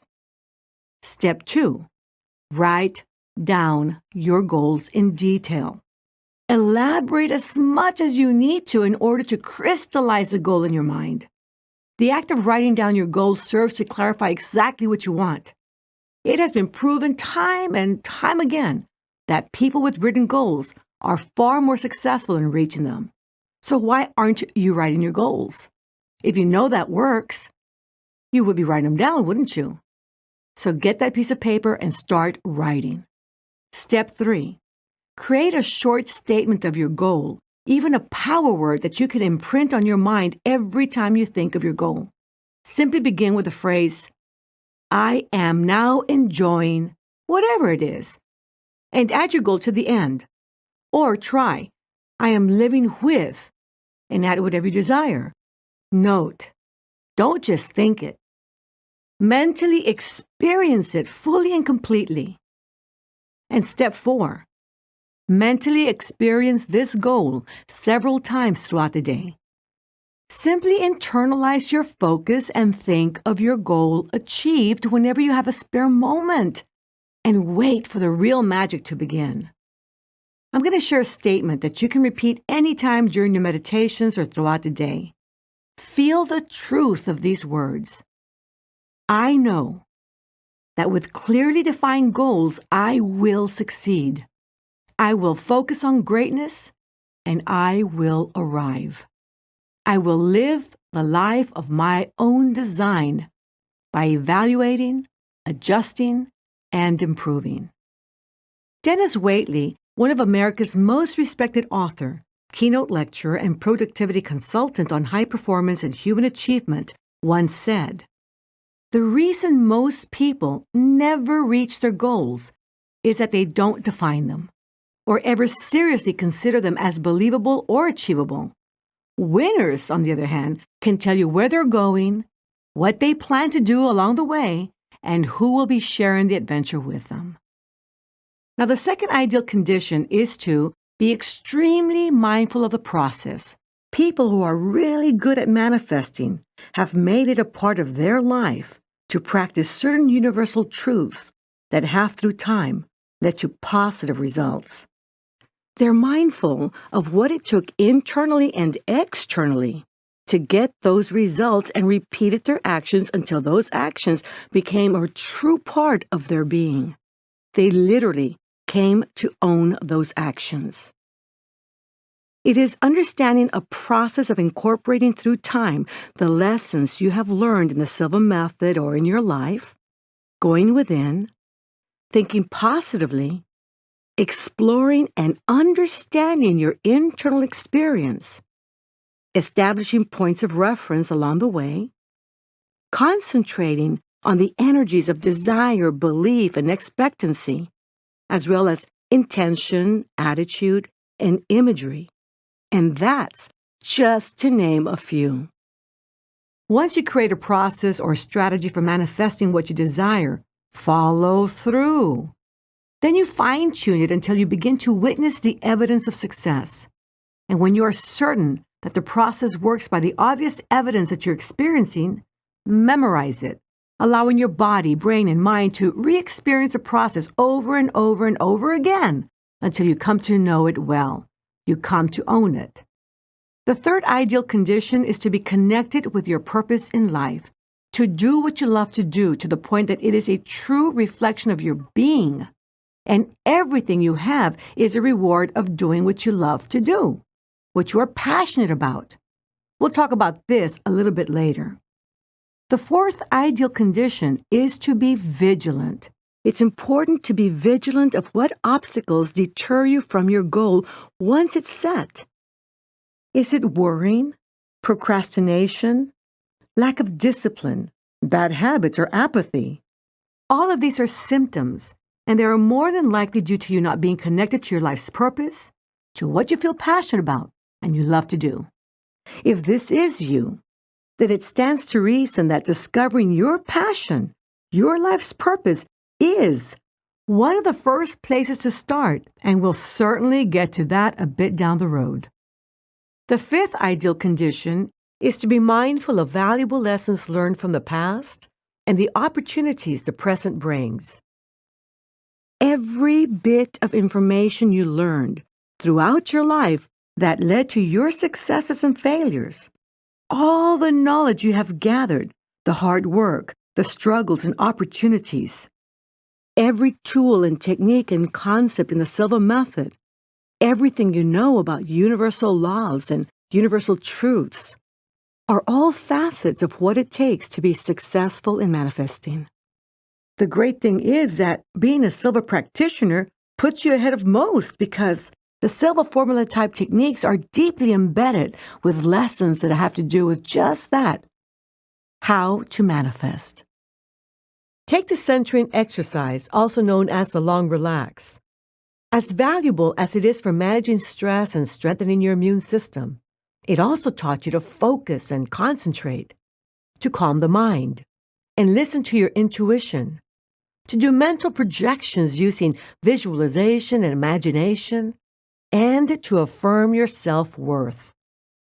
As simple as sleep control may be, it taught you to deepen profoundly into an internal state that allows you to connect to the very dimension where you can create.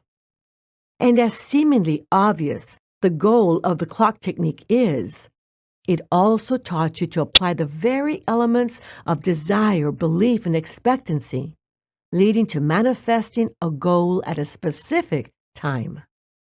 And you must congruently, consistently, and deliberately apply what you have learned.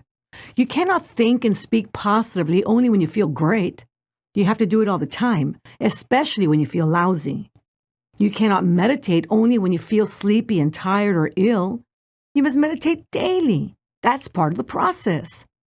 You don't just solve your problems. You extend a helping hand and help others solve their problems as well. Everything has value and purpose. And the Silva Method decodes the secret of manifestation. The sixth ideal condition is to be mindful of the fact that your mental screen is always on. That's the area that is past your eyelids and slightly above the horizontal level of sight where you project images. It is perpetually on, and imagery is ongoing. Imagery must be mindfully done, targeted, and penetrating. It must carry with it deep emotions charged with desire, belief, and expectancy. The image of your goal is to be projected onto the mental screen with your eyes open or your eyes closed. Using the mental screen with your eyes open simply requires you to defocus your vision and internalize your focus. When you do that, you can sense your mental screen area and you can picture your goals. Your mental screen is a theater screen of your mind and soul, where you project movies of your deepest desires. And the seventh ideal condition is to have a relationship with your higher self or a power greater than you, often referred to as source energy. But what does that mean when we say source energy? Do you have a clear understanding of what source energy means to you? Does it mean universal energy, life force, God? Is it that energy from where all things come, from where all things originated, going way back to the Big Bang, that responds to your thoughts, images, feelings, and emotions, good and bad? So form a very clear understanding of what source energy means to you, because most people, when they manifest, rely on a power greater than themselves to help them through. If you don't believe me, just listen to yourself or others in times of need.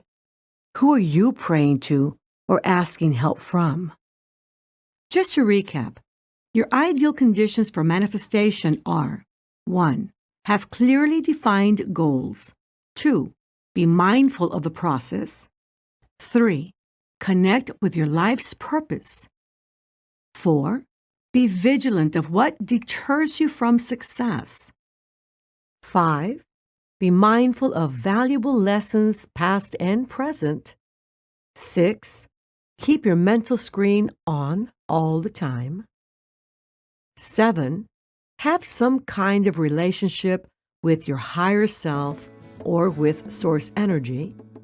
And to complete this octave of conditions, here is the 8th and most important ideal condition, and that is to meditate daily. It is in meditation where the magic lies.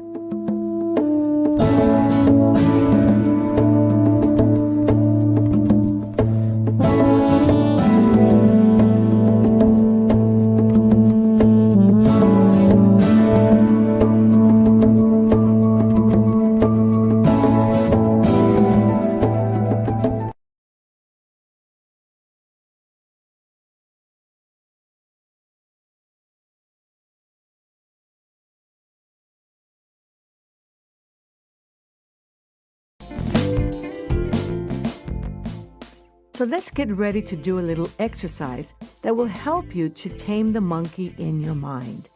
It may help if you first listen to the exercise with your eyes open before you do it with your eyes closed.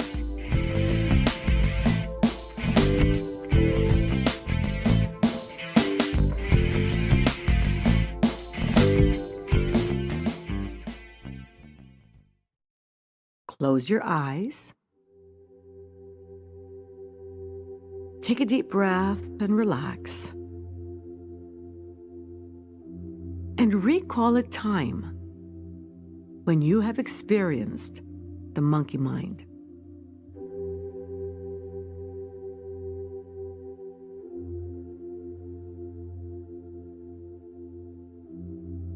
How do you experience it?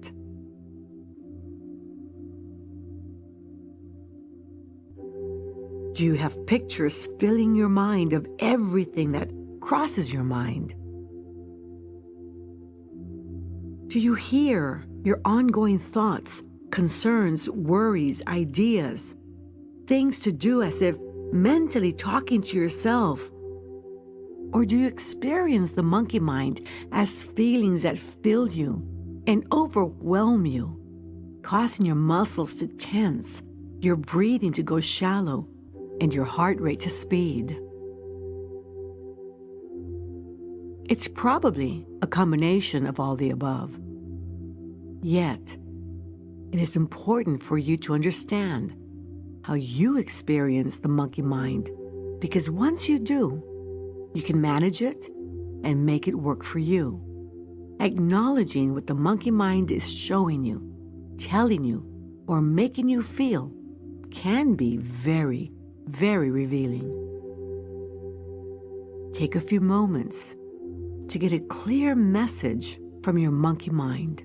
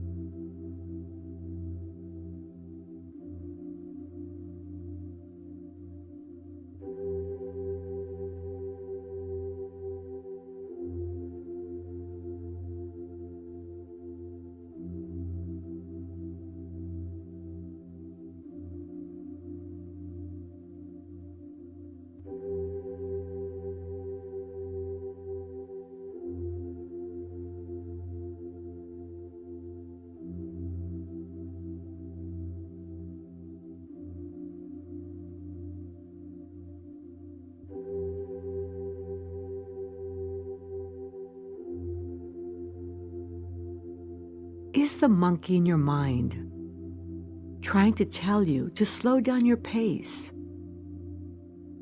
to follow through with a call to someone of importance, to take action or not take action, to be cautious? Maybe it's simply exposing your fears or acknowledging your anger. Are you feeling a sense of lack of control or not meeting up to your expectations, disappointing those you love? Maybe it's the pressure of keeping up with the Joneses. Could it be life changes, job changes, the feeling of uncertainty, the feeling of inadequacy? Could it be a breakdown of an old belief, or maybe just a feeling of guilt, shame, hopelessness, and helplessness? What is the message? Observe. Notice the images that come to mind as you recall that last experience with the monkey mind.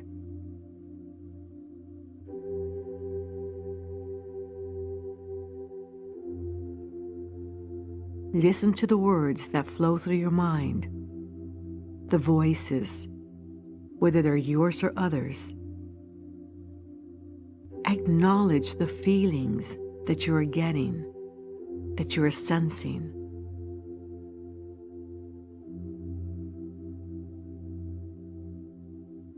As you separate the pictures from the voices that you hear, from the feelings that you feel, is there a theme, a running message? If so, what is it? These images, thoughts, and feelings are usually alerting you or exposing something of concern. And that is something that you can put on your blue-framed mirror of the mind. What's the message? What is the monkey mind trying to tell you? Once you get your message, project that onto the blue-framed mirror of the mind that is on your mental screen. Maybe you've been on the go at a fast pace. Well, picture that on the blue frame. Maybe you're just concerned about paying bills, not making it at the end of the month.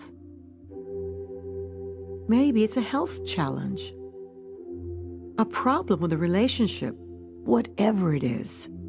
Project that onto the blue-framed mirror of the mind that is now on your mental screen and study it for a few moments.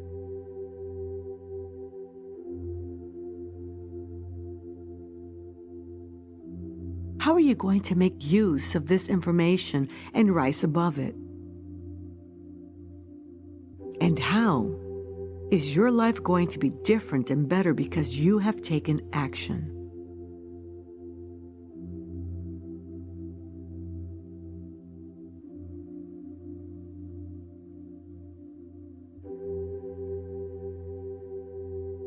Take a deep breath and exhale, relaxing your body and your mind.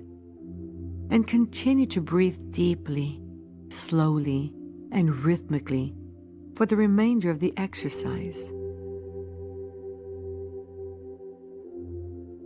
Now erase that image as you move the mirror slightly to the left. Change the frame to white. And now imagine a you without those problems, concerns, or challenges. A you with a slower pace. A you paying your bills. A you in a wonderful, supportive, and loving relationship. Whatever it is that the monkey mind was trying to tell you.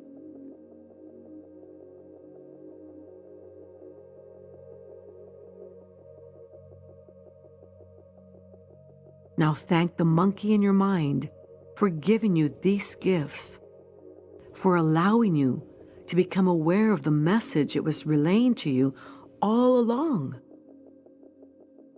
And the next time you meet, you'll have a clearer line of communication.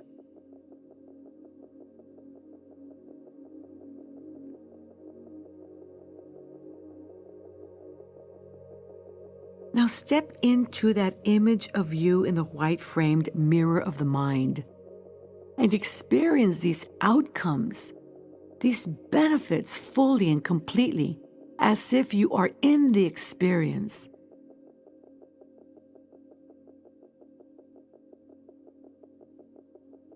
Express gratitude for noticing the images, thoughts, and feelings and following through.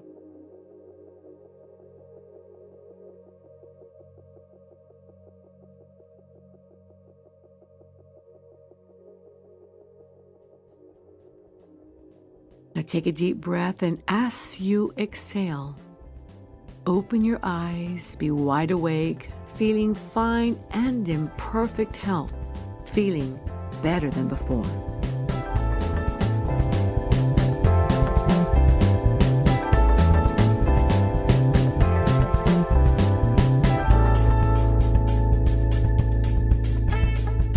To guarantee success with your Silva techniques, we recommend that you take the Silva Method Live trainings. For more information over course schedules and locations, log on to silvamethod.com or call 1-800-545-6463 within the continental United States or 956-722-6391.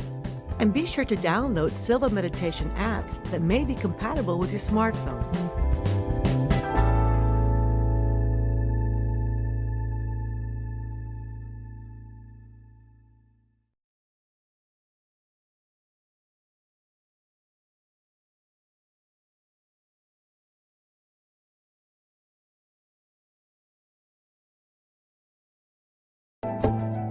Meditation is a state of mind, and as I've mentioned before, it is important to establish your points of reference of how you feel when you are in deep meditation and have used your techniques with great success. In recalling your points of reference, you are more likely to repeat success and able to recreate that same state of mind with eyes open or eyes closed. And always Make a conscious notation of your successes. In fact, take credit for them. In great part, your successes have to do with how you're thinking, believing, and behaving differently. And those differences add or contribute to success in your life. As you meditate, internalize your process and go within. You must become very, very sensitive to both your internal and external experience, for it is in understanding how you function that you will become consciously competent with your manifestation strategy or process. Meditation allows you to understand your internal process and learn how to discern and make effective use of the information you perceive. Information that comes to you from pondering on your future, fears, anything that stirs you in any way. Information in the form of sounds, feelings, visions, and dreams. While meditating, you are able to become familiar with and control that internal voice that excites you, belittles you, humiliates, angers, or encourages you. You come to recognize whether it's even your voice that you're hearing. Maybe it's a parent's or boss's or lover's voice, and not even your own. By becoming well acquainted with your internal experience and managing it, you begin to manage more effectively your external experience. All forms of meditation follow a specific 4-step format. The first step is to enter your meditation. There are many ways of doing that, but most require you to close your eyes, being that 85% of all external stimulus comes from your focused sense of sight. And your focused sense of sight requires the higher beta brainwave frequency to operate it. Our goal in meditation is not to remain at the higher beta frequency, but the slower alpha frequency associated with creativity, healing, and keener problem-solving abilities. The second step is to deepen your internal state. This is done by part body relaxation, deep breathing, focused concentration, countdowns, and relaxing imagery. The third step is programming, or the purpose of the exercise. Sometimes you will want to mindfully work on a goal or project, and other times, such as in the case of the exercise you're about to do, you simply want to relax. And the fourth step is some way of exiting the meditation. You can open your eyes, count yourself out gently from 1 to 5, or simply enter sleep. So let's practice a little meditation exercise that will allow you to begin to pay more attention to what's going on inside and establish markers or points of reference with your internal experience. Recalling the markers or points of reference in future meditations will allow you to reach that same internal experience faster and easier every time you practice. Now remember, when meditating with your eyes closed, you must select a safe environment in which to meditate. And although it's not necessary for deep relaxation or achieving a deep meditative state, you will hear a sound in the background in most of the exercises that will help you to relax. The sound consists of a blend of music, a solfeggio frequency, and a theta beat. You may hear this exercise with or without a headset. Using a headset will allow you to hear the sound binaurally. Always listen to the exercises in this CD set with your eyes open first before doing them with your eyes closed. This will allow you to become very familiar with what you're going to hear, and there will be no surprises to interrupt your meditation. Let's get ready. Begin by loosening your clothing and taking off your glasses if you wear them, as well as your shoes. Sit or lie comfortably.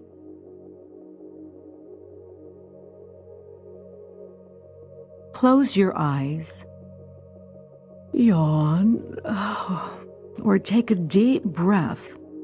And as you exhale, let go of any concern you may have, as well as any tension or pressure you may feel throughout your body.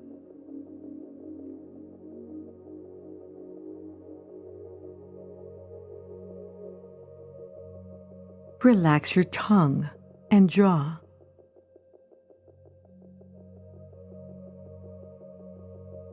Become aware of being still. Notice that you are sitting or lying quietly and just observe how it feels.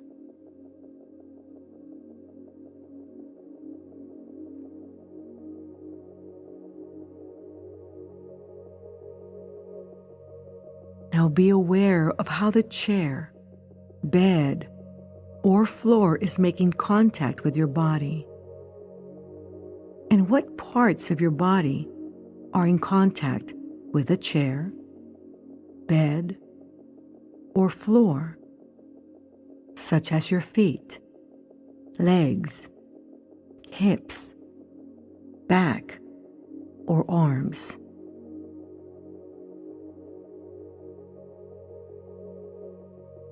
Simply observe and become aware.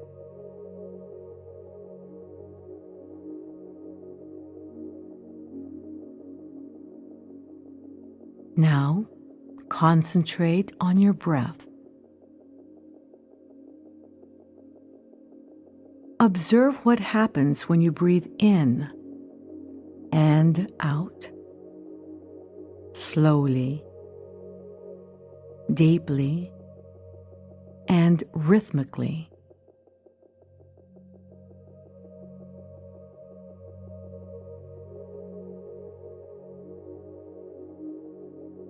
Put all of your focus on your breathing.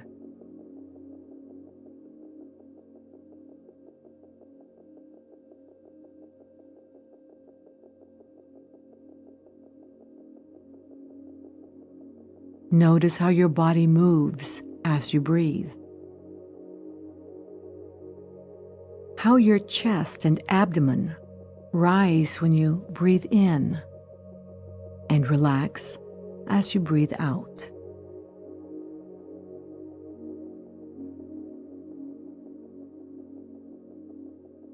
You can place your hands over your abdomen so that you can feel the movement of your body more easily.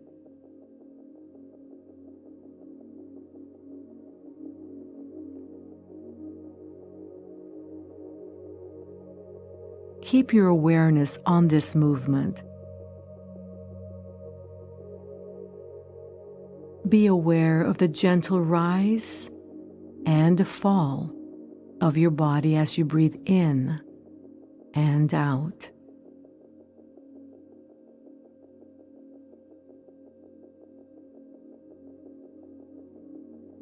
Feel the flow of air through your nose into your lungs as you inhale, and then the flow from your lungs out through your nose as you exhale.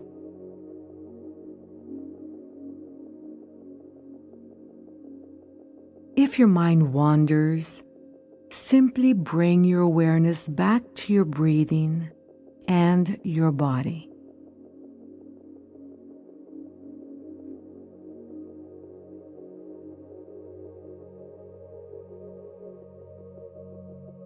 Stay with this process for a minute or so, just observing your breath.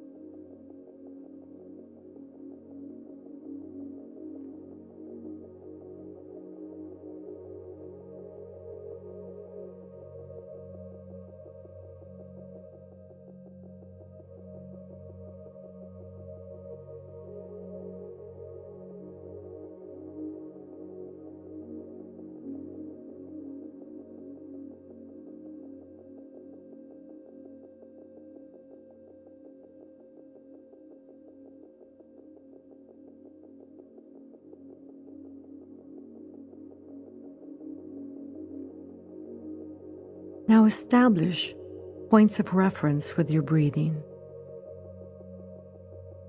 The wonderful feeling of physical relaxation and your calm mind.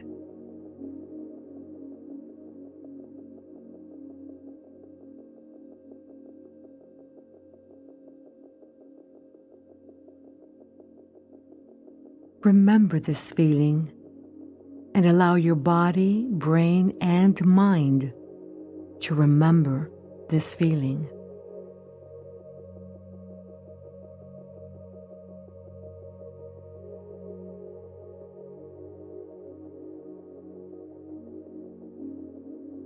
Now gently open your eyes, stretch, yawn, and come back to your outer level of awareness.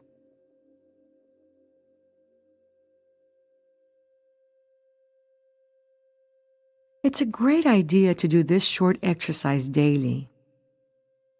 Each day extend the duration slightly to where you end up spending 10, 20, or even 30 minutes in meditation. This short meditation can have a profound effect on your physical and mental health when practiced regularly. And remember to practice a long relaxation exercise at least once a week.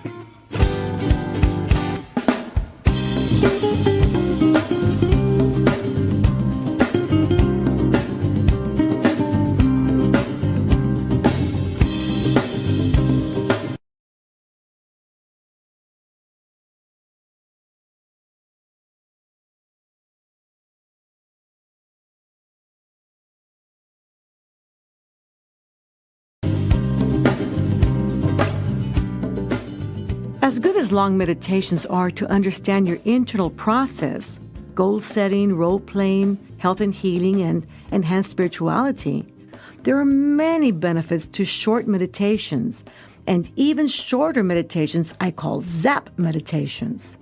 This is a great time for us to consider a different perspective on what meditation is, because you're probably meditating more often than you think, more often than you give yourself credit for or realize. Most people think that meditations have to be lengthy and take you very deep within, and that meditating takes years to master.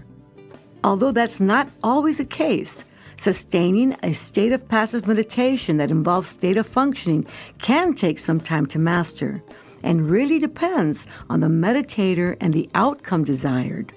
Yet, dynamic meditations involving alpha functioning don't really take any time at all to learn, and the alpha brain frequency is really very easy to reach. Just close your eyes, relax, and internalize your focus. And what is more important than that is the mental state that you come to recognize leads to successful outcomes regardless of the brain frequency. Anytime you internalize your focus with a purpose in mind, for example, to go over your goals, to see your future evolving in the way you desire to evolve, or connect with your inner self and experience your oneness with all else that is, even if it's just for 10 seconds, 30 seconds, 1 minute, or 2, you are meditating. You are focusing energy in that direction. So if you meditate several times a day, for 2 minutes each time, you're doing yourself a great service. But always practice from time to time a formal meditation that takes you deep within, where you can continue to establish subjective points of reference with your internal experience. Doing so will allow you to go in and out throughout the day with the little time you may have available to you, and make that difference when it comes to manifesting your dreams and your goals. Meditation has several aspects. You can do a closed-eyed meditation where you can eliminate 85% of the external stimulus that comes in through your eyes, allowing you to calm down or to focus within more deeply. And that can be more of a passive type meditation. To create a passive moment several times during the day, simply close your eyes, Take a deep breath and notice your breathing as you inhale and you exhale. Become aware of your heartbeat. Then connect with your core self, your spirit self deep within. Feel your aliveness and then connect with all else that is as you continue to breathe deeply, slowly, and rhythmically. Just a very small, quiet moment, a passive moment. If you do this several times a day, you will allow yourself to stay clear in mind, more relaxed, in control, manage your emotions more easily, and be able to think through problematic situations. So passive moment meditations are a great way to do that throughout the day. Anytime you look at your watch can be a trigger for you to pause and deliberately go into a passive moment with that goal in mind. So let's do it right now. Look at your watch, notice the time, and remind yourself to do a passive moment meditation. Close your eyes, take a deep breath, and exhale slowly, rhythmically, breathing deeply. Become aware of your heartbeat, of your inner self, your spirit, your very core, your very nature of you being alive, intelligent.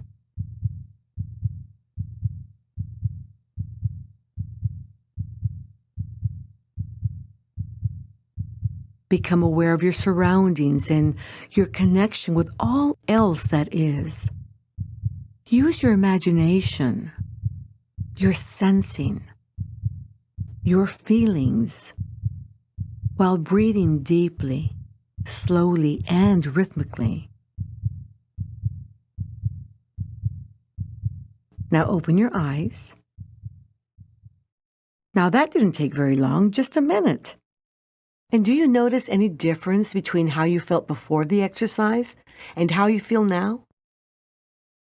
Now let's do it again, only this time you do it on your own.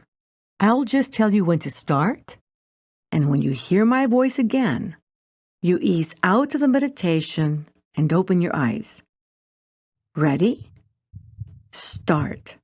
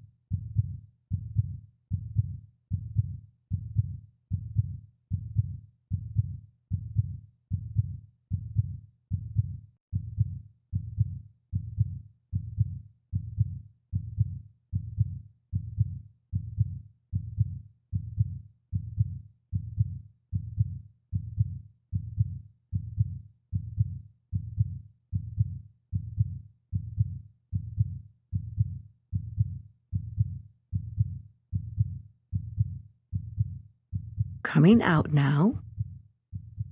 Open your eyes. There.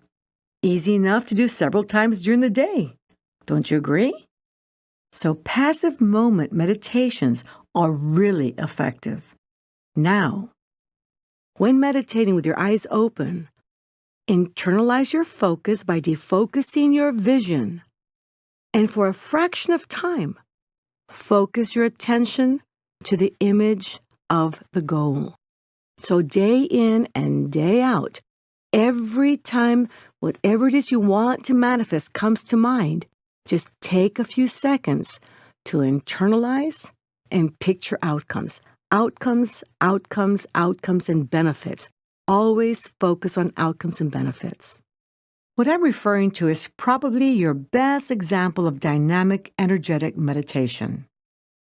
Let's do that now by selecting a goal you want to manifest. In this practice session, we are also going to incorporate the mental screen, an aspect of open-eyed meditation, and the subjective energies of desire, belief, and expectancy.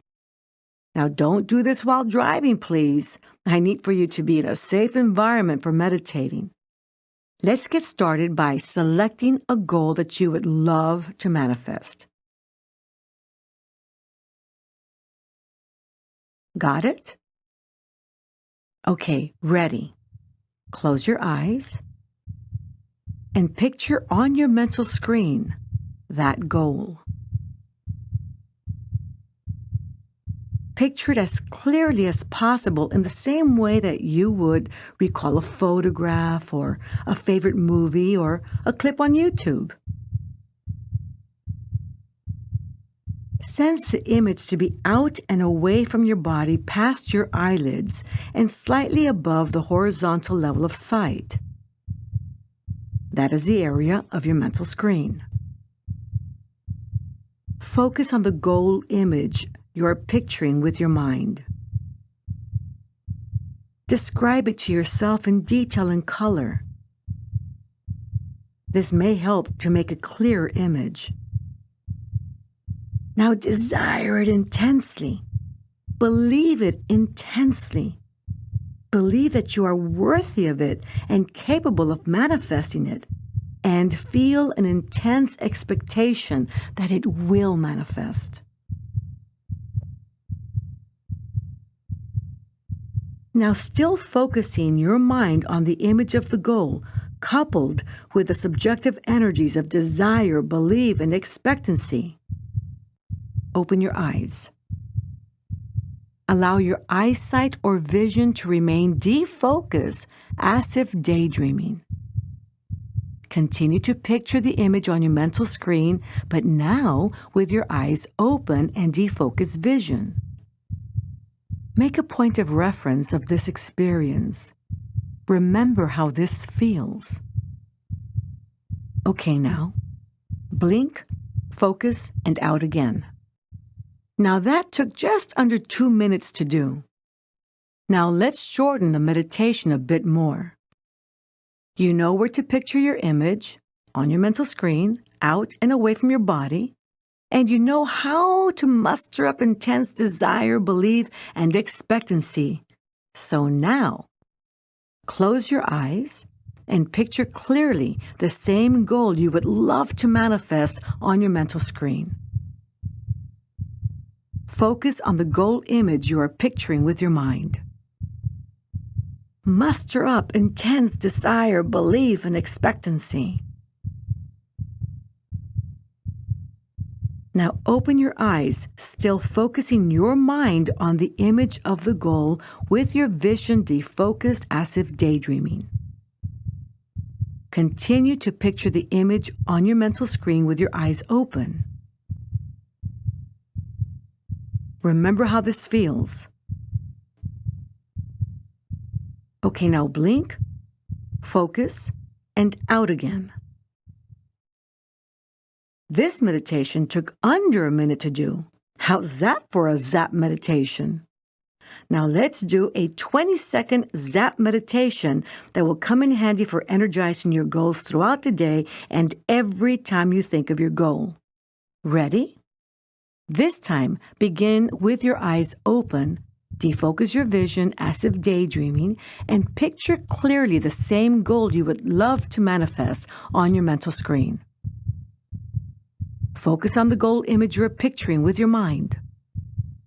Muster up intense desire, belief, and expectancy. Continue to picture the image on your mental screen with your eyes open. Okay, now blink, focus, and out again. Ready for a 10-second zap meditation? Okay, let's go. Defocus. Picture goal. Desire it. Believe it. Expect it. It's yours, all yours. Blink, focus, and out again. Now, do the same process on your own. I'll give you 10 seconds to do it. Ready? Start.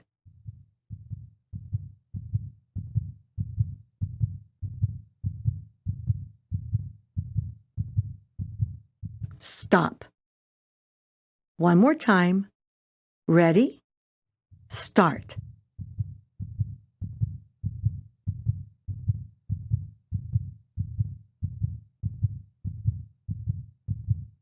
Stop. Now one last time. Ready? Start.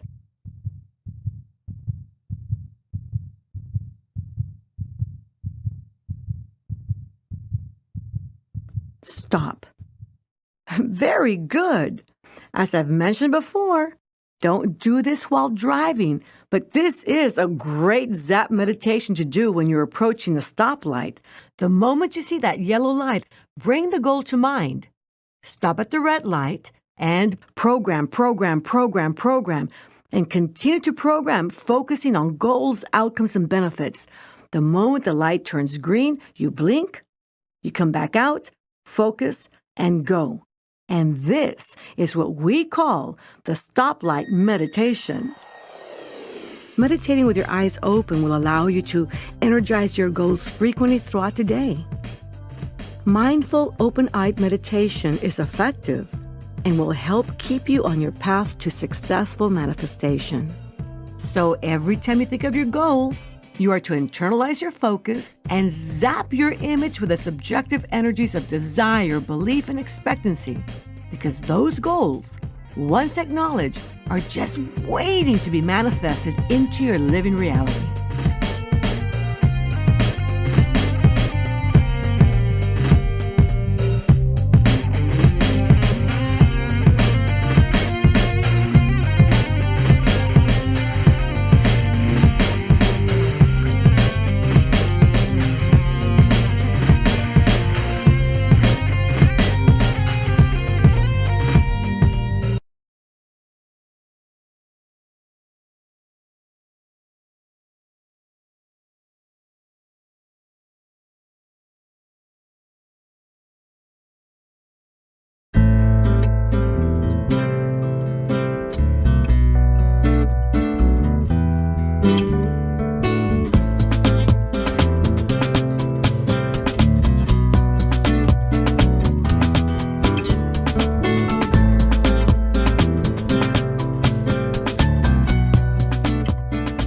People who are really good at manifesting have made it a part of their life to practice certain universal truths that have, through time, led to positive results.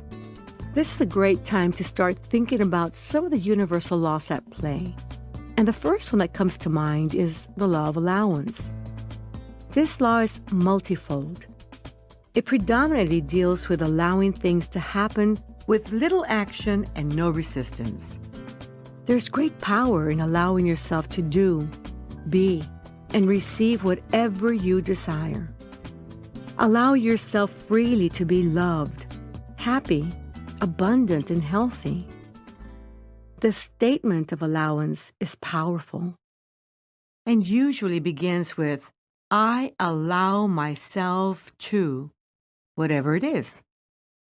The law of allowance will bring complete freedom in your life and living experience. Do you ever feel you hold yourself back from expressing freely, laughing out loud, doing whatever it is you wish to do, having fun, loving more freely? Imagine a life where you are free to be who and how you truly are in your relationships, career, and to the world at large. There are several ways to interpret this law. One way is to allow others to be as they are. This involves acceptance of other people's freedom to be who and how they are as well. In just the same way you are free to be, so is everyone else. Another interpretation of this law is to allow yourself to receive everything and anything from the universe. Have you ever felt guilty about having too much health, too much fun, too much love, too much money? Because you look around, especially at your friends and those you care for, and they're lacking. And you think, why me and not them? Well, there's a real reason why you and not them. You obviously have tapped into a formula that works. You think, believe, and behave in ways that lead to positive outcomes. But in order to keep that door open, the door to abundance, the door to having, you must allow yourself to enjoy. I know people who do feel guilty about having too much money, for example. And I remind them of what they do with that money. They happen to be some of the most generous people I know. Because they have so much, they're able to help so many. So it's a matter of reframing that whole belief from, I feel guilty of having so much, to, wow, but look what I can do with my money. I help the orphanages, I help the poor, I help the sick, I give to my church, I help people in need. And that's why those people have so much. Remember, that door, the door by which you give, is the same door by which you receive. And that's probably the number one reason why you allow yourself to receive. Because that's the same door by which you give. So take guilt out of the picture completely and reframe those beliefs that have the potential of holding you back. As I know people who feel guilty of having so much and give, I also know people that have so much and don't give. They hold in that guilt and they begin to express it by drinking too much, abusing their bodies, doing drugs, and it goes on and on and on to a point that although it may be unconsciously done, it is unsustainable and they sabotage their success. In addition to allowing yourself to receive, you also need to allow yourself to do, be, or have, as in giving yourself permission. A friend of mine, many, many years ago, asked me, have you ever told yourself, I allow myself to double my income? I allow myself to triple my income. I allow myself to find true love and happiness. And when I thought about it, I hadn't. And then when I shifted my perspective to that instead, sooner than I expected, I did double my income and then triple my income. And I most certainly did find true love. And when it comes to allowing others to be, it's important to remember that we're all on our own separate journeys. Every single individual has a unique value to contribute to humanity and the whole world of existence. We must allow others to fulfill their mission and purpose in life the same way that we have ours to fulfill. Obviously, not everyone is on the same page as we are. In fact, there's some individuals who are so far removed from anything that makes sense in any way, shape, or form from what we understand to be normal and or civil. Yet for some reason unknown to us, they are on their own life journey, and it's not up to us to judge. Instead, we must allow. It would be quite grandiose of us to act as judges, ethical, moral, cultural, and religious authorities as to how humankind should act or fully know and understand our Creator's grand plan. Coexistence is not about being one up or one down. It's not a power play or a competition or a quest for all of us to be one and the same. Coexistence is about allowing everyone to be, to fulfill their mission and purpose in life in the same way we allow bees to fly from flower to flower, or our dogs to love us unconditionally. We all have purpose and value. It may not be your purpose and value, and it may not even seem very purposeful to you, but it does to them. And even if others have not yet awakened to their purpose and value, it is their right to be allowed the freedom to be asleep. The universe is bountiful. There's no lack of anything. You must allow yourself to receive everything and anything from the universe. As Bette Midler sings in the song by Julie Gold, From a Distance. From a distance, we all have enough, and no one is in need. Do not resist and don't judge. Instead, observe, think, take it in, and respond. So give yourself permission. Allow yourself to enjoy. Simply say to yourself, I allow myself to be happy. I allow myself to be prosperous. I allow myself to triple my income. I allow myself to find my perfect love. I allow myself to exist in a perfect state of health. The most effective way to allow something to manifest from the universe is to maintain a positive mental and emotional state. When we are feeling negative emotions, we are literally blocking creation from coming into manifestation. It is our negative emotions that hold us from manifesting goodness and the very things we desire most. When you release your resistance and negativity, you're back in the state of allowing, and all the abundance, freedom, joy, success, prosperity, wealth, happiness, whatever you desire, can flow your way. The fact is, nothing can stop you or hold you back from manifesting what you desire when you are in a state of allowing.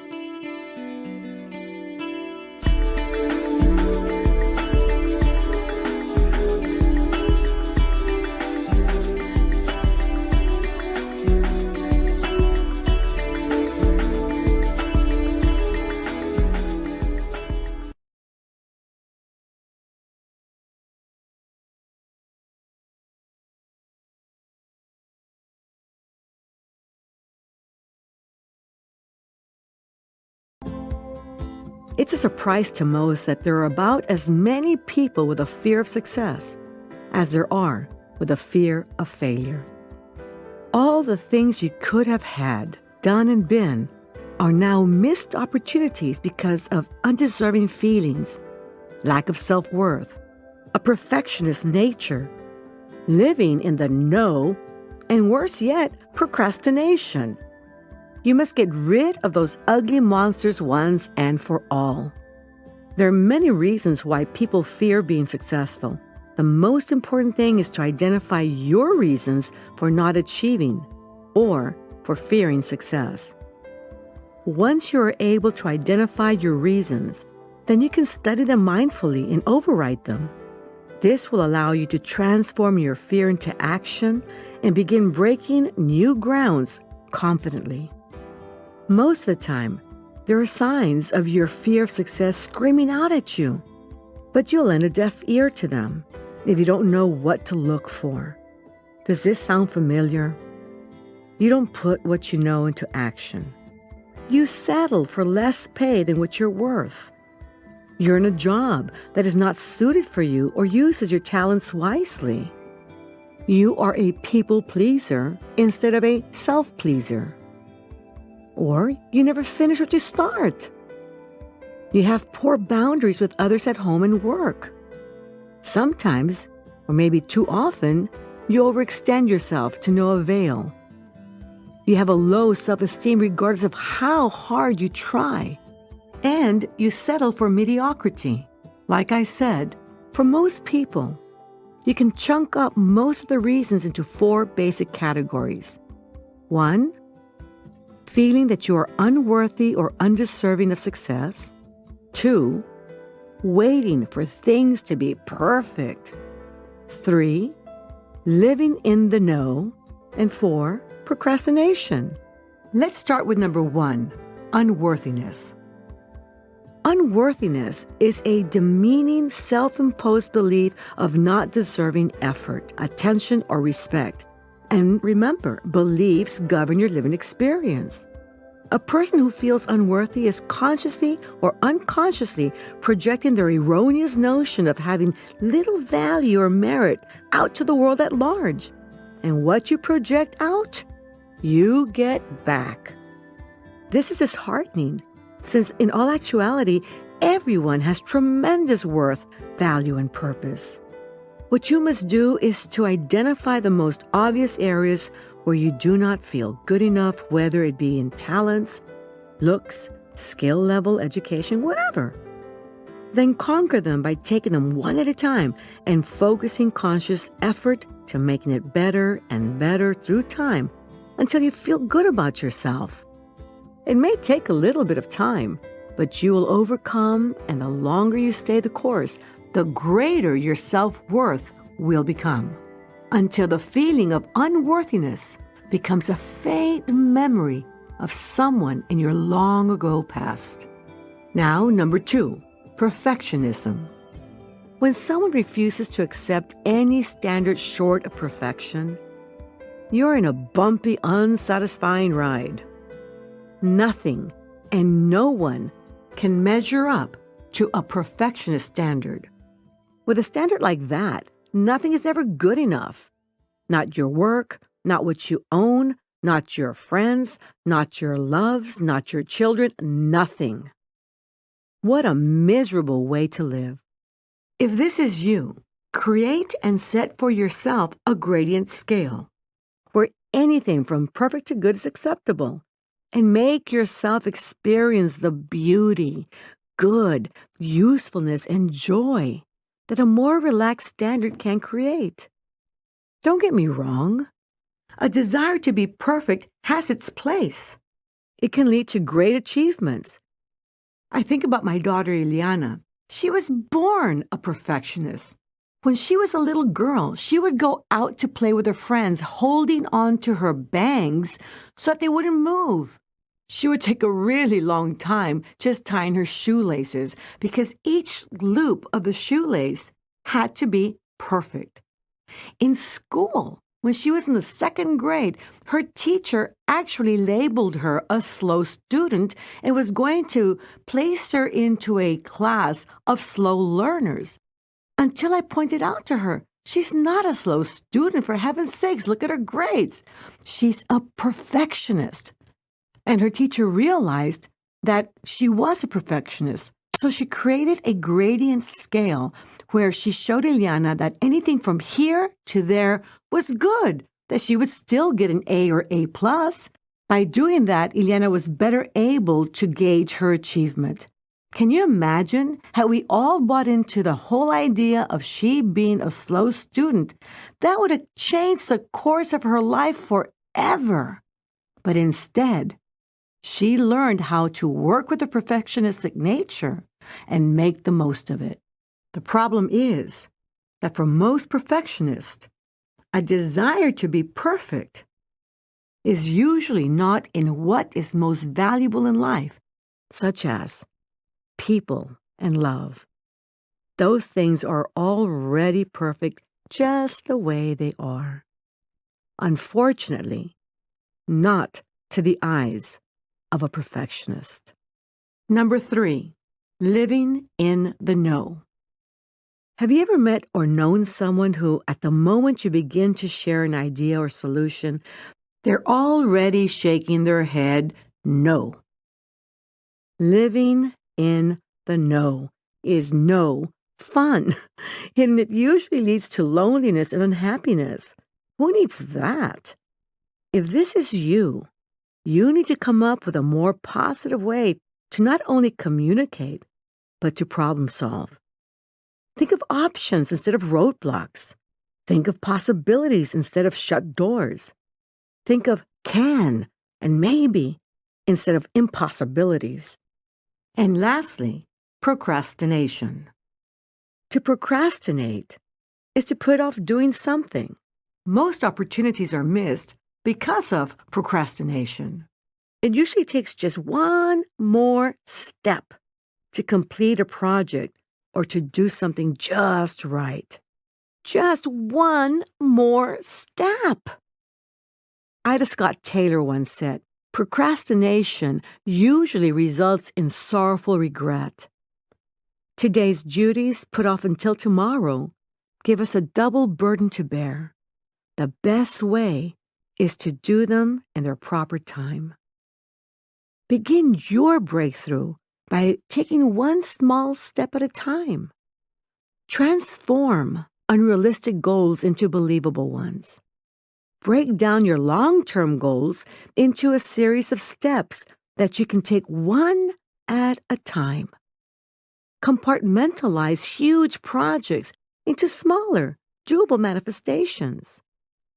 Give yourself a standard to work by that allows for very, very good, not wasting time on the impossible perfect. And acknowledge your successes so as to build your self-worth. And always keep your eyes on the goal. Every day and in every way, take some kind of action that will move you towards realizing your success.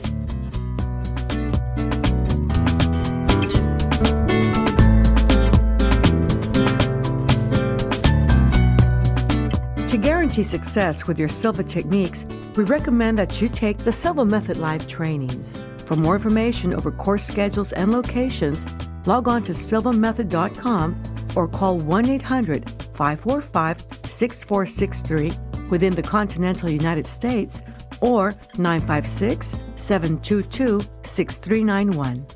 And be sure to download Silva meditation apps that may be compatible with your smartphone.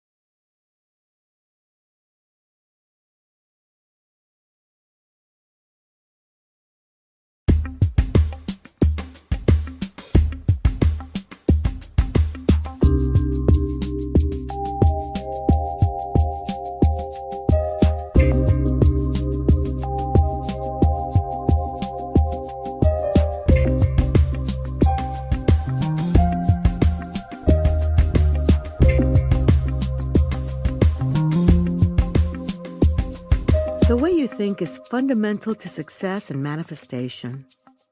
Thinking affects everything because it is necessary in processing your beliefs, fears, joys, loves, hopes. What you focus on? Well, everything. Thinking engages a set of mind skills that will get you what you want.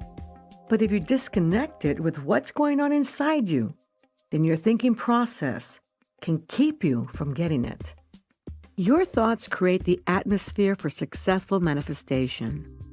Your thoughts must be mindful, deliberate, targeted, congruent, and consistent in order for you to achieve all of your goals or better than that. And you can achieve your goals rather quickly. Thoughts are the fuel of creation, and we are masters of thought manifestation. To be mindful of your thoughts is to be conscious and aware of them. This means that you will need to establish a practice of stopping whatever it is you are doing to actually notice what is going on within you, in your thoughts, in your consciousness. Noticing what you are aware of or what pops into your awareness. For manifesting, you will need to pause several times a day to mindfully replay and relive your creations and manifestations. And that's why the stoplight meditations and the 1-minute meditations are so powerful and valuable.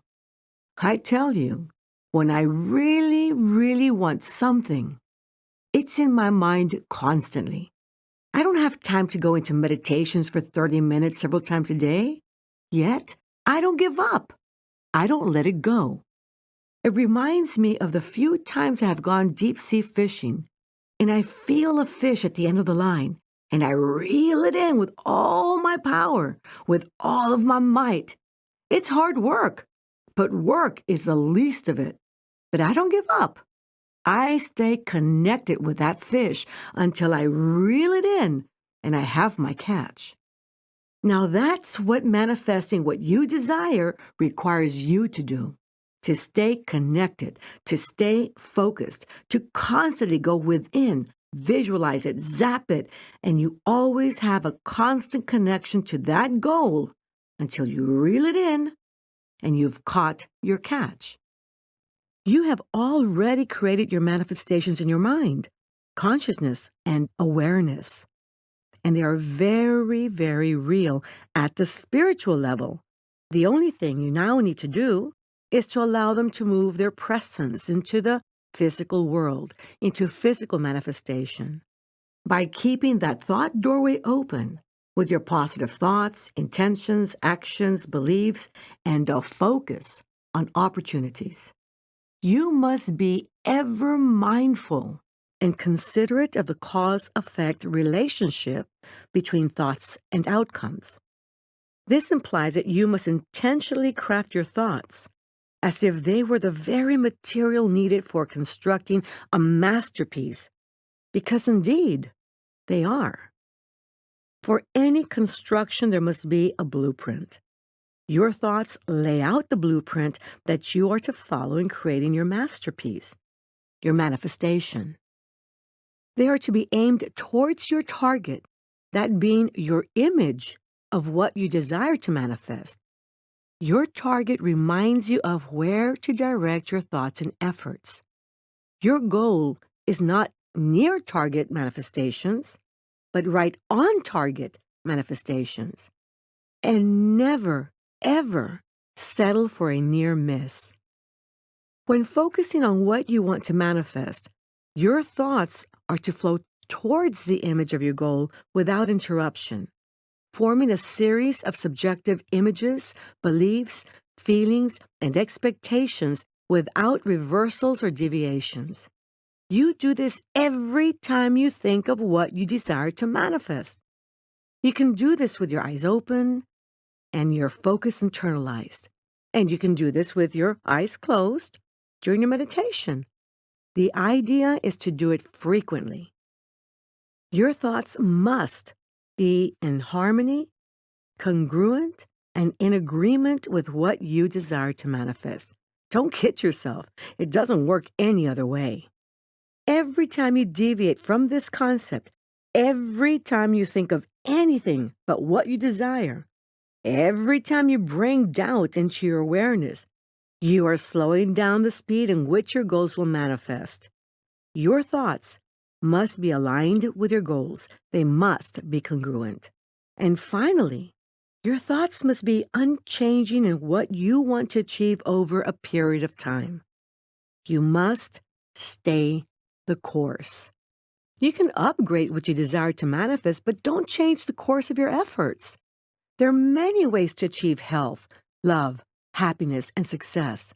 But when you kick it up a level, they're all pointing in a positive direction. Your thoughts construct your reality and create a blueprint of what's possible in your life. Your thoughts influence the way you think and feel about your life. The direction of your thoughts dramatically affects your level of success in life and influences what you achieve. Once again, you must be mindful of your internal experience, and your thoughts must be deliberate and charged with intentionality.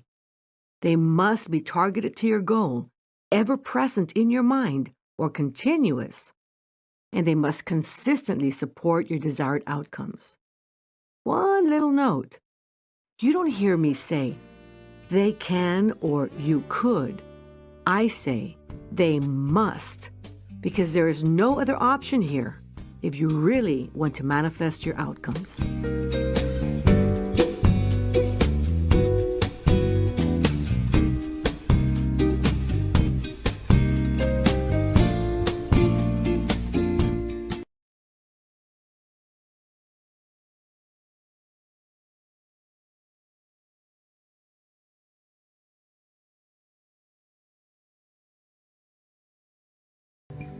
Now that you have clearly defined your goals, identified your personal code to success, and hopefully discovered your life's purpose, you are now more able to fine-tune your internal process and become more disciplined and vigilant when meditating. When you desire to succeed at any scale, whether in the physical, material, or spiritual world, you need to be able to focus your mind, calm down its restlessness and its tendency to constantly shift from one subject to another. This mental condition is referred to as the monkey mind. The monkey mind is a Zen Buddhist term describing a mind that jumps from thought to thought, like a monkey jumps from tree to tree. The monkey mind is not satisfied with being in the present. It gets easily distracted with thoughts of the past or future, and just about any thought that passes through. While the monkey mind has come to have a negative connotation, it also has a vital purpose. The reason it exists is to process information necessary for both survival and problem solving. Take an anxiety attack. Have you ever had one or known of someone who has? I do. I know several 20 and 30-year-olds who have had anxiety attacks. That was unheard of in years past. That's in direct correlation of them not paying attention to or acknowledging the monkey mind. Because if they did, they would be able to manage it more effectively and focus on their resources, talents, and gifts instead. Author Lynn Sherrill says, "The monkey mind is your servant." That is, you have the power to consciously direct its activities through focus and address whatever it's working on at the moment. The chatter of the monkey mind is similar to that created in a room full of people having individual conversations. Altogether, it just makes noise. However, if you handle each conversation individually, they begin to make sense. In the monkey mind, these conversations are information that you may need to know. If you acknowledge what your servant is doing, reporting on, or working on, your monkey mind will move on. It requires, however, you paying attention and being present to your monkey mind and to allow for information processing. Basically, you need to tame the monkey in your mind. But what does it mean to tame the monkey mind, being that your mind is always active, always busy? It simply means you must give the monkey in your mind a task, a direction to focus on. And focusing on goals and outcomes is a great task for the monkey mind. You must keep your attention on your goals always. Taking your attention off the goal will only reveal obstacles and roadblocks. Keep your focus on outcomes, on the good, on what you desire. You focusing on your outcomes and following your strategy will deliver results. Everything you do, especially your goals, needs attention in order for you to achieve it successfully. There's a saying that says, "Where attention goes, energy flows." And it takes focused energy to manifest. And that's something that we sometimes fail to do, especially when we are distracted with a monkey in our mind. When distracted, we do things mindlessly. We do things without putting proper attention to them. And we mindlessly go through everyday actions such as working, communicating, loving, relating, studying, playing, and meditating. Actions that really require our full attention. A friend of mine, Jeannie Bankston, who is also a Silva instructor, told me a long time ago, love pays attention to details. Now, those of you who are in love certainly know that because the more you are in love with someone, the more you pay attention to making that person feel loved and feel good. You say sweet things. You're more affectionate. You prepare nice meals or fix the environment in a way that is very appealing because you love the person and you pay attention to making them feel loved. The same kind of attention that you put to what you love the most in life is a kind of focused attention that you must give to your goals. attention is a very desirable skill that you must cultivate. You're not born knowing how to tend effectively to your thoughts, beliefs, and behaviors. You develop the skill throughout your lifetime. And now, your Silva techniques can help you speed up the process and help you learn where to put your focus, where to put your attention. In all actuality, and quite consciously, everything you have done in your entire life has helped you to pay attention. But to what are you paying attention to? Where's your focus? What kinds of experiences did you have that led you to focus on either the good, the bad, the beautiful, or the ugly? If your focus is always on the bad, ugly, doom, and gloom, you will have a tendency to attract more of that into your life in the same way that focusing on the good, beautiful, optimistic qualities of life and on hope will attract more goodness into your life. The choice is yours to make, and it is truly a choice. For the power of attention to be useful, you need to be mindfully and deliberately paying attention to the monkey in your mind and the thoughts that lower your confidence, create stress, fear, and anger. Then give the monkey the task of focusing on building confidence instead, managing stress, turning fear into personal power, and dissipating your anger. You must be able to discern where and when to focus your mind. You also need to access focused attention at will, and that takes a little bit of practice. But practice is easy, being that you have plenty of opportunities to exercise and enhance your ability to pay attention and be more mindful throughout the day, every day, day in and day out. When you add mindfulness to everything you do, you are strengthening the power of attention. Mindfulness while showering, eating, conversing with others, even walking, will enhance your power of attention. Mindfulness is a way of relating to and understanding one's internal and external experience, and has long been used to effectively deal with and overcome the effects of hardships, fear, and anger. Mindfulness allows us to understand how to stop creating what we don't want in life and what it takes to make great things happen instead. Mindfulness while you are meditating, noticing the quality of your internal voice, its pace, volume, and tone, the pace of your breathing, the sense of relaxation of your body, and the depth you experience all enhance attentiveness. It still amazes me how many people are oblivious to their internal experience and how it influences their every waking moment. Meditating on a daily basis and being mindful of your internal and external experience will be your best mode for becoming more attentive. Once you are satisfied that you have developed your power of attention, then it's time to take it to the next level and put a lot of attention on what you desire to create and or manifest. When you set a goal using imagery techniques, such as a mirror of the mind or the hollow viewing technique, you first focus on the image of the present situation, problem, or condition. But you don't need to put too much attention on this image. Simply acknowledge it. An acknowledgement of what is and what you're soon leaving behind is all that is needed. And that in itself is valuable.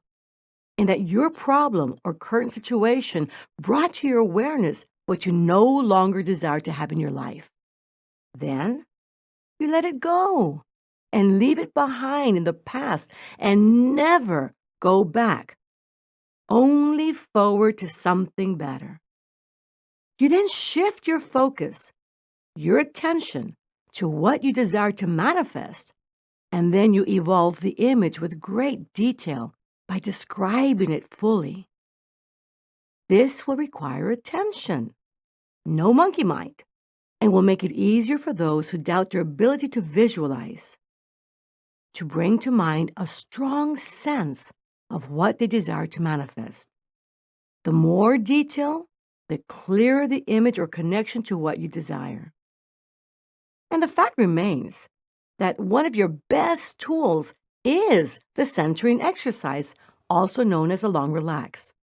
When you practice the exercise and you're instructed to concentrate your sense of awareness on your scalp or any other part of your body, you're to put all of your attention to that specific part of your body without deviating to something else. When you are instructed to feel the skin and the vibration of your skin, do just that. Feel the skin and the vibration of your skin. Don't be wondering about the bills you have to pay or scratching your big toe. And if you don't feel anything, then with your imagination, create it. Then you are to release and relax all tensions and ligament pressures from that part of your body before you go on to the next one. Be disciplined. Don't speed up. Don't go ahead of the exercise. This is the perfect training to strengthen the power of attention and manage the monkey mind.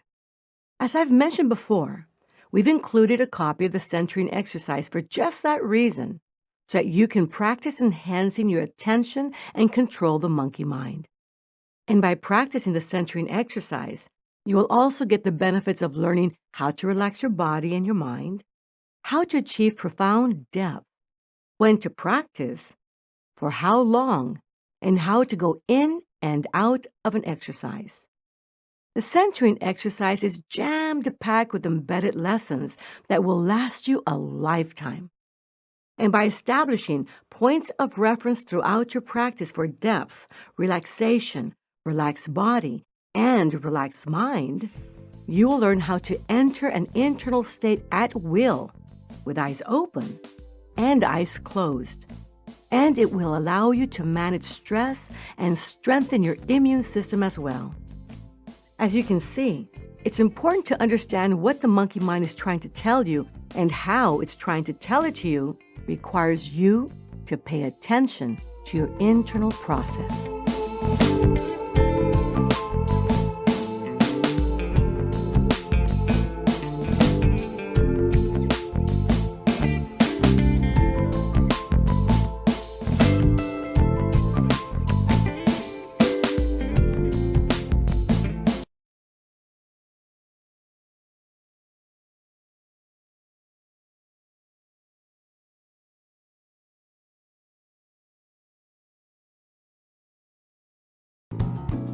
Napoleon Hill once said, "There are qualities which one must possess to win, and those are definiteness of purpose, the knowledge of what wants, and a burning desire to possess it."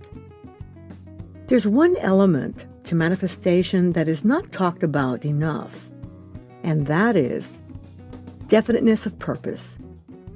Our purpose for desiring whatever it is we desire, be it health, the perfect love, the ideal job, a new home or money, must be clearly stated or decided.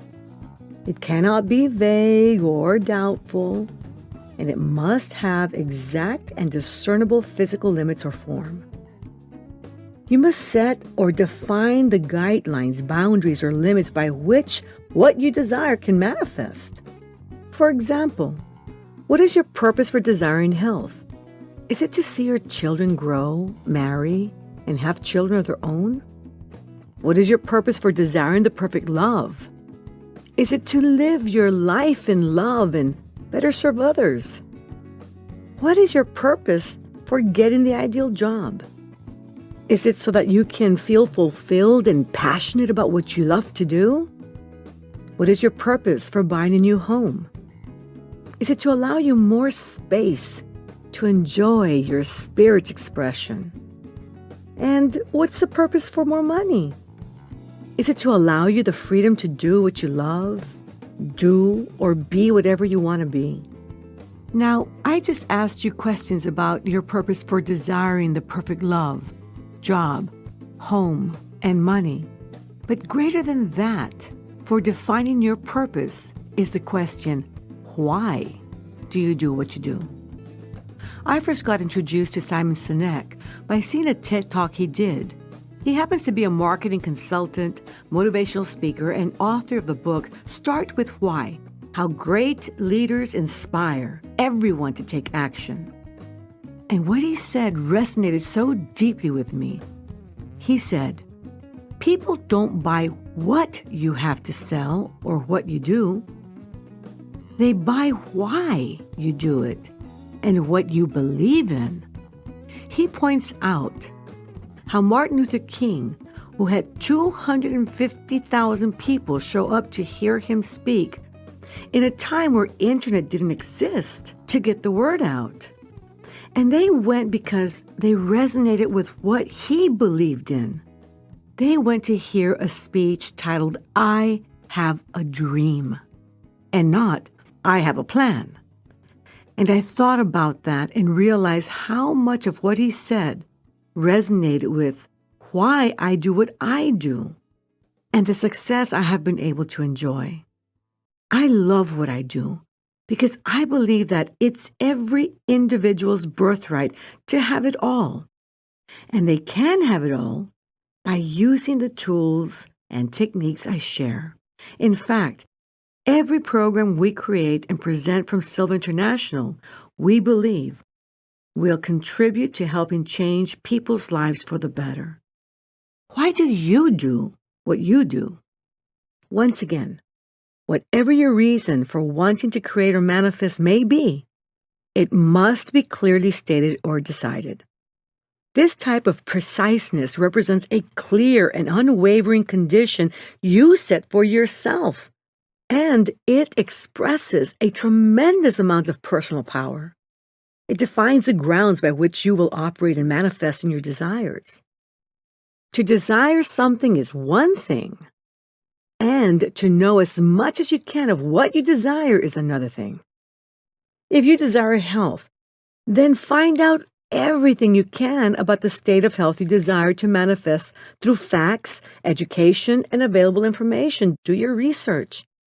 For some manifestations, such as a job promotion or having more money, you may need to acquire certain skills that will prepare you in how to manage the responsibilities or money more effectively. And requiring more skills through time requires lifetime learning. Lifetime learning is just that, learning for the rest of your life. In the Silva Method, you have great tools for lifetime learning, such as the 3 fingers technique and test-taking techniques. But besides that, you need to take the initiative to learn as you grow and to grow as you learn. Go back to school, sign up for online courses, upgrade your skills as computer software also upgrades, and continue to learn every step of the way. When it comes to money, if you don't know how to handle your money, you're going to fail with your money. I think of all those people who win millions of dollars in Vegas or through the lottery. What good is it to have all that money if you don't know how to use it or save it or invest it? So be smart, be wise, be careful when it comes to how you utilize or invest your money through time when you come across money or when you learn to create more monies for yourself. And the best way to do that is to continue to learn what to do with it. In fact, most millionaires are people just like you and me.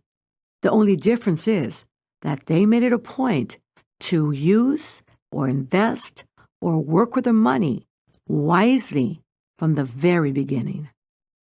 Now, desire is a motivating force that crystallizes intention. All goals begin with a clear desire and strong intention, but it is a burning desire that will lead to manifestations. The stronger the desire, the more energy focused into the manifestation of what you desire, and the more you involve your whole being in the process. Mother Teresa once said, To keep a lamp burning, we have to keep putting oil in it. Your burning desire is that oil.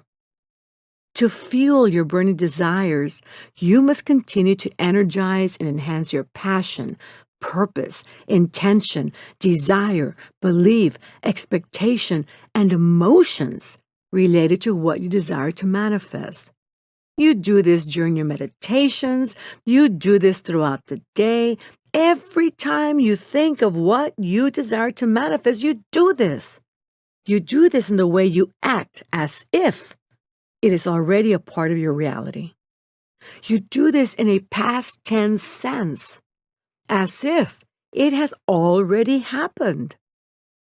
You had many burning desires in your past. It's important that you bring as many of them to mind.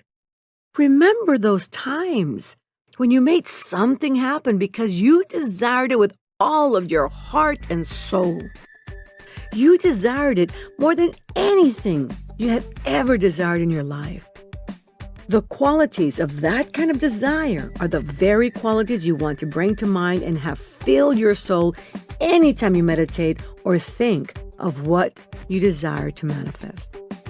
Successful manifestations will occur only when you focus the full power of all you are in spirit, mind, body, and emotions on what you have a burning desire to achieve.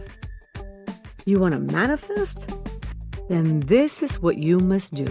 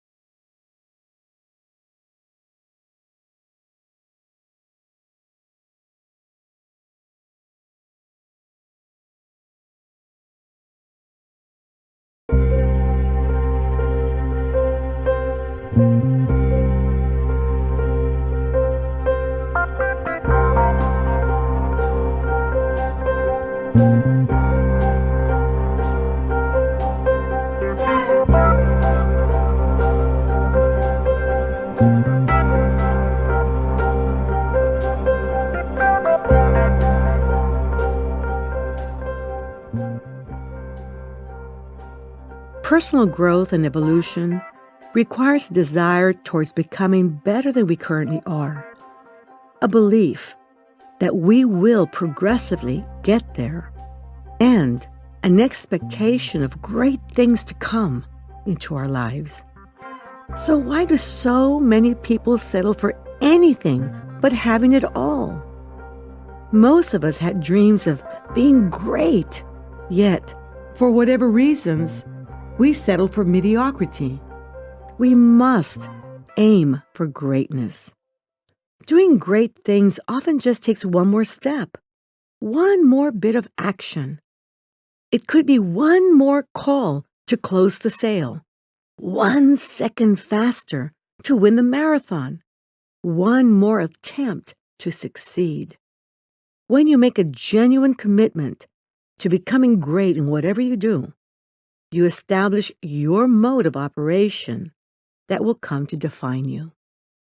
Here are some ideas that will help you achieve greatness. 1. Be ardent. Whatever you do, do it with enthusiasm and passion.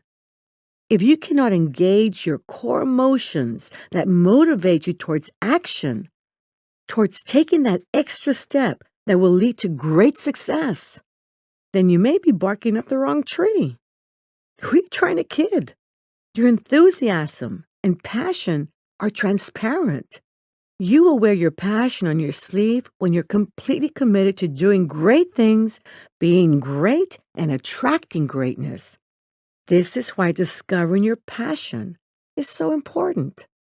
2. Surpass your prior expectations. You have set expectations for yourself about life, love, money, your career, your future, and yourself. Now you must surpass all of those expectations and strive for greater. Studies have shown that when you expect something from someone or yourself, you are likely to get it. Make yourself aware of your present expectations and search for where you can kick it up a notch. Wake up in the morning saying to yourself out loud, "Today, I will expect something great to happen to me." Then, seek it out during the day. 3. No compromising. Great is great. Expecting greatness is just that, and nothing less than that. So don't settle for second best. If it is greatness you want, then expect it in yourself and desire it for everyone and everything. In your life, you expect to be healthy, whole, and complete, to where it shows in how you care for your body and what you wear, how you carry yourself, where you work, what you eat and drink, and the habits you endorse. Be congruent. With your life partner, you pay attention to details. Honor your significant other. Be supportive, affectionate, a good lover, and a friend. 4. Great is great, so encourage it. Life is about relationships, acquaintances, friends, lovers, children, family, and co-workers. In your relationships, encourage the best in others. Bring out their talents. Acknowledge their gifts. Honor their uniqueness. And be the example. For you to have this understanding means you possess greater tools than most. And more than that, it means that you have a responsibility to share these tools with others. Show them the way. Guide them as to how to get from where they are to better, then to great. Train them with the necessary skills and lead them forward. 5. Stay connected. Take your daily dose of motivation and nurturing. Even the greatest of the great need their daily shot in the arm to keep them connected to the right way of thinking, believing, and behaving in order to keep their desired level of performance optimal. Daily doses in the form of meditations may be all you need. You can also download the Silva Meditations, iPhone applications, and get your daily dose of positive energy as you need or when feeling low in confidence. An inspirational book, an amazing biography can all do the job. The point is to stay connected. 6. Rate yourself. From 1 to 10, where do you rate your level of greatness? 10 being top great, or exceptional, and 1 being unacceptable. Rate yourself the moment you begin the quest for greatness on performance, expectations, knowledge, skills, and abilities as a role model to others. Use it as your baseline measure. Once a week, give yourself a mini evaluation, and once a month, give yourself a major evaluation. Here's some evaluation guidelines. Exceptional means that you consistently exceed your expectations to a measurable degree in knowledge, skills, abilities, as a role model, and in performance. Commendable means you frequently do what you consider to be exceptional. A solid performer means you simply meet your expectations. Needs improvement means that you do not do what is exceptional on a consistent basis. And unacceptable means that you don't meet your expectations of what you consider exceptional, and you only have occasional successes, and your performance is on a downward spiral. And if your performance is unacceptable, shame on you, because you should never allow yourself to go so low. Self-evaluations can be very valuable because now you are being accountable and responsible for your actions and behaviors. And that is a quality that we need to encourage in everyone. Too many people point the finger of blame and believe they are entitled to privileges and benefits for simply being of a certain gender, race, culture, having a particular economic disposition, or having some kind of disability. Why not instead be accountable for your life and living experience by taking pride in what you do, the health you keep, and the decisions you make? Now, 7, calibrate, refine, upgrade, and repeat. Got that? Once you're on a roll and your personal evaluations show consistent growth and excellence, it's time to calibrate your growth and adjust your technique by taking all of the external factors into account or comparing your achievements with others you model. Next, refine your technique by removing unwanted elements and or by making small changes in an idea, approach, or method.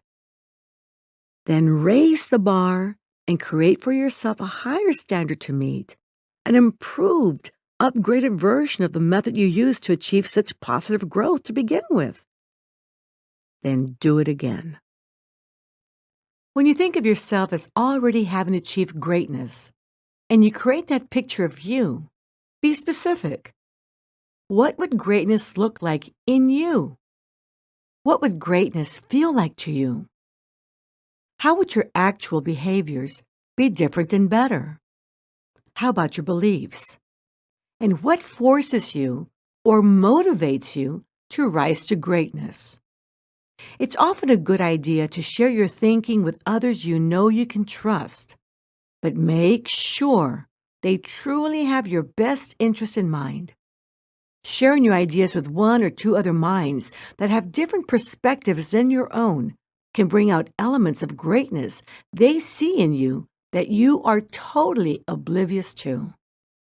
Allow them to share visions of your future greatness, and together play out scenarios of what life has potentially in store for you.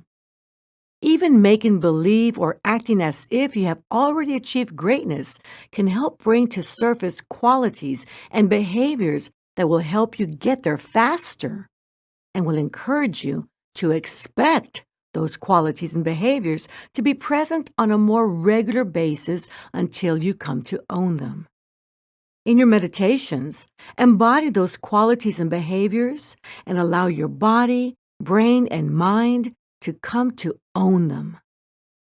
When you expect greatness for yourself, you do the following.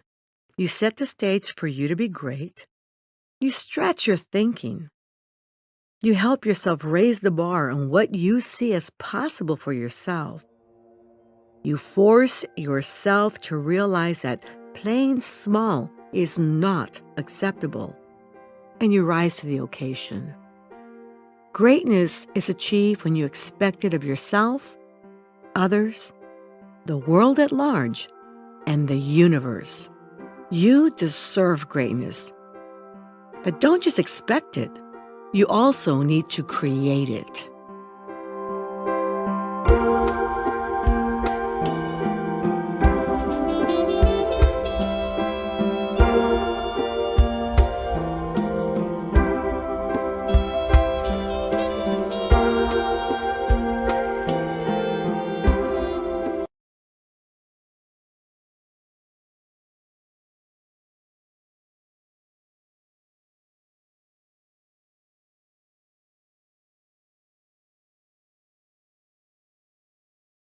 Find a comfortable position. Close your eyes. Take a deep breath. And as you exhale, relax your body completely.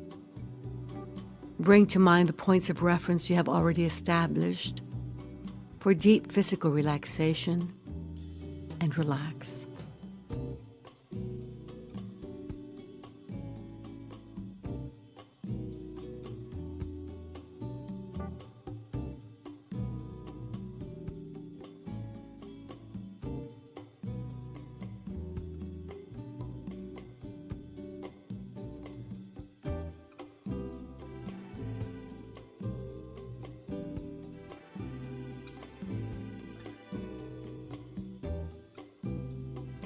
Take another deep breath, and while exhaling, relax your mind by thinking about tranquil and passive scenes.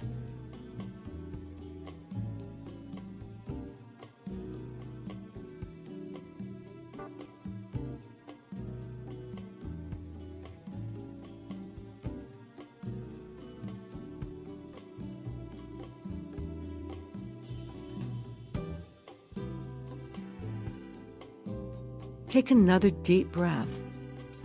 And while exhaling, begin to bring to mind a morning affirmation that will help you to feel great expectation, to expect wonderful things to happen, such as, I am the fortunate child of an abundant universe, and greatness is my birthright. Any affirmation that opens the door to opportunities and greatness.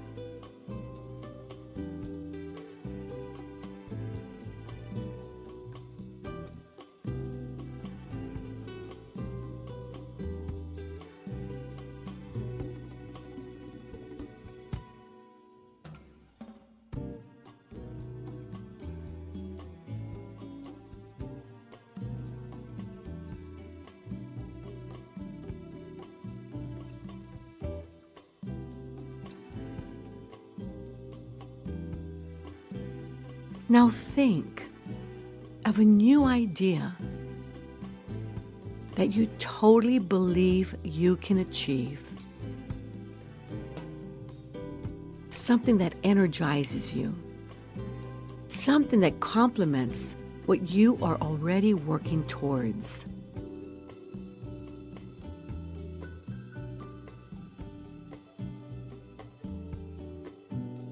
Take a few moments to evolve it in your mind,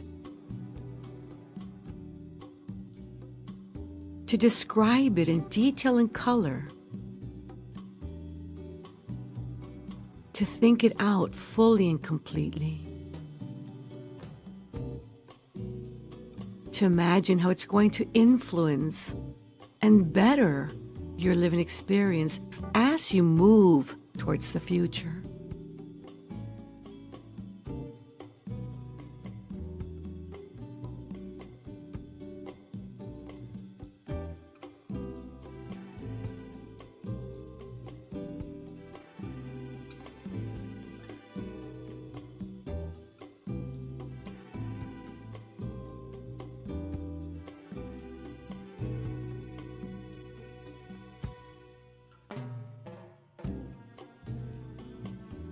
And when you have it totally crystallized in your mind, step into that outcome image and experience it fully and completely, as if it has already manifested. And whenever you feel just right within the experience, put your 3 fingers together and lock it in, allowing your body, brain, and mind to memorize it, to own it.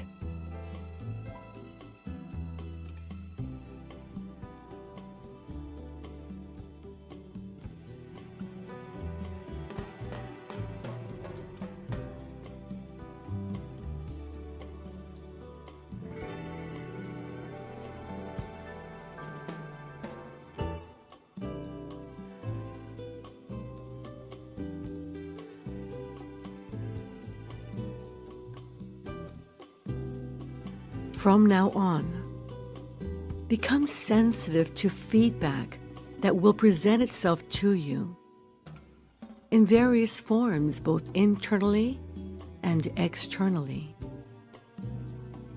And become very, very sensitive to amazing coincidences and synchronicities. Expect greatness to happen.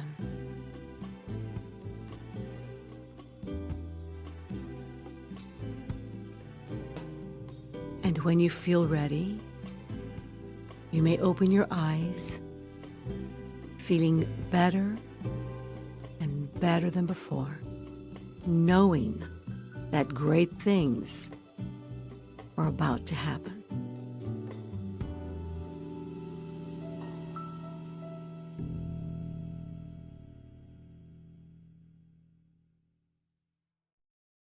To guarantee success with your Silva techniques, we recommend that you take the Silva Method live trainings. For more information over course schedules and locations, log on to silvamethod.com or call 1-800-545-6463 within the continental United States or 956-722-6391.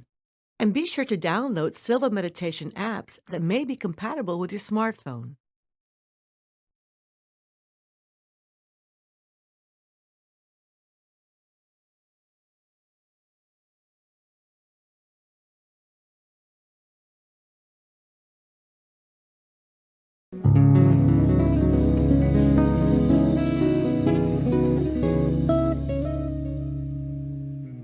Before any manifestation can take place in physical reality, you must first form or devise a plan or an idea in your mind.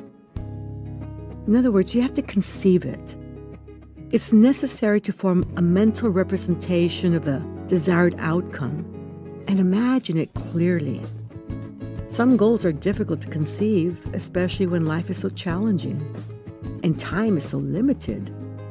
Other goals are more subjective in nature, such as being happy, emotionally grounded, living with love.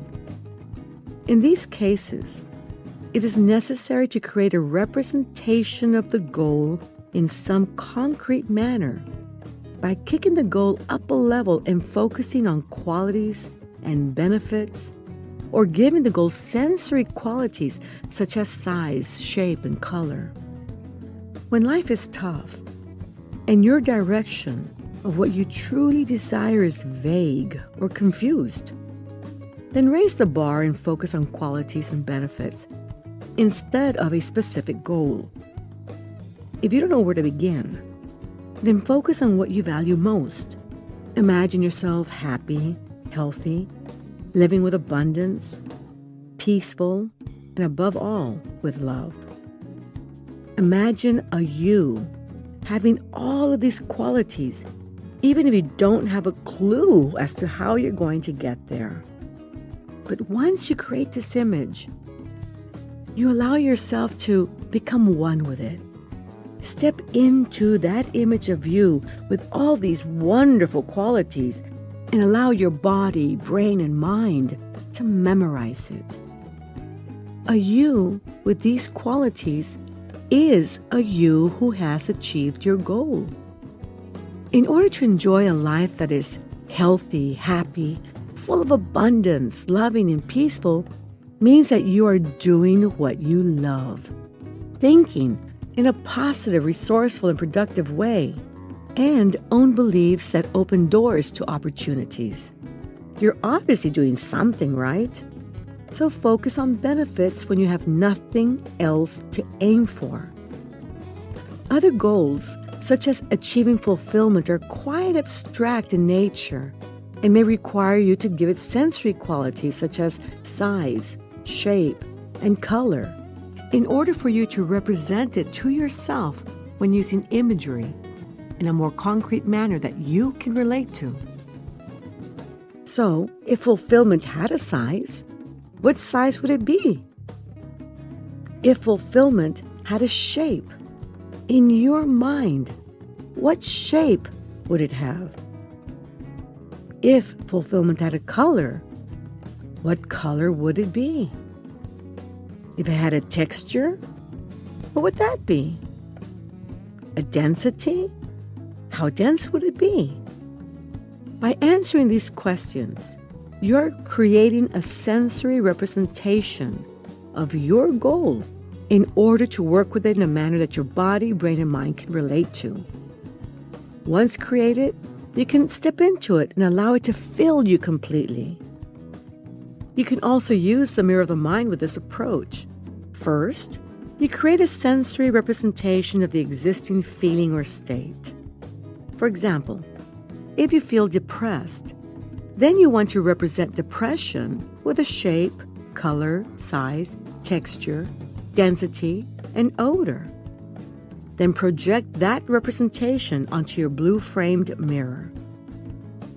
Next, create a sensory representation of you happy, hopeful, and optimistic. What shape, color, size, texture, density, and odor would that feeling or state have? Move the blue-framed mirror towards your left, erase the problem image, change the frame to white, and project your solution representation onto the white frame mirror.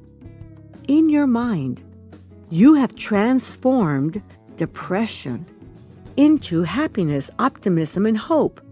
From now on, every time you think of your challenge, only focus on the representation that you have projected onto the white frame mirror. You see how that works? Now, something else you want to consider is that you have to know fully and completely that you will succeed in manifesting your desires. It is vital for the outcome, and it empowers your belief. So it's not only important to conceive a thought, but to also believe that it is possible. Think of the many things you're absolutely sure you know for a fact are real and or true in your life, and attune to that unique feeling of knowing. How do you experience that feeling? That very special feeling that you know you know. That feeling of knowing is a valuable point of reference to have present when you're programming for your outcomes. Now, there's two phases of belief. One is a powerful subjective or spiritual energy that must be present and that only you know how much is necessary to make anything happen. The other is the statement you make to yourself that you hold to be true. When you couple these two forces, and they are congruent to one another, the power that results is intense. For example, you must genuinely and intensely believe that you can regain your health. That's the subjective energy. While also saying and thinking, I know without a doubt that I will regain my health. See, that's the statement. The two must work together. So get a sheet of paper and make a list of all the times in your past when you seemingly made great things happen out of the power of your belief alone. Because you believed it so intensely that there were no other options in your mind. Not even mediocrity was an option, and much less failure. Your entire focus was on total and complete success, and that's it. Now notice the common denominators or the qualities that were present, such as focus, drive, conviction, courage, persistence, and follow-through. Those qualities are a perfect blending of the subjective energy of belief and the objective action that results in the power of the belief statement. Those qualities must be present while programming for any and every desire or goal to manifest. You also must believe without question or doubt that you will create and manifest what it is that you have declared to do so. Doubt is a deterrent. You can't waste time on doubt. And if doubt ever does come into mind, then let it be to doubt the validity of the limiting beliefs that are keeping you from having it all. Gather evidence that will support new and resourceful beliefs so that you can discard the limiting ones as fast as possible. So we've talked about conceiving some desired outcome and believing that you can make it happen. Now it's time to achieve that outcome. You follow that equation and you will reach or attain your desired outcome, level, or result by effort, skill, and courage. You will accomplish or bring about exactly what you desire or better than that. You have thousands of achievements, many of them very, very good, some not so good, and let's face it, some that are pretty bad, but they're all achievements. The point is, you have experienced these achievements of all kinds, and the qualities of achieving are the same for all. good and bad. Some have a positive inkling and others have a negative one. Out of the thousands of achievements you have already accomplished successfully, the positive achievements to come will rely in great part to you identifying and focusing on the qualities that result in a manifestation of positive outcomes.